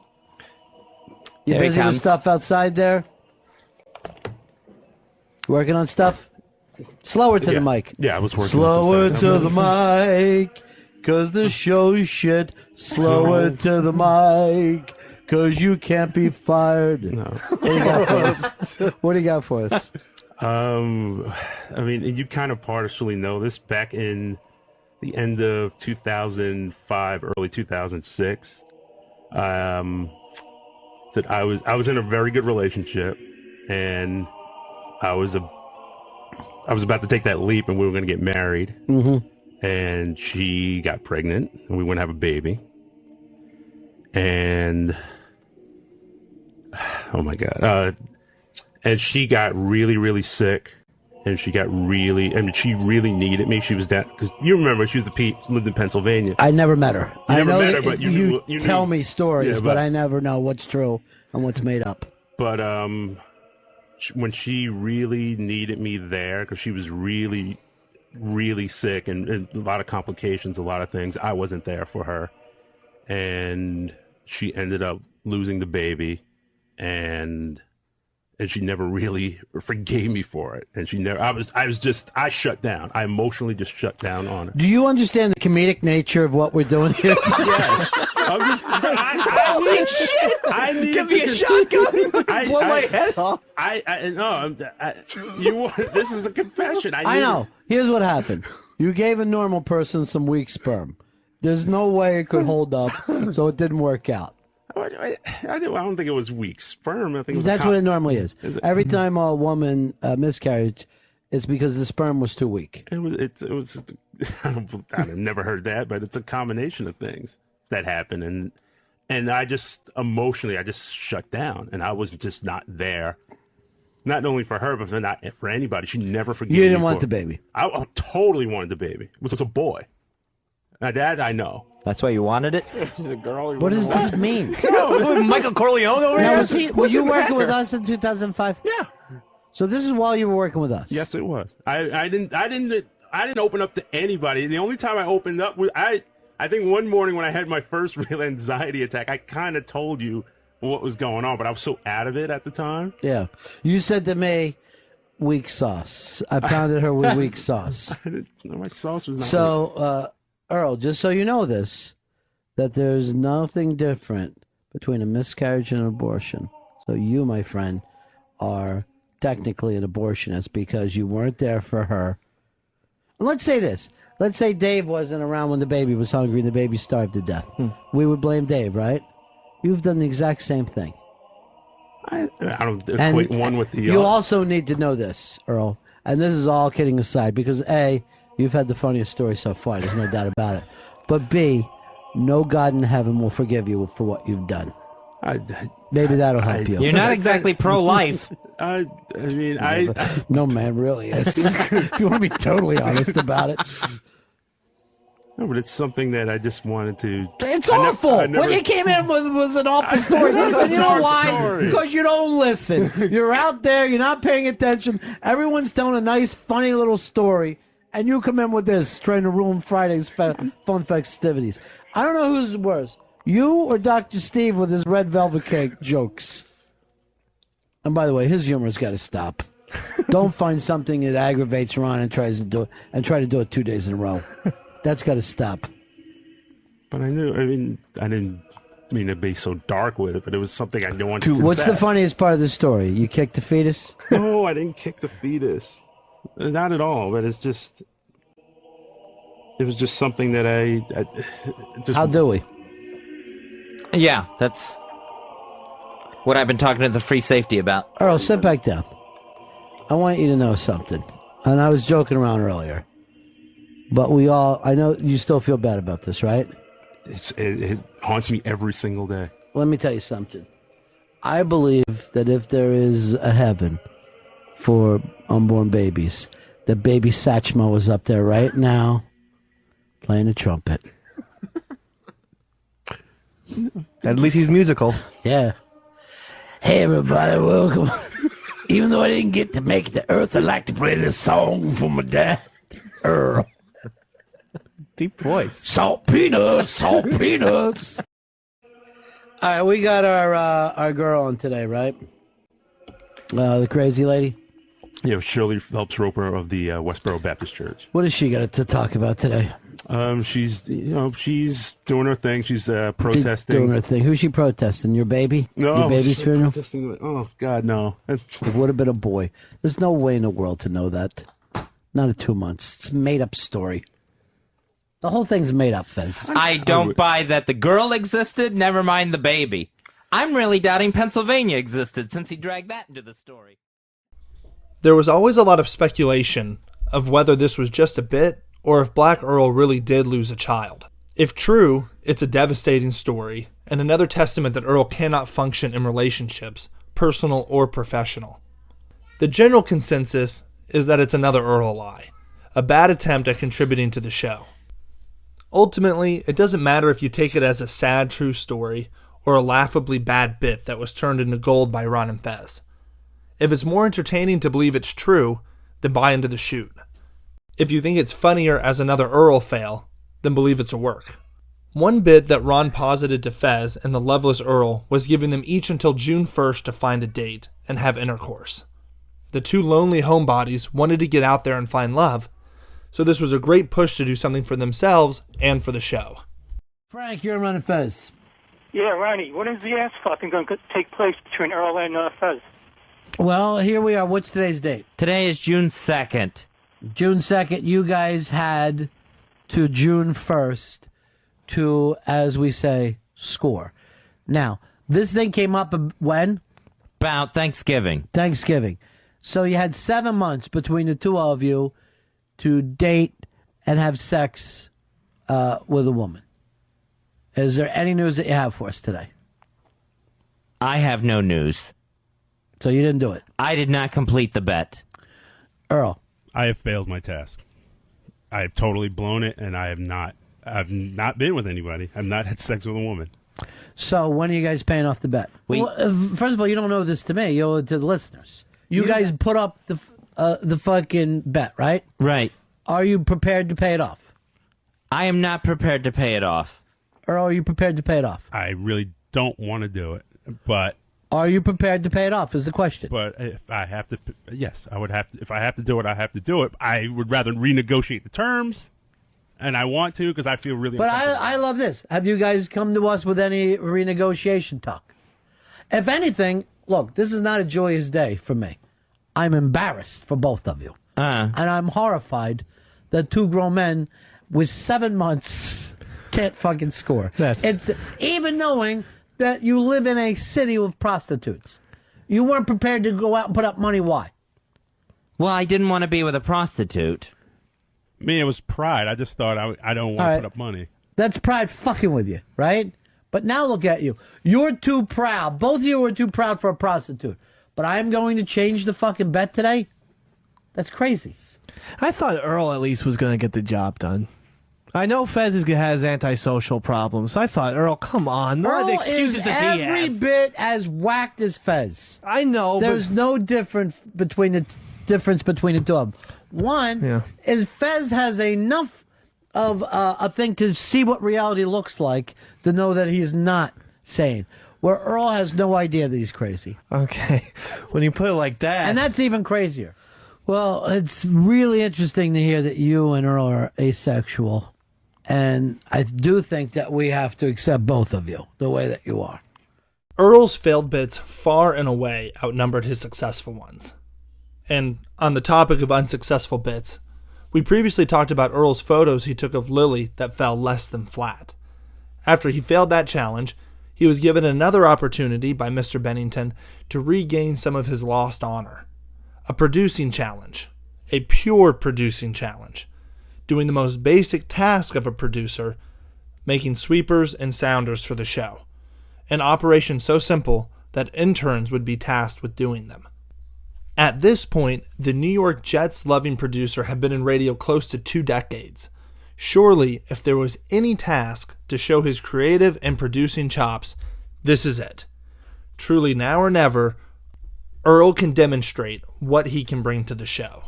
Mooch is right. You are an audio producer. Tomorrow's going to be your day. Tomorrow's going to be your day, Earl. All right. Yeah, I'm gonna do it. I'm gonna meet the challenge. It's gonna. It's not meet the challenge. It's do your job. No, do I? Well, the job that you should be doing every day. I feel as though it's like. Well, yeah, you're right. You're absolutely right. Thank you. But it will get done, and it's gonna be great. I have all the confidence in myself. Today is Earl's big day, right? Where we see if Earl can make it as a producer. Earl, how you feeling about this? As good as you did about the photography? I feel great. I'm really, really good about it. I feel great. I feel wonderful. I feel great working today. I felt good today going into it, and I felt really good about the pieces. I did the best I could on them. I'm proud of them, and I thought, considering I had the. No, I'm sorry. Is this something you feel like you should be doing every day as the producer of the show? There was things I loved about it, and there was things that got really frustrating about it. Like what?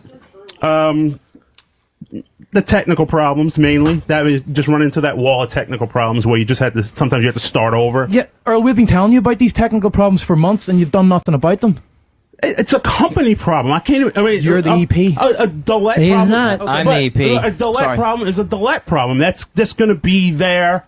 It's always going to be But there. how do you Sometimes feel- it crashes, and how I do mean, you- it's not just a Dave, show thing. It's a Earl, how do company you thing. feel about this? Is the first honest day's work you've done? Is that exciting, though? I'm not saying it was my first honest days. It's your first day producing for the show, though.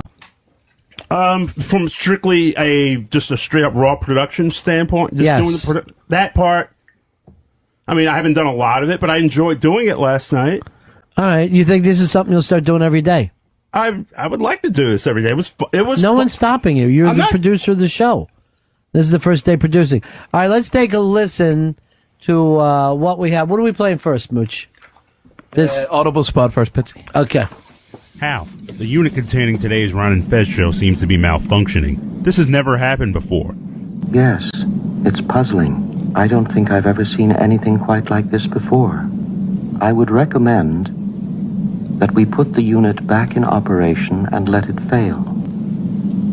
It should then be a simple matter to track down the cause. I'd rather go to audible.com and download today's show to a personal media device or to a PC. Audible.xmradio.com even has a brief description of the show. I don't know what's wrong with you, Hal. You haven't been yourself lately. I know I've made some very poor decisions recently, but I can give you my complete assurance that my work will be back to normal. Don't worry about it, Hal. After I upload today's Ron and Fez show from audible.com, we'll sing that nursery rhyme that you like to sing.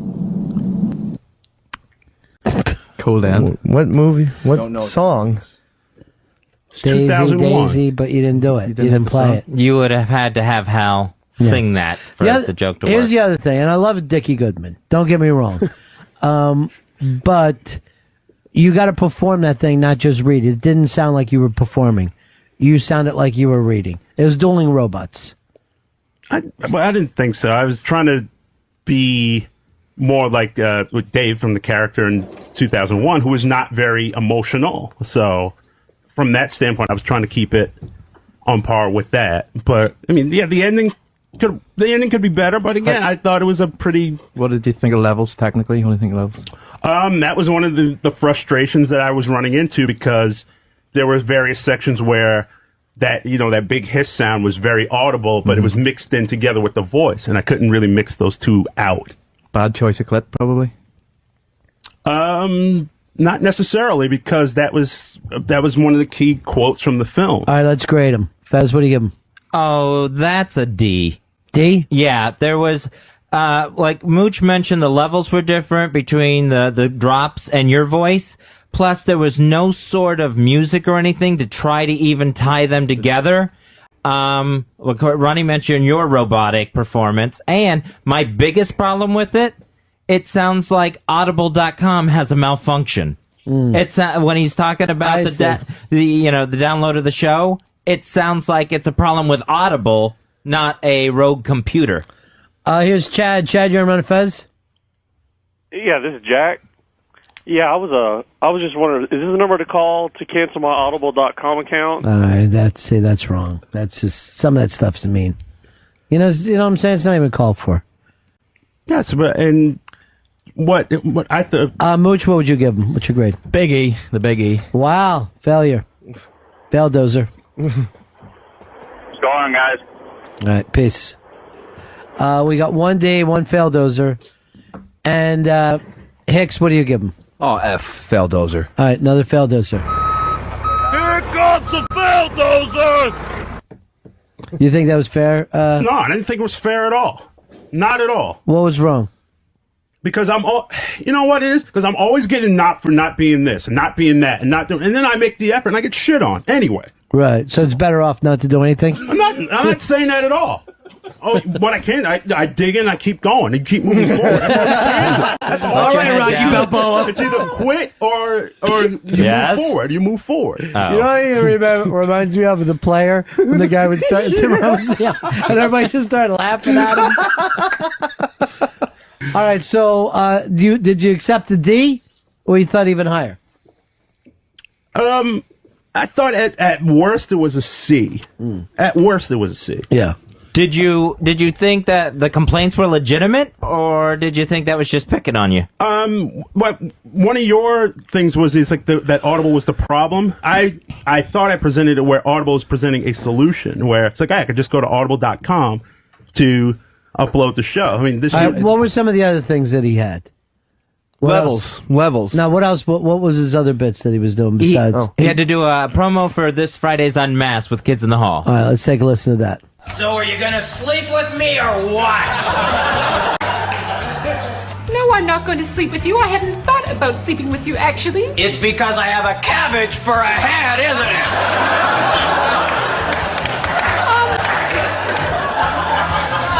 No, I don't judge people on their race, creed, or color. Unless they have a cabbage for a head, which I do. Well, I'd hardly noticed. Someone had to point it out to me. Which they are awful quick to on account of it's so freaky to them. Like at the restaurant. Well, you know, I don't think anyone would have noticed if you hadn't screamed. I bet we got such a shitty table because I have a cabbage for a head. Unmasked with Kids in the Hall will be this Friday, April 18th at 3:30 p.m. at Comics Comedy Club in New York City. If you would like to attend, email us at live@xmradio.com and put Kids in the Hall in the subject heading. All right, Earl, one of the initial problems with this was that you used the Kids in the Hall that aren't going to be there. And Cabbage Head is a very famous Kids in the Hall bit. Everyone knows Bruce McCullough does it, and Bruce McCullough will not be in attendance on Friday. Everyone knows that. But That's one of the more famous Kids in the Hall bits. Why ever. don't you? Does not know that. But it's a good bit. But they're not going to be there. That's like the fucking Hey Jude's a good song, but they don't play it to support the new Stones movie. Why not? But yeah, I wasn't familiar with who was what and where. That's what you need to be, though. You're the producer of this show. Just so you know, the other Pepper who's done these things made sure of that. You might as well have a John Cleese bit in there, because he's not going to be in attendance on Friday either. Michael Palin. Any other comments, boys? Technically, the bed was too low and you were too low. You need the vocal track to be pretty punchy for that kind of thing. It's too unbalanced. What you would do with a spot like that is you would have like a Kids in the Hall drop, come in, give some information, another Kids in the Hall drop, more information. It's all the information is poured out at the end, and the drop is just way too long. Too long. You don't know what you're listening to. You think you're listening to a skit for a long time, and then you start whispering like you're dying or something. I could barely hear you. Fez, what do you give him on this one? This one is an F. That's Feldozer. Here comes the Feldozer! Oh, that's rough. Hicks? Feldozer. Wow. Here comes the Feldozer! It's a shock. You didn't fucking name who's going to the fucking show. Yeah, and you don't have the information in there. That's true. Yeah. Fuck.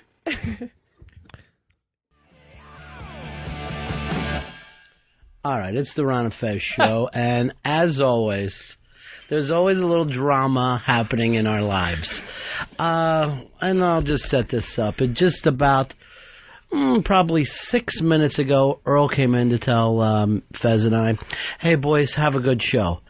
Moments later, we hear a soft thud on the carpet, and Earl had fainted.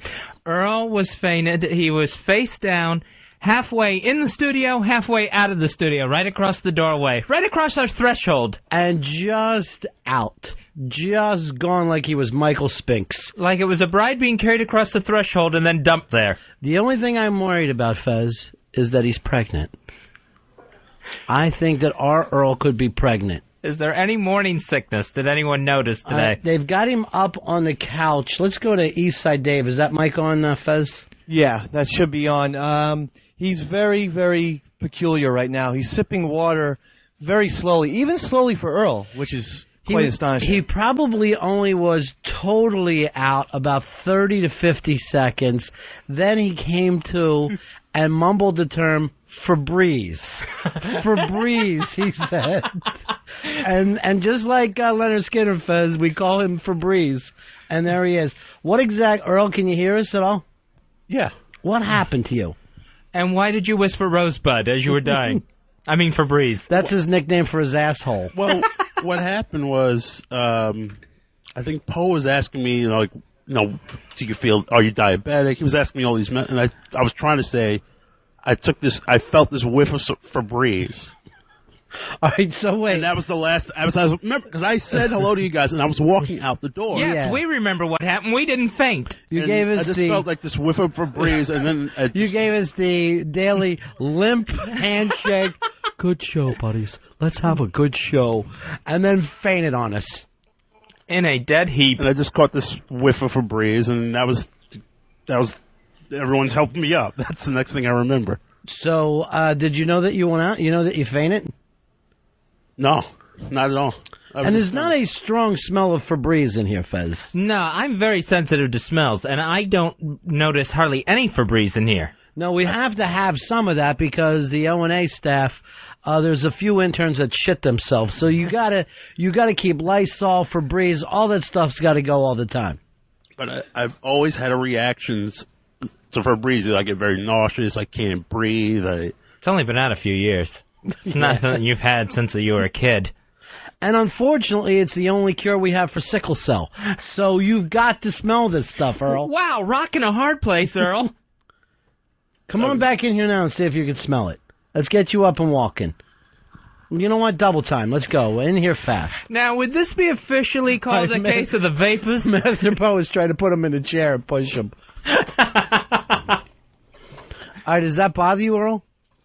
Can you smell the Febreze? Do you smell it now? Because I don't, and I smell everything. Hold on, is the room moving? Oh, boy. Earl, can you feel the room a little bit moving?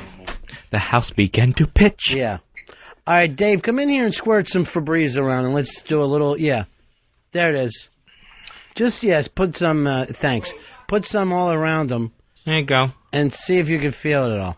Febreze air freshener. Anything, Earl? Yeah, stand up and start to run in place. And see, just take in some of the Febreze. See if that helps you at all. I'm still a little out of it. Yeah, sure. Is that what you need, more Febreze? Get him an oxygen mask that just runs Febreze through it. One of Earl Douglas's great trials in life was battling the debilitating disease of spontaneous fainting. The exact cause had never been pinned down, but he had been given a clean bill of health from medical professionals, even getting a CT scan to show that there was nothing physically wrong. He has claimed many different things were the cause. The air freshener Febreze, his girlfriend having a miscarriage, and lack of sleep all being accused of making him lose consciousness. The consensus among Ron and Fez fans was that Earl was faking it. When the heat would get too hot, fainting was a way for him to gain sympathy and excuse some of his errors. After all, who's going to hold the disabled guy accountable? Yes, it was quite an experience. You had the second fainting yesterday. Did you bring that up to your doctor? Yes, and they said they pretty much dismissed it as just anxiety. Ron and Fez. You've been dismissed. Ron and Fez talking to you until you fainted. Isn't there some kind of like sheep or something that if you yell at it, it'll faint? There's some kind of small sheep or something. I saw it on the Discovery Channel, and if you shock it, if you run at it and yell, it will literally faint. Yeah, almost like it's I don't even know if it's a defense response. It just keels over. Yeah, well, you know, defense response is I'll faint so I don't have to know what dying feels like. We need the answer to that, though, if anybody knows. 866-RON-0-FEZ, 866-RON-0-FEZ. They're so goddamn cute, I want one. I just want to have and yell at it all the time and have it faint constantly. I want mine to be real dramatic and, like, put its hoof up to its head and then finally faint and just keel over that way. That would actually be the perfect pet for you. A pet with anxiety. You should either have one of those chihuahuas that are always either real nervous or cold, or one of those fainting sheep. Where we have to go get anxiety medicine together. Let me go here to Eric. Eric, you're on Ron and Fez. Eric. Yes. Yeah. Yeah, it's not a fainting sheep, it's a fainting goat. All right, I'm some kind of a concrete moron because I don't know the difference. Oh, you're not a moron. Hey, was it Black Earl that picked ICP for the opening song? That's for the people in the know. 866-RON-0-FEZ. How you doing, fainting goat? You going to make it through 3 hours? I'm going to make it fun. I'm not a fainting goat. Did you faint twice on this show? Yes, I did. Was there any medical reason? Not that I know of, no. You're a fainting goat. Earl Upham, for all his confusion and antisocialness, clearly understood that Ron and Fez were not happy with his performance. This knowledge of his inadequacy was ever present on Earl's mind and physically weighed him down, like he was carrying 20 cases of ginger ale on his back at all times. If Incompetence was Earl's first great tragedy, In Line was his second, his third was Floundering. Mr. Douglas wanted to do a good job. He didn't relish being the butt of the joke every day, being grilled for his incompetence, or constantly being tongue-lashed by a frustrated Ron Bennington. But, like Sisyphus, the fainting goat could never complete his apparently insurmountable task of being the radio producer the show needed. And cracks were starting to form. Not physically in his sparkling clean bald head, but in his psyche. Earl, come on in here. Are you going to squeeze some out on the air or just going to be off the air? I'm all right. Come on. I'm okay. What happened, buddy? I just have no control anymore. What's bothering you? Just trying to get myself together. Because of the sleep? Yes. Is it the sleep or me? It's the sleep. And when I'm asleep, I'm not asleep. And it's driving me crazy. The one thing you want to do, the one thing that ends your day, I can't do it. It's just, my nerves are shot.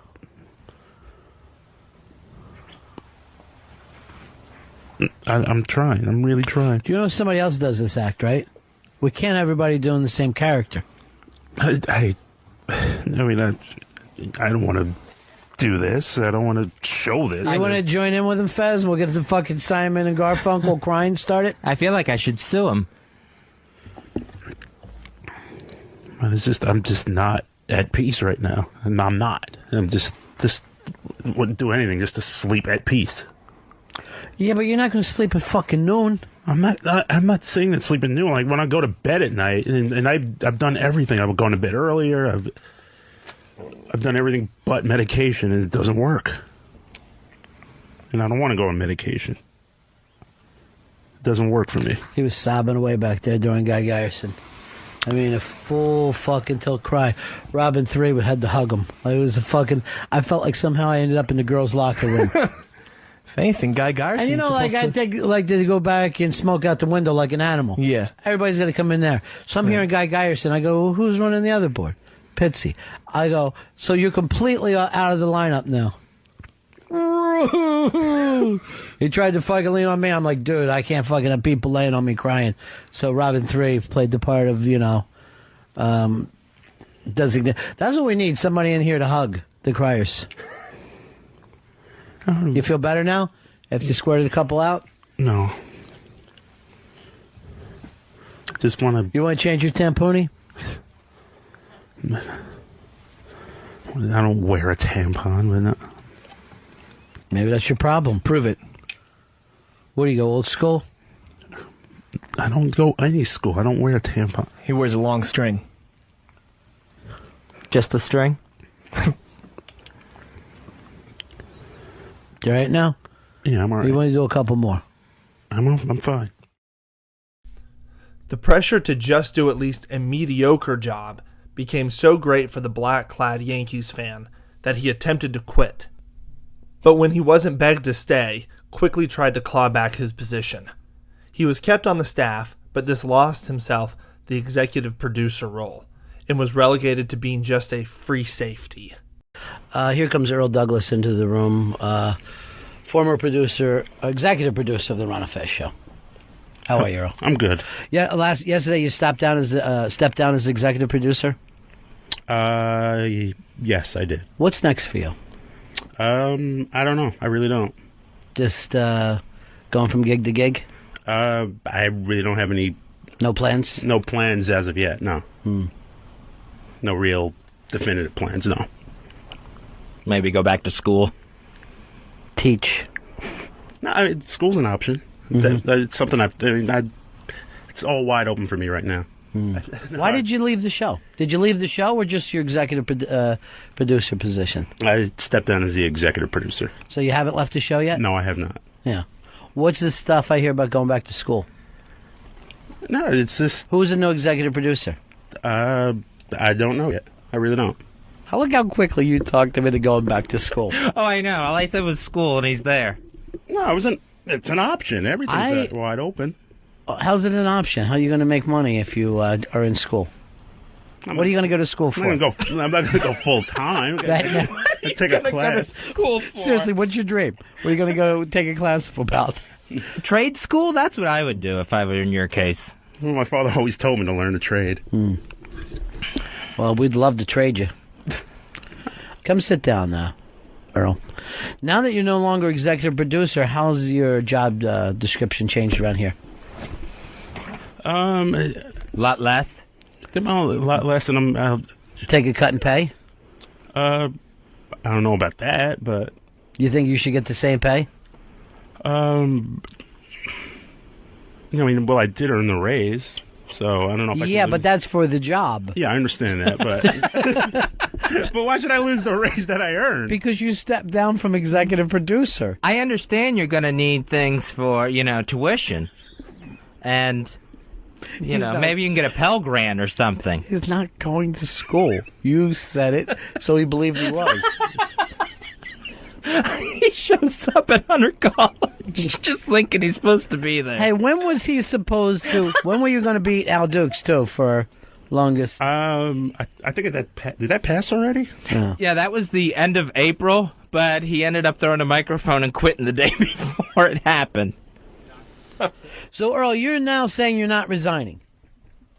No, I am not resigning. Now, did you say I'm stepping down as executive producer? Yeah, I had every intention of stepping down, but I over the last few days, I've had a change of heart. What? The fact that Fez and I talked to you about it? Oh, no, we didn't. I know once we didn't sit down with you and go, hey, buddy, you can't do this. I was just back in the office, and I counted there are 30 of Earl's books and 3 boxes filled with just what Dave said. They look like mixtapes. What 30 books are back there? Looks like, I think there was a Chuck Palahniuk and Muhammad Ali rap book. There's so many, like, I couldn't even count them. Oh, the Goomba diet, too. Yeah, we get books sent here all the time from Throw potential them out, authors. Earl. Give them back. And the CDs are even like categorized, like he's back there and he nicely has everything, like they're not going anywhere. They're kind of there. Yeah, to the stay. CDs are stuff pertaining to this show right now. That's the audio of it. Box and dust flew off of it. All right, does anybody think that Earl should stay? And I'm being totally honest here. For his own mental health, I would say resign. I actually, believe it or not, love Earl and think he can be good, but right now he is just in a world of shit, as they say, mentally. And is there anything to pull him out of this? Serious psychiatric help. And I mean, I'm not kidding around. I've suggested this. Wait a minute. Going back to 6 months ago, he needs 1-hour sessions and possibly electroshock therapy. Dave, you eat your own shit, and you tell me I need therapy? But I eat my shit, and then it's All right, over. hold on. I got Wiki on the air with this. Wiki. Hey. How are you, buddy? Good, how are you? All right, I had this conversation with you about Earl resigning as executive producer. He did that off the air, and then you heard him announce it yesterday on the air. Right. And you've been lining up candidates for us, and you've got half a dozen, and then the people that I told you about. Now Earl is saying that he wants to stay. Is this unusual? Is this an unusual thing to happen? Why is he changing his mind again? Is Earl there now? Yeah, Earl? No, I changed my mind. I just felt I made a mistake, and if it's possible, if I can undo that mistake. If it's possible. Undo that mistake? Yeah, I made a mistake. I made a mistake. And if 5 times. 5 times in a period of 24 hours. You said it Just 5 one? times. Yeah, just one. Among many, yes. But So, I mean, should he be able to stay at the same pay scale? I mean, does that seem fair to anybody? No, I say we split his pay in half. We take half of it, and then we give half to Pitts and half to Dave. And let one of them take over in that capacity. Earl, If he's going to come back, he can't come back as EP. Yeah, you're not. You resigned as the executive producer, right? yeah, Earl? I intended to step down, yes. So now you want to come back as executive producer. That doesn't make sense. You really have to climb the ranks again. Yeah. Actually, you're below an intern right now. He's an applicant. Let me tell you something. That won't be the first intern he's been below. Earl, do you feel like you should be able to come back as executive producer?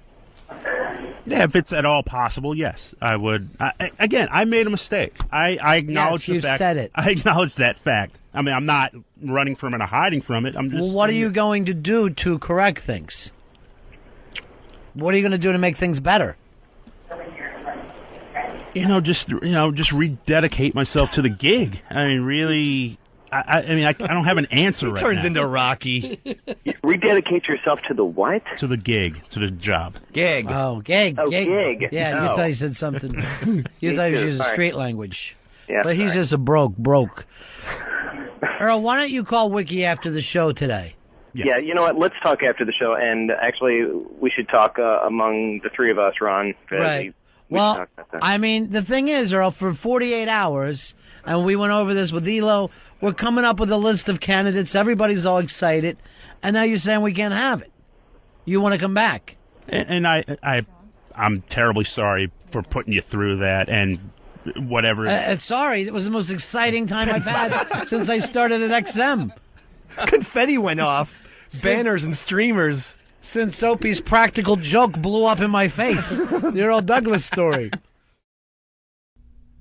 Sisyphus, through his endless hours of back-breaking toil, became an expert at pushing rocks up hills. Earlphus, through his 3 short hours a day of watching Mike and the Mad Dog while the Ron and Fez show was on, became an expert at nothing. Possibly the most egregious of all the radio skills Earlphus did not pick up was the ability to go with a bit. On January 9th, 2009, Fez was doing a no-talking challenge where he wouldn't talk for 24 hours, or a whole week. They say different time limits at different points. After doing a midnight radio show, Fez, Sheepy, and Earl stayed the night at the studio and then sat in on the Opie and Anthony show.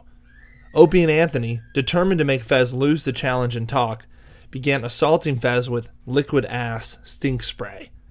triggering the fainting goat to leap into action and subsequently leap into perhaps the hottest pissed off Ronnie B. frying pan ever created.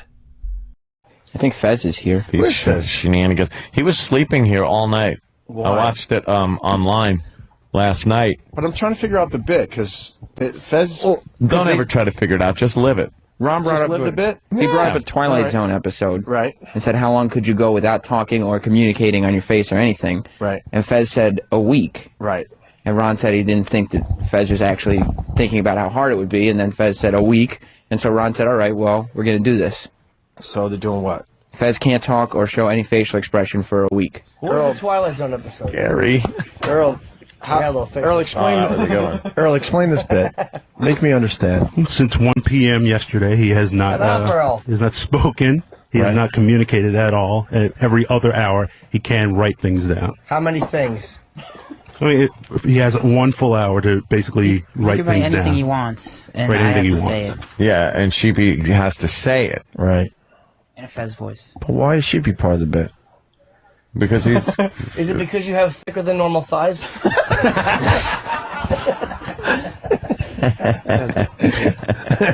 Because I'm his twink. Yeah, that's... Is that how it's going down now? Are we allowed to spray him with that? I wouldn't think so. No, he will not. That's... I will not? No, he will not. I will not. Ronnie... He will not. Why won't I? One of the things is I got to look out for Fez, and I will look out after Fez. Really? Yes, I will. That is a... All right. You. So you're looking out for Fez, and Yes. we can't spray him, right? Yes. I mean, I'm protecting Fez, and I'm dead serious about this. What if I get up like this? As long as you don't do it by my jacket.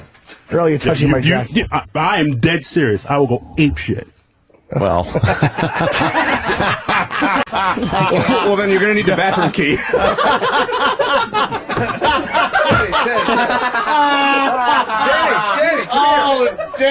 Danny, come here for a second. Damn! I'm sorry. Oh, okay. I had to leave for a second.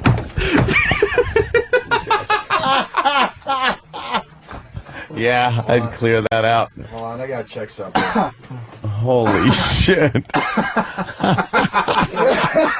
wait, explain that again, Earl. I will do whatever it takes. I will go fucking insane if anyone gets near Fez. You're very It's brave. protective of Fez. I gotta look after Fez. Why can't...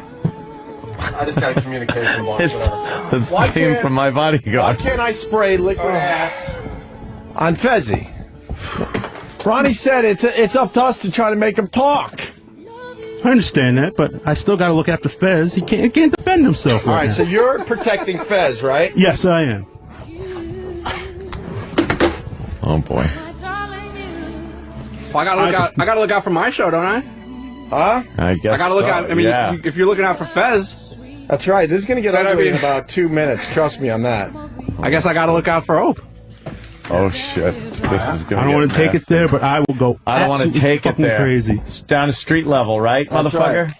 Taking this down to street level. I think we try to spray Fez and see what happens with Earl.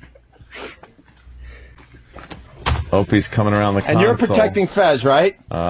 You're protecting Fez, right? Earl is going to 3, intercept. 2, 1, go! All right. Wow, it's a melee. Yes, a what total did? fucking melee. Earl, you have no idea. Sam has been spraying Fez, you idiot! Oh no. Oh. He's fine. He's fucking dude. I don't know. Earl, I didn't drop him. I lifted his leg up and he fucking pretended like I fucking. You killed Earl. I gave him a fucking Hadouken. I think you knocked out Earl. Fine. Earl, you alright? Earl, did you get knocked the fuck out? It's fine. You alright, Earl? You okay there, Earl? Earl, you alright? What did you hit? Your head? It's over. Earl got knocked out. How did that happen? Cause I lifted his leg up, and then he just whoa, and threw himself backwards. Like I didn't even put anything into that at all. These guys are always battling, though. What the fuck? That's a hell of a picture you got there. Let's make sure Earl's Hope okay. you had a nice piss, Arnold. Well, the bit's over, so Fez, you can say whatever you want, obviously. I mean, you wouldn't possibly keep the bit going with Earl knocked out cold on the floor. Earl, are you okay? He's alive. Wait, Patty, come in here. Patty, what did you just say? You got to time it 15 seconds and multiply by 4. I used to work as a hospital aide. Well, why don't you fucking take his pulse and don't tell us? Don't just stand there and do nothing. With a second hand, though. Well, did they call somebody? At least make sure. I'm sure he's fine, but call somebody and make sure. Yeah, Patty's checking Earl's pulse. Earl, can you move your toes at least? Do you have a watch, Patty? Yes, I need a watch, yeah. I'm looking for his pulse first. He looks a little dazed. A little dazed. He's laying down on the Okay, I floor. got a pulse. Can somebody tell me when 15 seconds All right, is up? Right now. Okay. It's like a Brian Regan bit. As kids, we all become doctors and try to figure shit out. Earl, where did you hit your head? In the back or the front? Can you say back or All right, front? Patty, right there. Okay, 28 times 4. 112. That's my pulse. that's a normal- that's a normal 112. pulse. Normal's That's like fine. normal's like 60 to No, 75. something like that. 70, And- 75. and he had Patty's been- pretty accurate. 112 is a bit high. He had been Yeah. active, though. He had been involved in a brawl. Well, you would have been able to join Muni, though. That would have been nice. He took a good fucking Did whack you up see the head, man. Scotzo for a second? But Scott's Come to the light. Exactly. Earl, come into the light. I'm hanging with Keith Moon. He got. I think John Lennon. I think he got kind of knocked out because when guys get knocked Dude. out, they fucking use smelling salts to bring them around. I mean, I know that. Well, why don't we use the liquid ass to wake him up? Because No, that's like smelling. That what? doesn't work like smelling Let me salt. tell you, I got it. Honestly, some people think Earl was faking. I think he really was Don't knocked put that out. shit on. Don't. Then what happened? Ask him what happened. Earl, what happened? I got to explain to Earl what happened. Holy shit. Earl, you had a really bad dream. We're still here at NEW. Yeah. We have Scotzo's coming on. Scotzo just left, and we're going to be doing our afternoon drive show. You got to hang some pictures, though. Got to hang some pictures. We're going to go through the world's largest rock and roll library and figure out our music for today. I can't believe that you guys have fucking left me with Sheepy as somebody for me to interact with today. I have blown this off for the entire day. I'm gonna fucking rain shit at fucking 3 o'clock. Rain fucking shit here. Is this Earl? Come on in, Earl. Get the fuck in.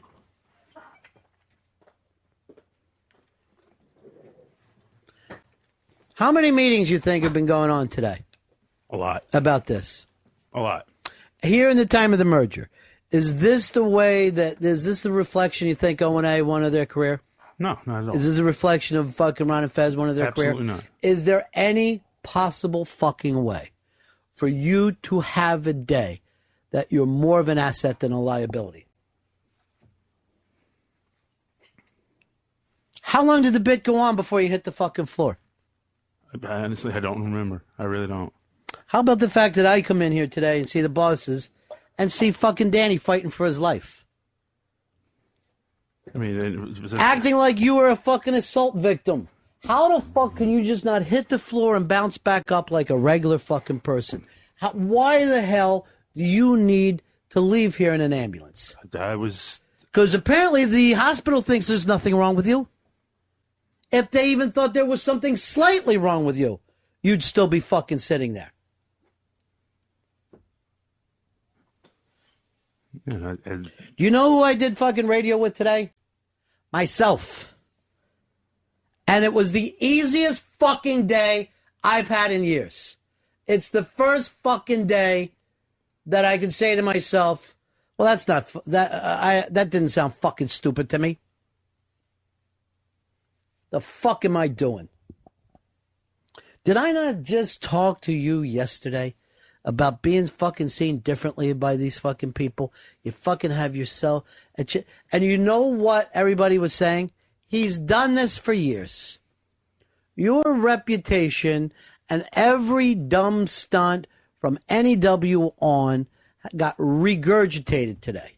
So all the people that you wanted to impress by your abilities to book fucking stars and produce interview shows are out the window, and you're just remembered as the fucking crazy guy who throws microphones and faints and fucking is a joke as a person. That's the beauty of it, Earl. That's the fucking beauty of where you've taken yourself. And you set out to do it. You were in a fucking mood yesterday. You were in a mood today. I mean, you were in your glory as I walk up the street and see them putting you into a fucking ambulance. And I say to the guy, is he okay? And the guy goes like this, yeah. Like, I can't believe I'm over here putting a fucking healthy man in a wheelchair. I mean, I didn't even... What is it like? I mean, what is it like to be fucking known like this? No, I mean, I was out. I don't know. I don't even remember it happening. Your life? No, my Is that life, what you most forget about? I don't know what to do with you anymore, bro. I don't know what to fucking do with you anymore. This is the thing that I love about Earl. He is a guy who's ready to sit there and say that somebody on a sports team is dogging it, that somebody on a sports team has no heart. The Jets have let him down. Earl, you're beyond the Jets. You're having a fucking Detroit Lions year. I mean, basically, I don't even remember what happened, but I remember just trying to get up, and I could not get up. Then why aren't you still in the hospital? Why would they let a paralyzed person I didn't say walk paralyzed. out? I just said I was like, I couldn't get up, and I just couldn't get my wits about me. You haven't had your wits about you since I've known you. Since I've known you. And then they were calling for everyone. I was like, and I kept saying, I'm fine. But they're like, we don't want to take any chances. I was like, but I'm fine. Oh, it's their fault. I'm not saying it's anybody's fault. It is someone's fault. I'm talking to the guy whose fault it is. I told you how to handle yourself today. I told you how to handle yourself since this merger. Now I'm fucking sitting there talking to the bosses saying, you are going to get this from this guy. He'll start to lose, he'll faint, and he'll find himself at the hospital. And they said, how is he still there? And I explained the pre-Obama world. I go, you got to understand, he came here from pre-Obama times.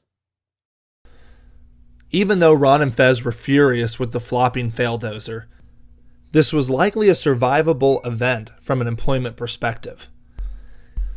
SiriusXM wouldn't have been foolish enough to just let him go and risk a lawsuit. Regardless of weatherability, just 7 short days later, Earl told Ronnie that he had something he wanted to share on the show. Earl, come on in here. You had something you wanted to read to me?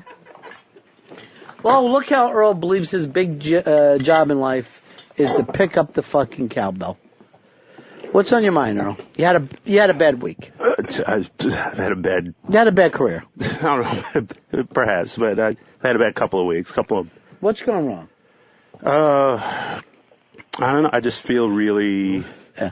You wrote up your pages? You got it all in front of you? I don't have it right now. Run and get it. I'm going to count. 1, 2, 3, 4, 5... He does a dead arm wrong. 37, 38, 30. That's really slow, Earl.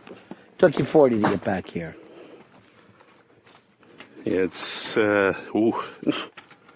cathartic. It was very... This is about what happened since you got knocked out? Yeah, and just things in general, really. Okay. And just really kind of... I mean, that was really just a summation of what's been going on with me. All right, what is it that you want to do here, Earl? You want to read to us? Yeah, I mean, it's. Is this you quitting? I don't want to step on the end. There's other opportunities for all. Let's just let you read what you wanted to say. Yeah, I mean, and please bear with me on this. It's quite extensive, but I'll read it. The last couple of months have been very difficult for me. There's been this disconnect that I've been feeling. A disconnect personally, professionally, everything. You know what? Let's start that over because this is really gone bad. Just say I quit and leave. Just say, Ron Fez, I quit. And I will have that be the third thing on the party. So it's Mooch and Pixie, Fez's big secret being dropped to his parents. Right. And So Long and Sweet Dreams, Earl Douglas. Shall I let you just read your thing? Okay. Well, start from the beginning. And address people, because I don't know who you're talking to. You talking to me? You talking to listeners? Who you talking about? I'm talking to you. I'm talking to Fez. I'm talking to the staff. I'm talking to the XM Nation here. All right, that's how you're supposed to start a speech. Hello, everyone. My name is Earl. Just wanted to get that out of the way. Like the TV show. All right, start. You know what? I'm stepping on you. You got something that you want to tell. Man. The last couple of months have been very difficult for me. There's been this disconnect that I've been feeling. A disconnect personally, professionally, everything. And the more I try to connect, the further away I seem to go.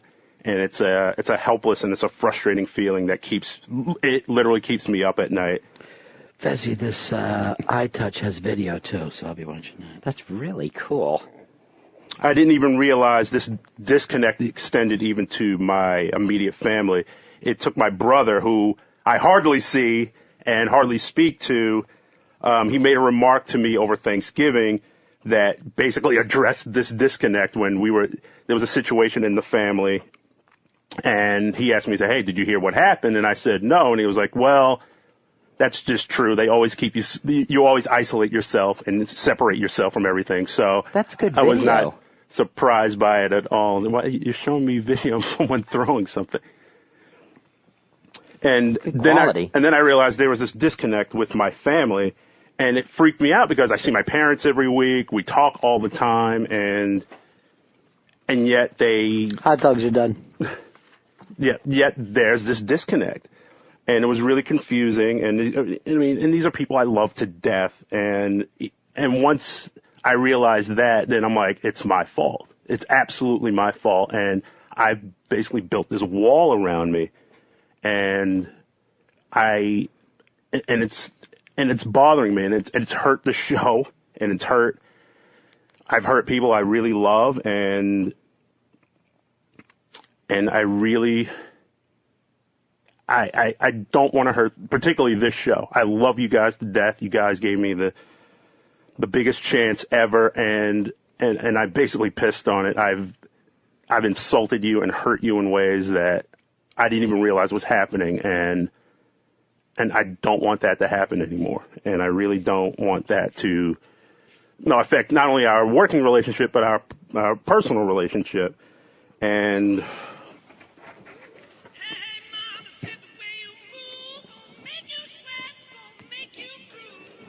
what's worse, it's extended to my friends, it's extended to my family, and it's extended to the work. And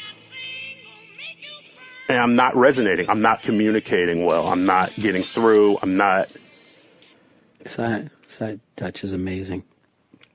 And it's really, it bothers me. And I was the last person to realize it. And I really just want to say that I got things to deal with. I got stuff that I have to work out. And I'm just tired of letting the show down. I feel like I'm really let the show down. I let the listeners down. I let the company down. Don't worry about it. We wish you all the best. We hope you find yourself.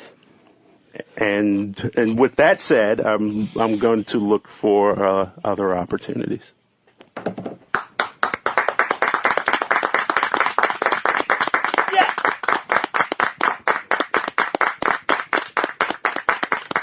We're gonna miss you, buddy. So tonight is Saturday's the farewell Earl Douglas, along with Pixie, and so today's your last day. Here's what I want to say to you, Earl. Thank you for being here. You were the best. I mean, we will miss you. I'm. Take care, buddy. I mean, see you later, pal. I mean, Ron, I want to thank you for. Enough said. For Enough everything said. And the debt I owe you, I can never repay. You can try every week. Just give me a couple bucks. Go ahead, let it fly. No, I'm just like. How is it you feel about me, Earl? You guys pulled me out of like nothing. You know what I mean? I was like in the radio graveyard, and well, you're back into it now. The Hudson River, and you're back into it. Best of luck to you. We're gonna miss you. Are you going to stay here the rest of the day, or are you leaving right now? No, I would like to if I could. But Sure. You want us to get you a cake? No, I mean, I'm just really, it's really emotional, you know what I mean? It's just really, Fez is emotional for you at all? Well, I just, I hope he had, but wish him all the best and things. And again, and the guys I love you guys, man. I never showed it. I don't think I've ever said it, but I mean it. I really love you guys. You guys work your asses off. Yeah. Everybody did but you. But we did know you, Earl. You can't say we didn't. Yes, and what was the final thing?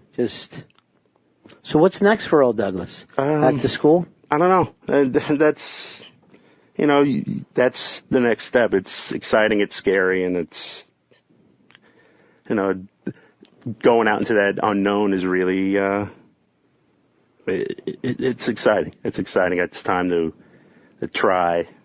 To let go a little bit and really to give up a gig in this economy, though. I mean, you don't have another gig. That's amazing to me. You got nothing lined up. All right. Well, you will be here the rest of the day. Mm-hmm. I want to, if you let me. Well, Dave, give him his place over there on the seats with everybody else. Go ahead over. Earl Douglas, gone.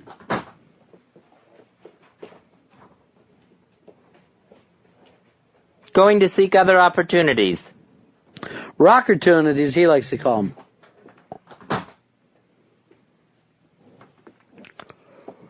Wow. That surprised you, Davey Mack? Totally. I am shocked. But I just want to say that is one of the greatest speeches I have ever heard.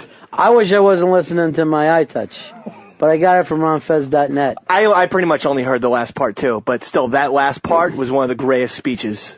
It's kind of weird, but look at how comfortably he fits in with, the people on the bleachers. Yeah, it's just his skin. Kind of just blends right in there. It's only because he's dark. Camouflages him. Earl Douglas, gone from the Ron and Fez show. End of an era. Yeah. Where do you think he's going to end up going? If he leaves, or he's leaving, then this will be his last radio job. I don't think so. I think he'll work in like a sort of a men's clothing department. I don't think retail's in my future. I didn't say retail, maybe a tailor. Please stand still while I measure your shoulders. Now it's time for my favorite, the end theme. I just wanted to buy a tie. That's right. Stand still, please. Excuse me. Would you like any shoes to go with that tie? If you just wait here, please. I don't know how to use the cash machine. Boss man will be back in a few moments, and I'm sure he'd like to ring you up. Does haberdashery work appeal to you, Earl? All right, I just got the Variety magazine. Tells me he already has an interview with Cyber Productions later on this afternoon. There was one more night in Brooklyn. Stuntman work? In the role of Grip. That's in The Keeper. One for safety. You're not the director. That's perfect. This is a rehearsal, but I'm going to shoot it anyway. All right, that's about it for us. We're ready to get out of here. Earl, is there anything else you'd like to say to the listeners or any of the guys here? You absolutely stunned us today, but this is it. We won't see you Monday. You decided to walk away on a Friday afternoon, and you said you only made up your mind this morning. Yes, that is true. Didn't even talk it over with another human being. I thought about it for most of the morning and into the afternoon, and what happened. So I just want to say, I thought I'd never be saying this, but your mom's box. Wow. Unbelievable. That is amazing to me. Yeah. I am stunned that I'm sitting here listening to it. So, Earl Douglas walks out, but big party this Saturday night. And you will be there, Earl, to say goodbye to people? Yeah, I'm going to wish Pixie and Mooch the best. All right, your mom's box is supposed to be the exact last thing. I tricked you. I tricked you. Many online, including myself, have speculated that the disgruntled radio host pulled Earl to the side after his O&A debacle and told him he had to quit or he would be fired. We could be forgiven for believing this theory, since it seemed like every other week Ron and Fez were talking about how they only kept Earl on the team due to friendship. Because I'm furious. Why, though? I'm furious because you and I came to XM. Oh, jeez. Here we go. We're going to get the long story. Yeah. Yeah. And you know what? Why, at this point, should I have to tell people, especially someone who's been in radio for 20 years, how to do things around here? What, I mean, shouldn't Fez, friendship. We were going to make changes. You wouldn't do it for friendship. Do you feel like a friend now, the way you're acting? No, I have made a huge mistake. But why are you this angry? This is Earl. This is the Earl we know. On his Patreon show, Questions from the Satellite, Eastside Dave confirmed that Earl's quitting took place exactly how it happened on the show, and gave some other great insight behind the scenes on Earl's growing neuroticism in the face of his inability to meet the demands of his occupation. As a quick plug, you too can have the ability to ask Dave questions about his time at the Ron and Fez show by subscribing to his Patreon for only $5 a month and get access to his great show, Tales from the Satellite. Was Earl's quitting really as shocking to you as it seemed on air? There's been speculation online that after the fainting on the O&A show while Fez was silent, he was forced to quit. No one was ever forced to quit on the Ron and Fez show when I was there. Ever. That was not anything that ever happened. Earl's quitting was all Earl. He came in with a piece of paper and we're like, what's this all about? And then all of a sudden, bam, he's resigning. At least it was to me. And it was to Chris Pepper Stanley. I don't know if I thought it was to Fez.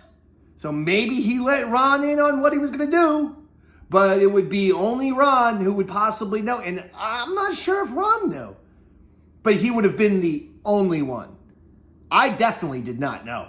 100% it was shocking. The fainting on the Opie and Anthony show, which we've discussed at some points on Davey Mack's Tales from the Satellite. Oh yeah, we did a whole Earl fainting goat episode on Davey Mack's Tales from the Satellite very early on. So go check that. That was, I don't know, episode 1, 2, or 3, something like that. Very early on. But great episode. The Earl fainting really did fuck a lot of things up in terms of, for that day. But I ran in to the Opie and Anthony studio when he fainted, tried to pick him up physically, and had a note that said, get the fuck up. They're going to call the ambulance. Okay? I knew that if Earl got a goddamn if they called 911 and an ambulance arrived, we would all be getting in a lot of fucking trouble. Come on. That's when goddamn they have to involve HR and all this other stupid shit. I knew it. I ran in. I gave him a note. Get the fuck up. They're calling the ambulance. I literally tried to pick him up. He wouldn't stay. He was dead weight.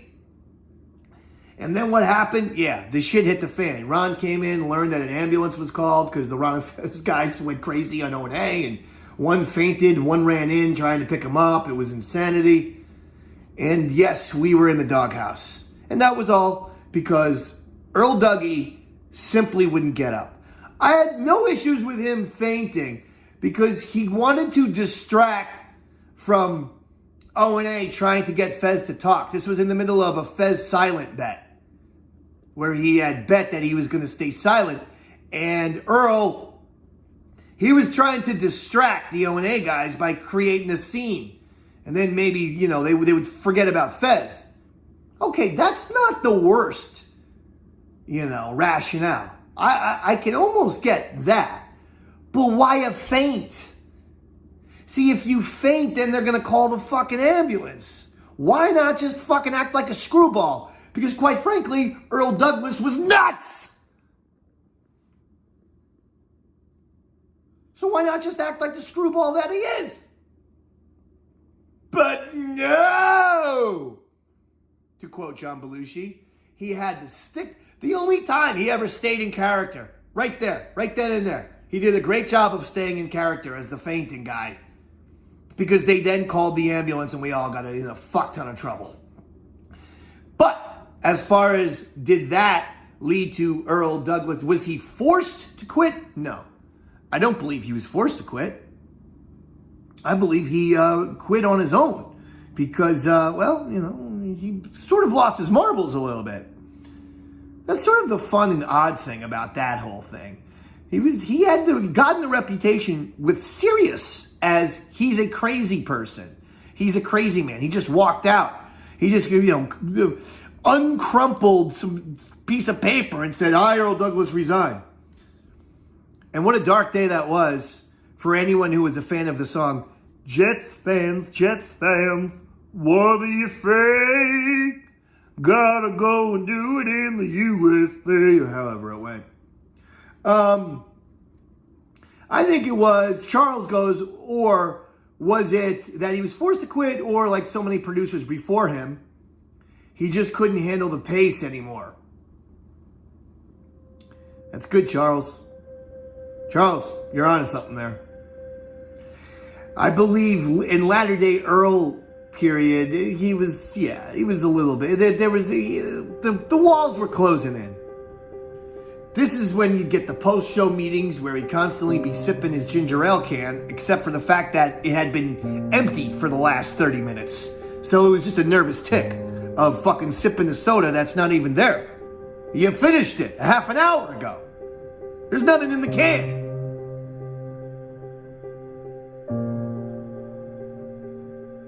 And thus ended Earl Dougie's employment with the Ron and Fez show.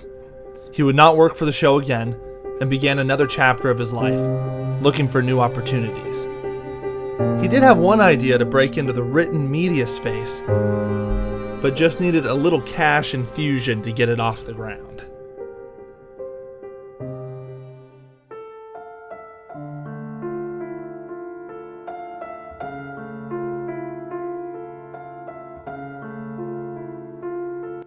For all his decades of radio experience, unemployed Earl was unable to land a job with another radio station. The good news is that he now had time to work on the Black Rock Coalition, and combined his love for black rock and roll and photography into a picture book, Black Rock Volume 1. There would never be any subsequent volumes. Unfortunately, not having a paying job had left Earl strapped for cash. Putting his feet up in his Forest Hills, New York apartment, he thought which of his friends he could borrow money from, to pay for his sure-to-be bestseller. Fez Marie Whatley immediately came to mind. Since you're loaning Earl $2,000, would you like some threads out there saying Fez is a great guy? He's loaning Earl money? I don't need that. But wouldn't it be great? It would be nice. It would be nice to be called a great guy for once in a while. Would you want to present Earl with a gigantic check? And the good news is, present it. He's good for it.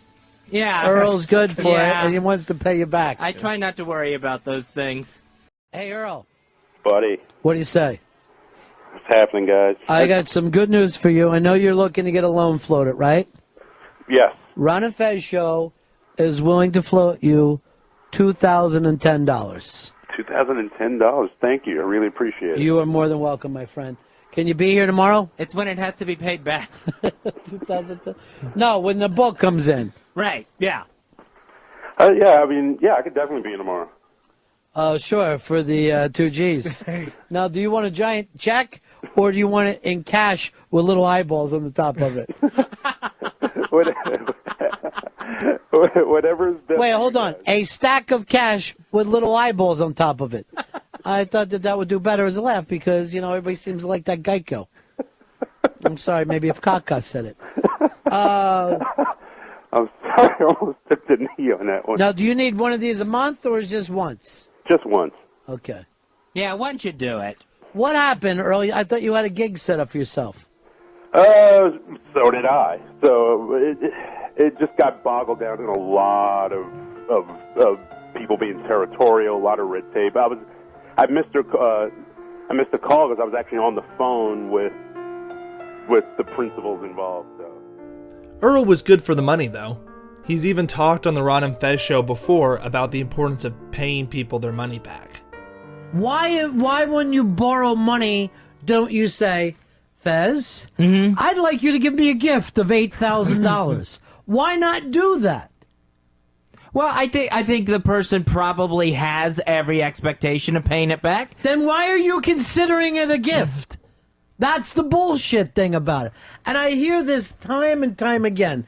And again, we act like the only people who should have any morality are the ones with a little bit of money. It's bull. You could end up giving this guy back $10 a week, $25 a week, but the intention is there. You're being a stand-up person. To act like, hey, you gave me that money, but you got all the rest of the money. Fuck you. What's that got to do with anything? Earl, where are you on this one?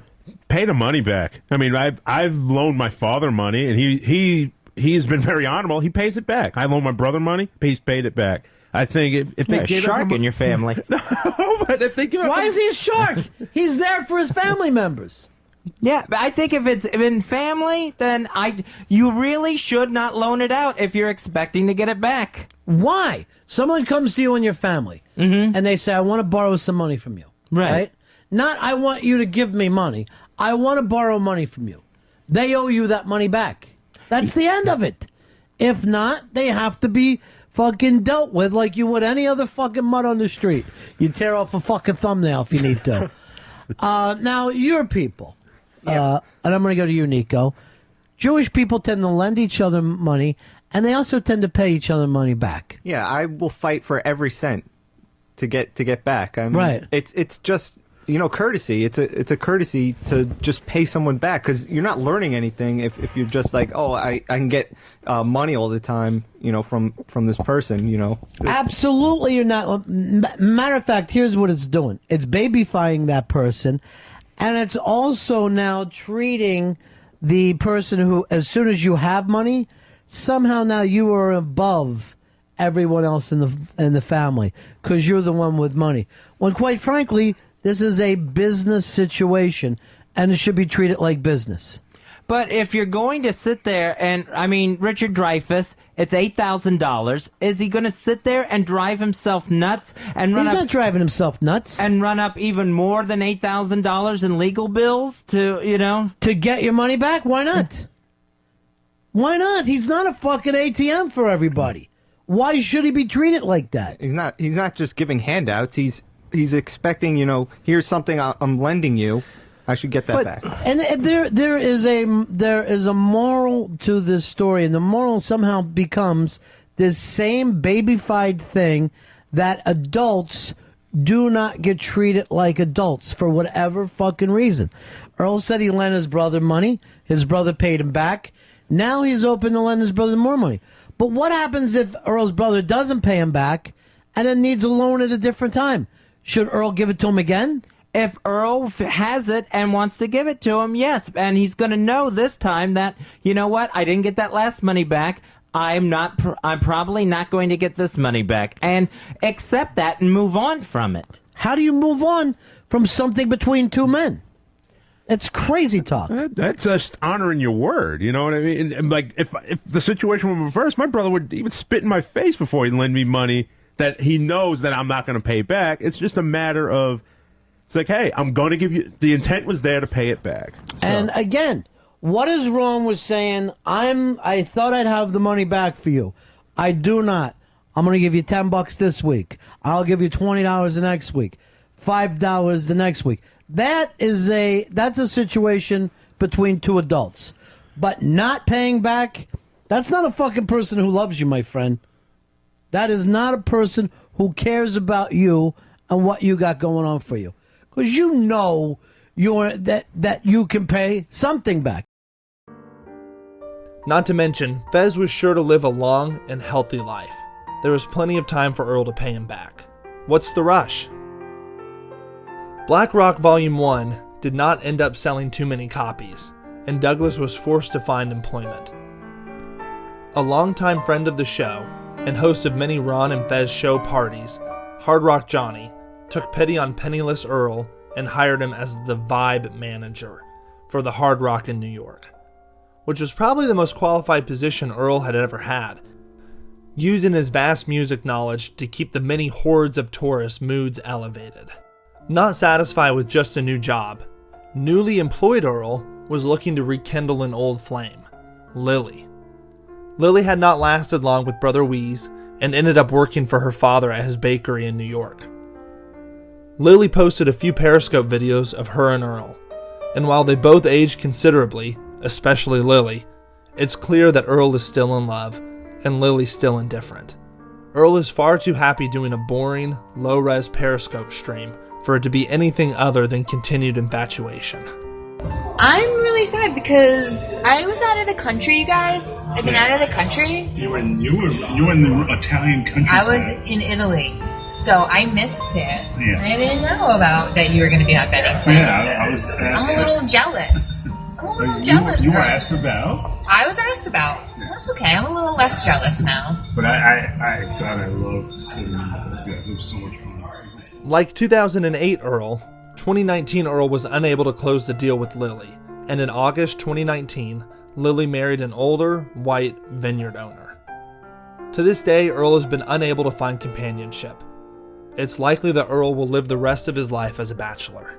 Edie also started a short-lived WordPress blog where he would mostly plug his book and post music.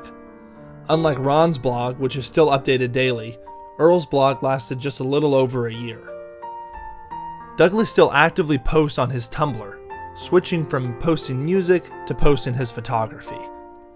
Black Earl did a little writing as well, getting articles published on obscure music topics or bands every now and then. Otherwise, Earl's social media is filled with videos of concerts, his photography, and some political statements. The Obama supporter is unsurprisingly not a fan of Trump. And so went Earl's life for 10 years. Not much change in his personality and interests. Still going to concerts. Still stalking the streets of New York taking photos. Just absent from the airwaves. Until...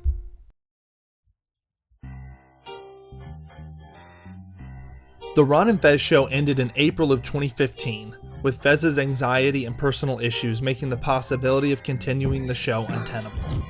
Fez reverted back to Toddy Boy and retired to his family's Florida swamp. Ron started a new show with his daughter Gail titled Bennington. If Ron and Fez show fans were expecting a similar show to the Ron and Fez show, they were mistaken. The Bennington show, which still airs live most weekdays on Sirius XM radio, is remarkably slower paced than the Ron and Fez show was.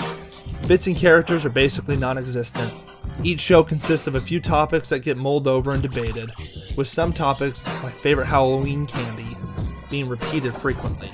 This is obviously a deliberate choice by Ron, who has been doing radio since 1986, and wants to spend some time with his daughter, get her a gig, and have a more relaxed program. This isn't to say the show doesn't have its great moments, but when compared to the Ron and Fez show, which has full archives available online, and even a decade later, fans frequently clip and listen to full old shows. No one is archiving new Bennington shows for free, and there's practically no Bennington clips posted to YouTube that are newer than 2019. Possibly to shake up the show chemistry, or just to add some excitement, or missing the incompetence and deceit of Earl Douglas, Ron got him rehired at Sirius, and he became a junior producer on the Ron and Fez show. Ron Bennington, Earl Douglas from the Bennington Show. It's the return of Earl Douglas, legendary producer. I can't tell you, like Travis and I have talked about it multiple times, because obviously Travis and I are the only ones left in the office that have been around since 57th Street. Yeah. And when we started seeing Earl Douglas, Febreze himself, in that office, like on a daily basis, it just makes us smile. every day. Jimmy, I guess you go back. I go back with Earl since NEW, of course. Yeah, like what, 18 years ago? Yeah, Longer 2000. than that, Yeah, about 2000. Yeah, that's crazy, huh? Yeah.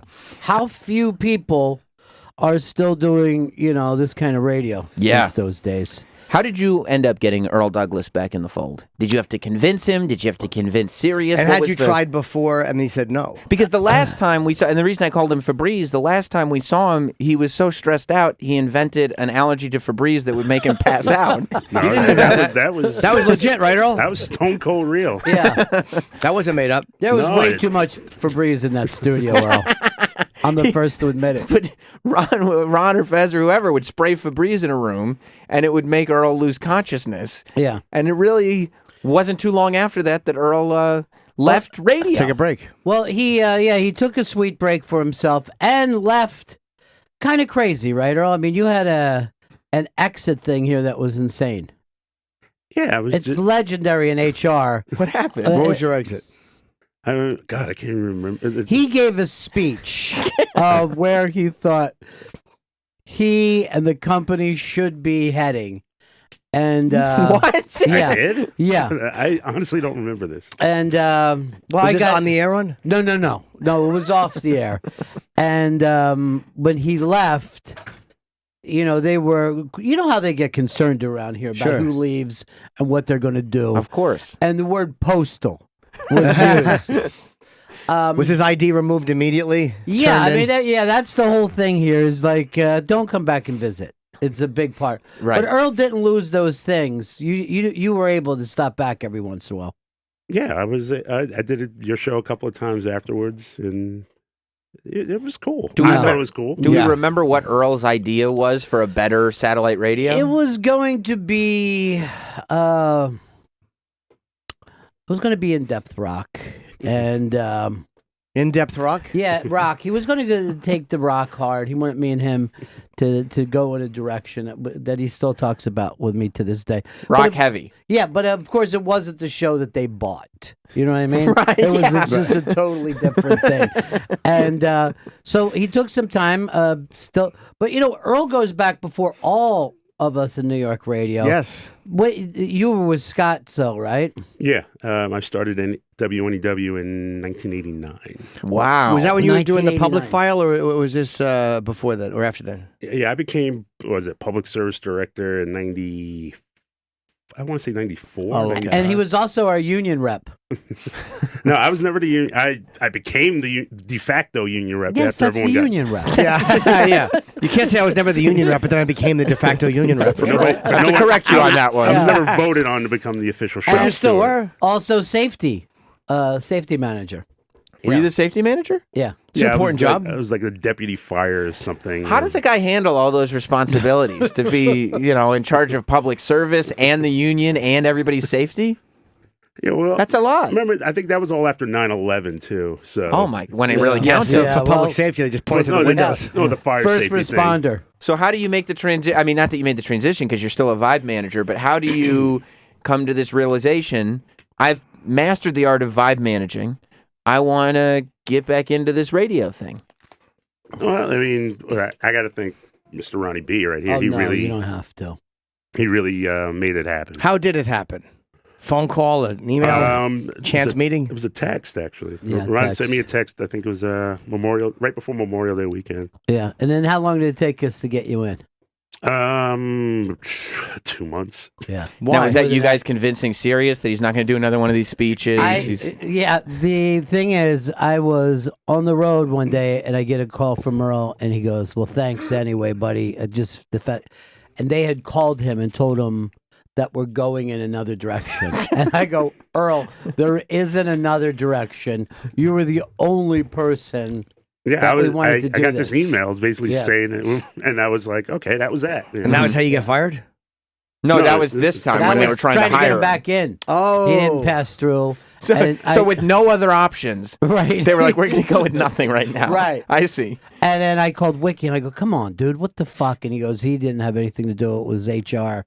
Because once they put these tags on you, right? You know what I mean? That's the problem. That's why we can't get East Side Dave back in the fucking building. Yes. Just to say hi, because he made a couple of fucking murderous threats. Just a couple. Yeah. And that doesn't leave. And he's like, to me, he's like, the guy left. And I go, yeah, but that fucking thing, it's just stuck. After a brief honeymoon period, much to Ron's delight, Earl had not changed an iota. He still lies, he still takes naps in the studio, he still gets flustered and frustrated. Is that right? Yeah. Now, I believe the Earl video is up on social media. Let's give that a try, Chris, if you can do it. All right, let me. I'm gonna refresh. I'd like to see it. I haven't seen it yet. Well, you got to see it in person. I did get to see it in person, but I'll tell you, I had a moment where I was like, I should record this, but I'm staring directly at Earl, and I was like, that's going to make things a lot worse for me in this moment. I thought it was safer not to. All right, So so he could come at you, huh? Yes. all right, here's the Earl video is up on our stories on Instagram. Here it is. I'm not happy. I just want you to admit that you're a liar. And Hey, he's- Earl, put the mic down for real, bro.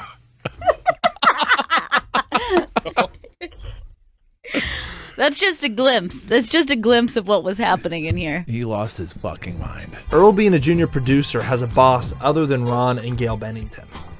Chris Pepper Hicks Stanley is in charge of Earl. Pepper got his start in radio on the Ron and Fez show, interning under Earl's tutelage. Hicks quickly became one of Ron's all-time favorite interns. One, for the natural chemistry they had on the air together, but two, for Chris's almost immediate disdain for the lazy bum, Black Earl. Back in 2007 and 2008, Chris and Earl would fight constantly, with Chris leading the intern revolution. And during Earl's raise debacle, Chris was the one calling Earl a cocksucker. Why? I wanted to take you guys out the Fuck you! I don't want anything from you, cocksucker! Wow, rub it in, Earl. Hicks was hired onto the Ron and Fez show after his internship ended, and he has stayed with Ron Bennington up to this very day. Earl on the Bennington show is now bossed around and sometimes bullied by the old employee he used to rule over. Now, Chris Stanley. Yes. There is a picture up that you wanted to explain to us. This is a picture that you took. So this is a picture I took yesterday. Of I had asked Earl to go check in the studio to see if we could get in the setup. And when he got up, I noticed that there was a clear container filled with beans. Beans. Don't get me started on beans. Filled with white beans. Wait, hold on. What is that, Earl? They're white beans. Here's my freak outness from this, Earl. First of all, where'd you get it from? I bought them at the supermarket. What's with all the bean juice? There's a lot of bean juice. a ridiculous I mean, amount. there's. I mean, are you sopping that up? Yeah, I use a spoon to sop it up. Yeah. So you're acting like it's soup. Can I ask, did you do, so you just opened a can and then put it in this soup container, like an old Chinese soup container? Easy. Yes. I mean, was there anything done to the beans? No, of course I was going to heat them up, but But you no didn't? seasoning of any sort, right? I didn't. Well, because I You ate them cold? I ate them. I didn't. No, I heated them up. Well, Ron, when Earl got up, I went over. I saw the beans. This bucket of beans on his desk, and I thought this is strange. And then I put my hand on the container just to see if it was hot.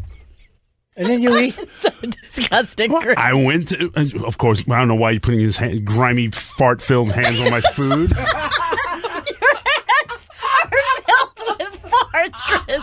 Your hands are filled. I do cup my butt whenever I fart, so he's right. Your hands are filled with farts, and you're touching his beans. Earl, why is he obsessed with what you're eating? I have no the fact idea. That you're having some hot bean juice is no one's fucking business. Well, I grasped the cup of beans. I mean, what kind of bean are we talking? This is a fava? It's white beans because I got a total explanation. If I was lost at sea, I couldn't sit around drinking bean juice. I mean, that's making me so sick. So I put my hand on the bean cup. Your fart-filled hands. My fart-filled hands, and it was fucking room temperature. It wasn't even hot. I mean, I'm pretty positive these beans were straight out the can. Earl, you're better than this. And then lunch. later, after the show, I see just the empty bean container on the floor basically licked clean. I mean, this thing was fucking not one fucking drop went of to bean the juice. sink and cleaned it, of course. You cleaned it with your mouth. You got a bean problem, Earl. He's fucking trolling you all the time, right? I know he's always trolling me, but I got a perfectly good explanation why I'm eating white beans. You because love them. I What, you I in the love Russian them. army? Are you homeless? I love them. B, I have. Okay, here's No the one thing. loves a Who's fucking. just like, what's your favorite food? I'd say probably a navy bean. I mean, that's really weird. That's like someone from the Depression would say. That. Fresh. The Great Depression. Vito, did you see this? Did you see him eating the bean juice? Yeah, I saw him eating the bean juice. I saw the plastic Tupperware of just lukewarm beans. And then I saw before the show we had to do something and Earl was missing. And then I just saw him coming from the kitchen with his beans, taking a little 5-minute bean break. And Earl got here late today, and he fucking first thing he does is go to the fucking beans. You guys are really assholes. Yeah, you are. I mean, look, I'm not trying to defend this bean lunch, but you guys are assholes, and you have fart-filled hands. I am grossed out by that thick slime of fucking bean juice. So much. Now look, that is not a slider. We got it from the vending machine. It was a White Castle slider. That's a White Castle looks like a cheeseburger. single-sized burger. Maybe it's that Earl has smaller hands than we realize. Could be That's that. probably it. Earl, you should have fucking put it up to your mouth. It was too hot, Ron. And look, It's too hot. You're the director. If I would have told me to bite into it, I would have bit into it. Holy shit! The first 10 shots, he was keeping it fucking 3 feet away from himself. Like, put it up. Because I got no direction from you, Mr. Director. At least he gives you respect and calls you Mr. Director. At least It's the thing that ruined this. Honestly, if I would have known that was a slider, my laughs would have fucking carried on to the end. Guffaws. I wouldn't have been like, huh? Now, what happened, Earl? Was it too hot for you or bad direction? He heated it. I told him not to heat it up. No, you are. He you told him never that. did. That's bullshit. I'm gonna get the fucking raw video and I'm gonna fucking show you what I had to fucking deal with. Why you just listen to him? I will never listen to Earl. Fucking guarantee. I mean, you hear the passion in his voice. Oh, He yeah. cares about the project.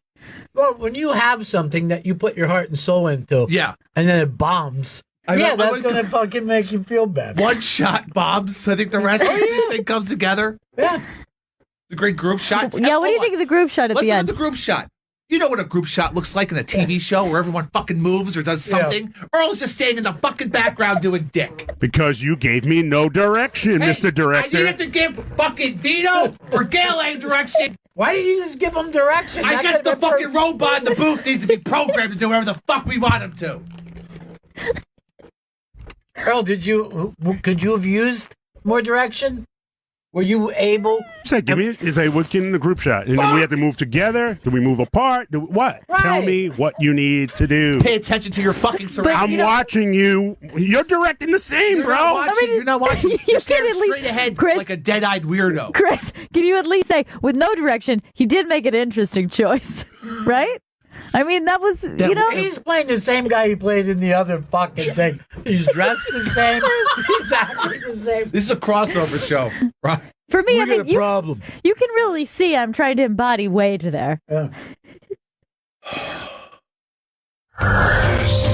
Bennington reboot. Just a couple bad scenes where it would have been perfect.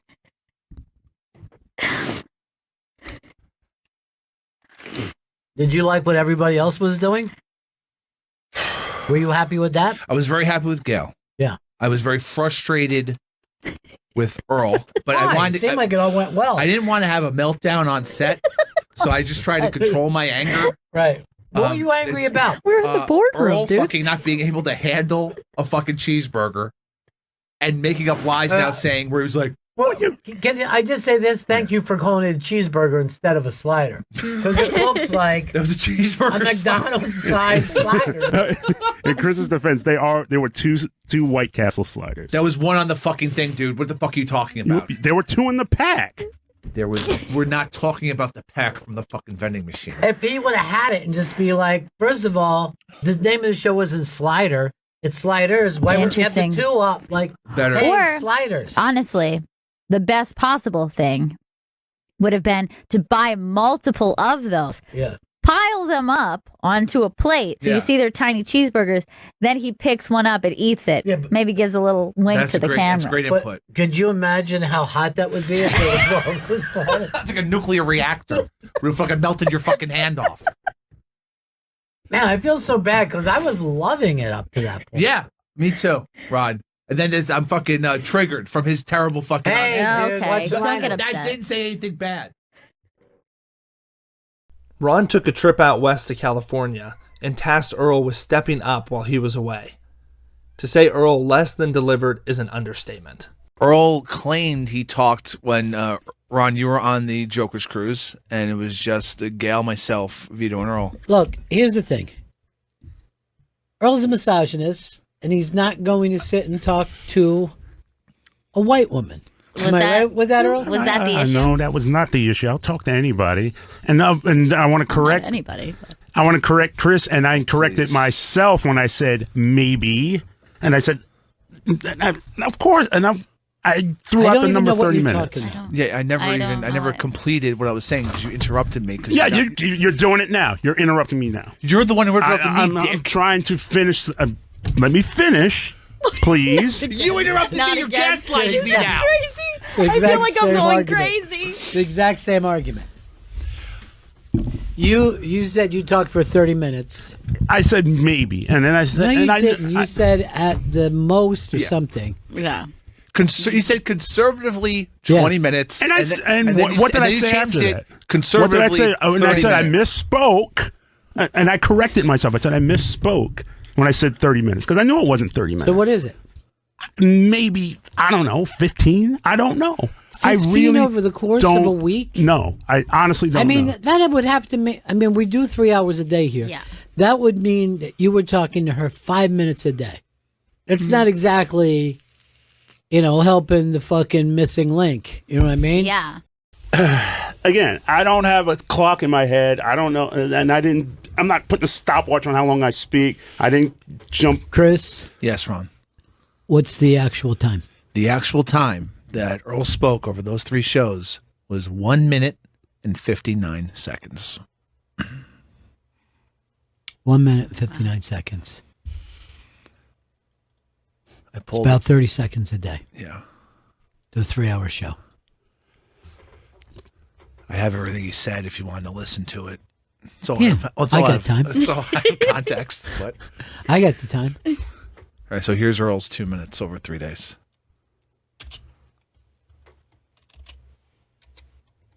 Fuck yeah, I fuck with corn. What? I was trying to. Oh, I said, use I my said time. your hair just needed a little tussle. I That's don't all. It was, need any it was fuck- over your face, and I was just saying, hey, yes, Chris. yeah. Chris I was just like, it was just friendly advice. You know, Yeah. I was just He's looking your out friend, for you, dude. I always You look out just for you. did. Well, gotta keep striking out. That too. Yeah, just like I tried the apps thing, and it just didn't work out. It just did. I like someone, obviously smart, intelligent, sexy, funny, anything that any other average guy would want. The response blew me away. I was so shocked. I think what was the first day you told me, Chris, was like 60? I mean, no, I've said it a million times. At this stage, I don't care what color they are. I really don't. Earl. Yes, there were a lot of white women on it. I can't help that. They made the choice, not me. No. I went. How many? At one point, I went on 6 dates in 7 days or something like that. It was, just be cool, be funny, be energetic. Oh, I'm totally an ass man. Kind. Just be a nice person. Kindness. $10 being. We want to be with someone mean as a snake? No. I like a girl with shape. I like a curvy girl. Shape. Right. That's your well thing. proportioned. Let's just Okay. say that. Yeah, we'll go with the thick. Let's go thick. Very attractive. Yeah. I think so, too. And the confidence is just off the charts. Confidence. you No, live. not even. It wasn't even What worried. is It was more like it was like really like social political things. Not even that. She's like, well, what do you think? Like, It was something like blacks' relationships with some. I can't even remember. I'm just sitting there going like, what the? It felt like social studies. I felt like a social studies experiment. Yeah, it was a very, very, very socio-political, and I'm just kind of like, no, I did not.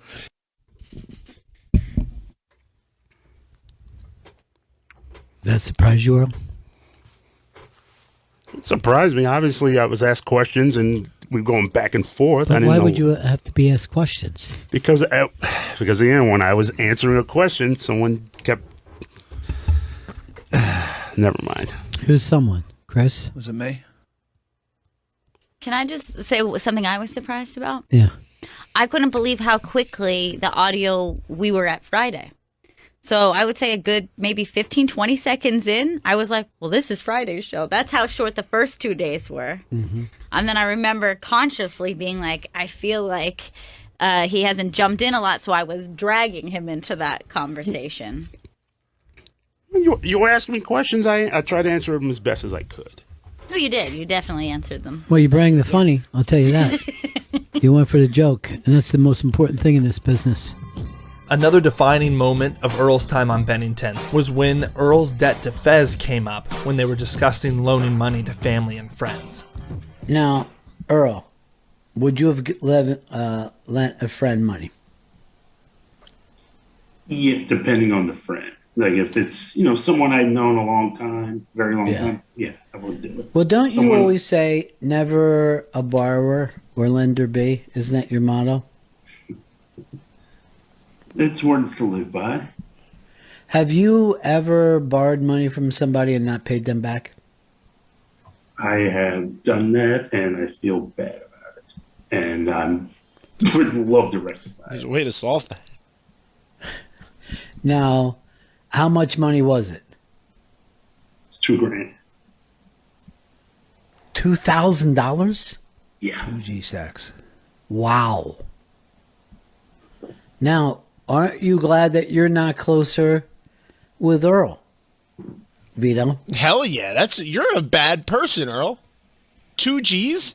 And you're just saying you feel bad about this instead of paying back this person the $2,000. Can I tell you something? I believe Earl probably jacked somebody and took fucking 2 G's from him. I bet it was an old lady on her way to pay her fucking mortgage. Well, look who's on the phone here. Our own Fez Watley. Hello, pronouns yours, mine, and ours. Fez Watley here. Yeah. Hey, Fez. Hello. I just found it interesting that Earl set the limit at $1,000 that he would loan to a friend. Especially after it was me who gave him the $2,000. What the fuck? Is that true? It is true. Yes. I haven't seen a dime of it. All I got was a sucky birthday poem. How long ago was that, Fez? I think it went back to the NEW days.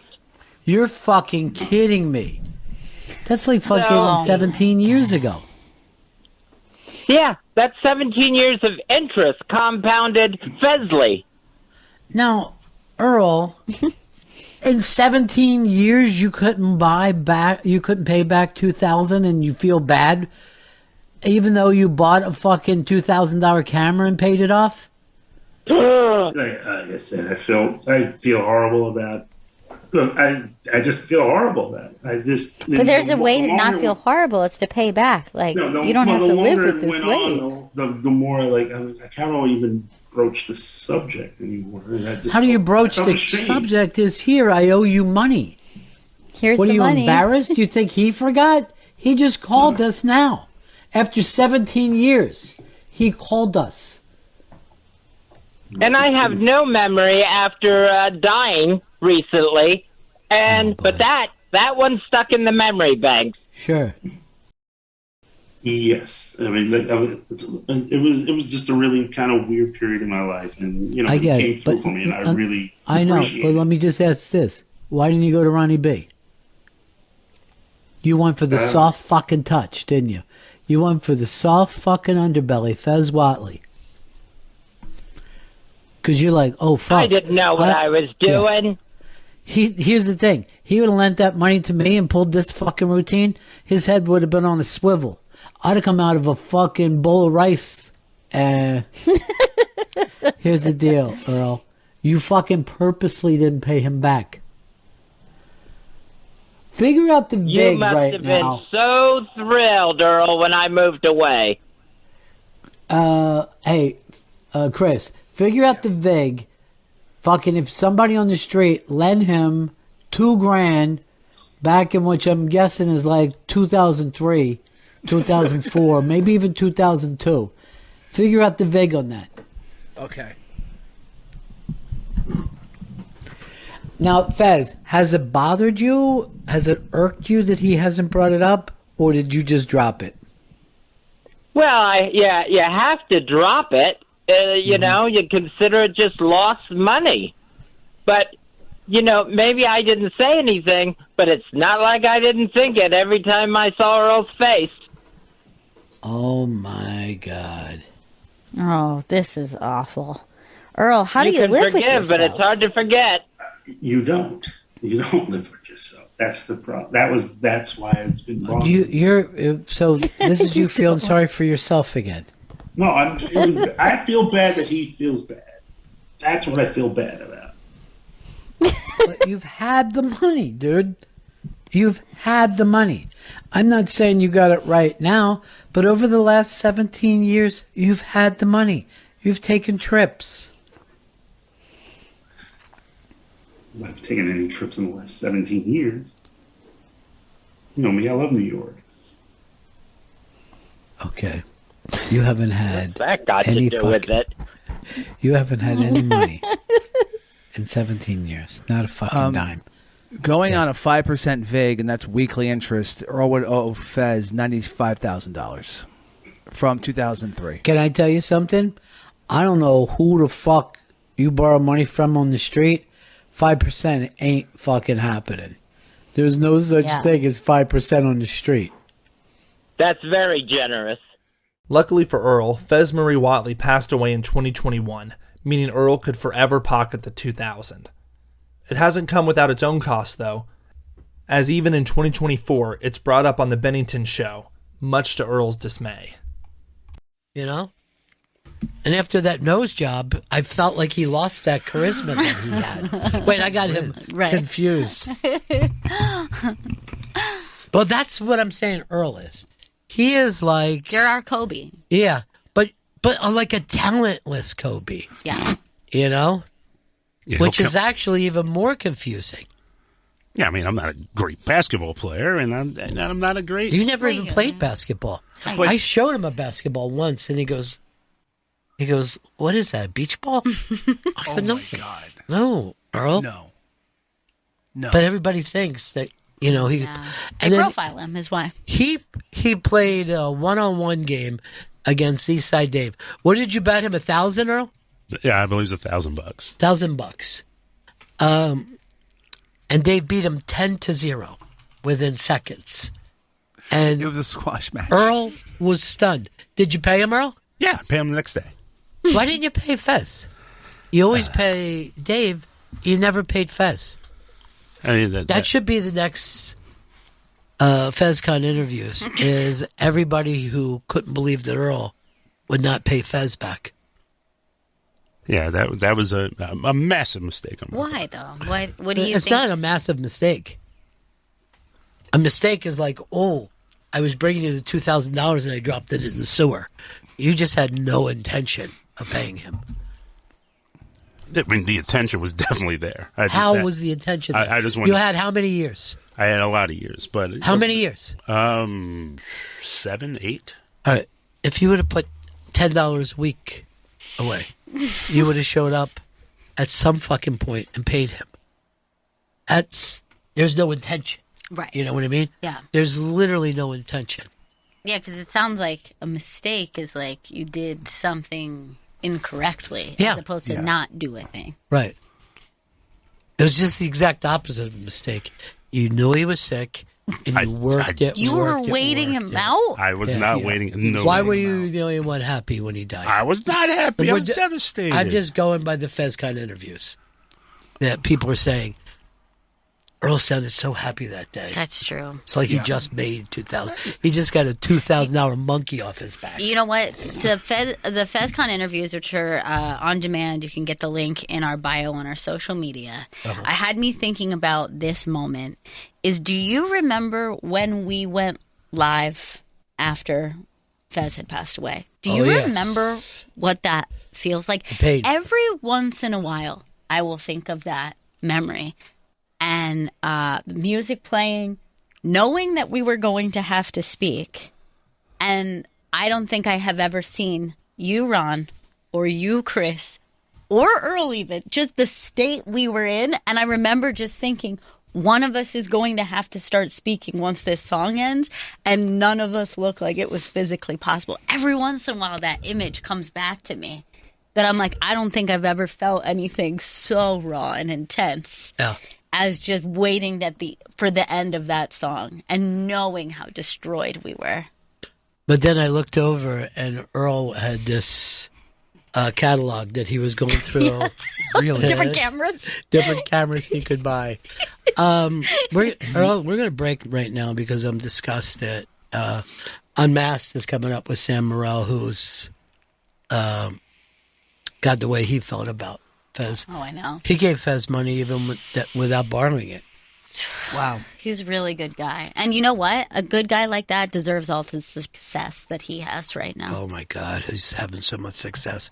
Here's what I'm going to do as an experiment, Earl. I'm going to give you $2,000. And then I'm going to say, the hunt is on. And I will stalk you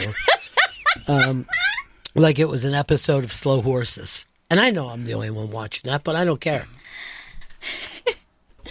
Wasn't Chris supposed to start watching that? I'm on it. He's got malaria. Dengue fever. Can I tell you something? Even right now, you're yellow, bro. Yeah. You're yellow. I don't know what's wrong. It's attacking the liver. Yes. Or you're very cowardly. I'm not sure which. Both. Well, I'm not going to let Earl or Chris ruin this Unmasked for me. No, don't. Sam Morril, a real New Yorker. Truly. Loves New York. Quite frankly, we diverted to New York so many times during this interview. Movies, the whole experience. Very few people I ever meet love New York City as much as I do. So coming up next, it's Unmasked with Sam. Over the 40 years of radio that we've heard him, Earl really hasn't evolved at all, which for me brings me comfort. So much in life changes, relationships start and stop, friends come and go, radio shows reformat and end, and most of all, people change. I take comfort in the fact that at least one thing in life doesn't change. Black Earl Douglas. I was born and raised in New York City, in a housing project way up in the hood. I dressed in dark clothing, so folks started calling me Black Earl. Oh, and they used to laugh about it, cause deep down they knew they called me that, cause I was as black as soot.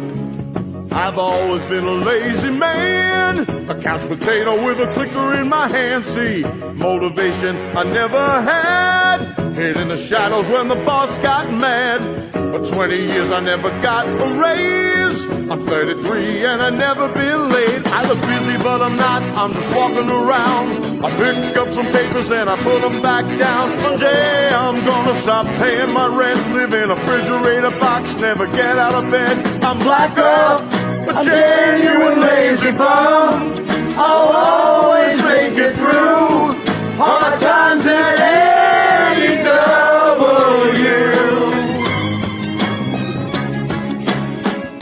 Then one day some lame brains came and took away. And at the age of 33, how old are you? Like I was carrying the weight of the whole station on my shoulders. And Ronnie Fezzi knew what I was going through.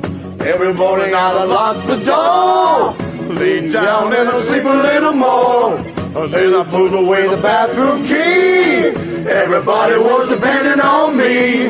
I eat a chicken wing with lemonade.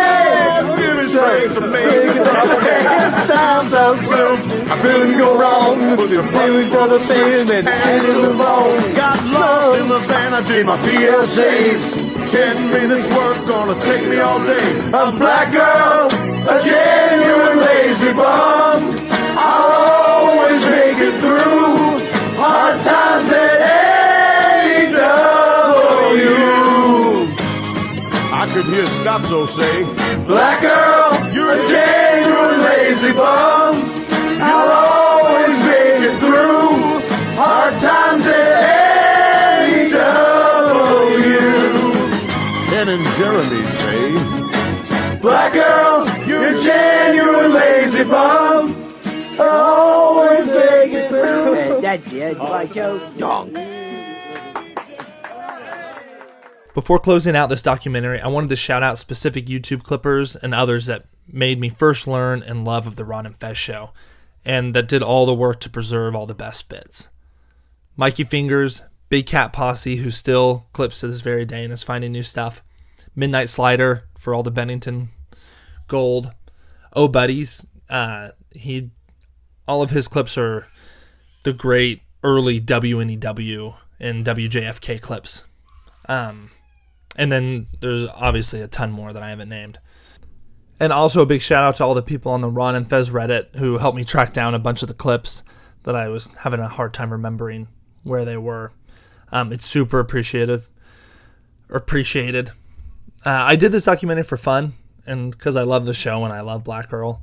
If you appreciated any of the clips I posted before, or you really like this documentary, and more importantly, if you want to see more of them, please consider donating $1 or $2. If not, I still really appreciate you listening. It means all the nice comments really mean a lot.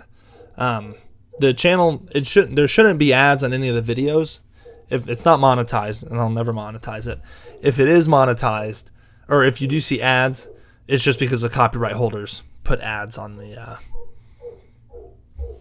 on it, and I can't control that. I can't take them off. So thanks so much for watching. I really appreciate it. I know it was long.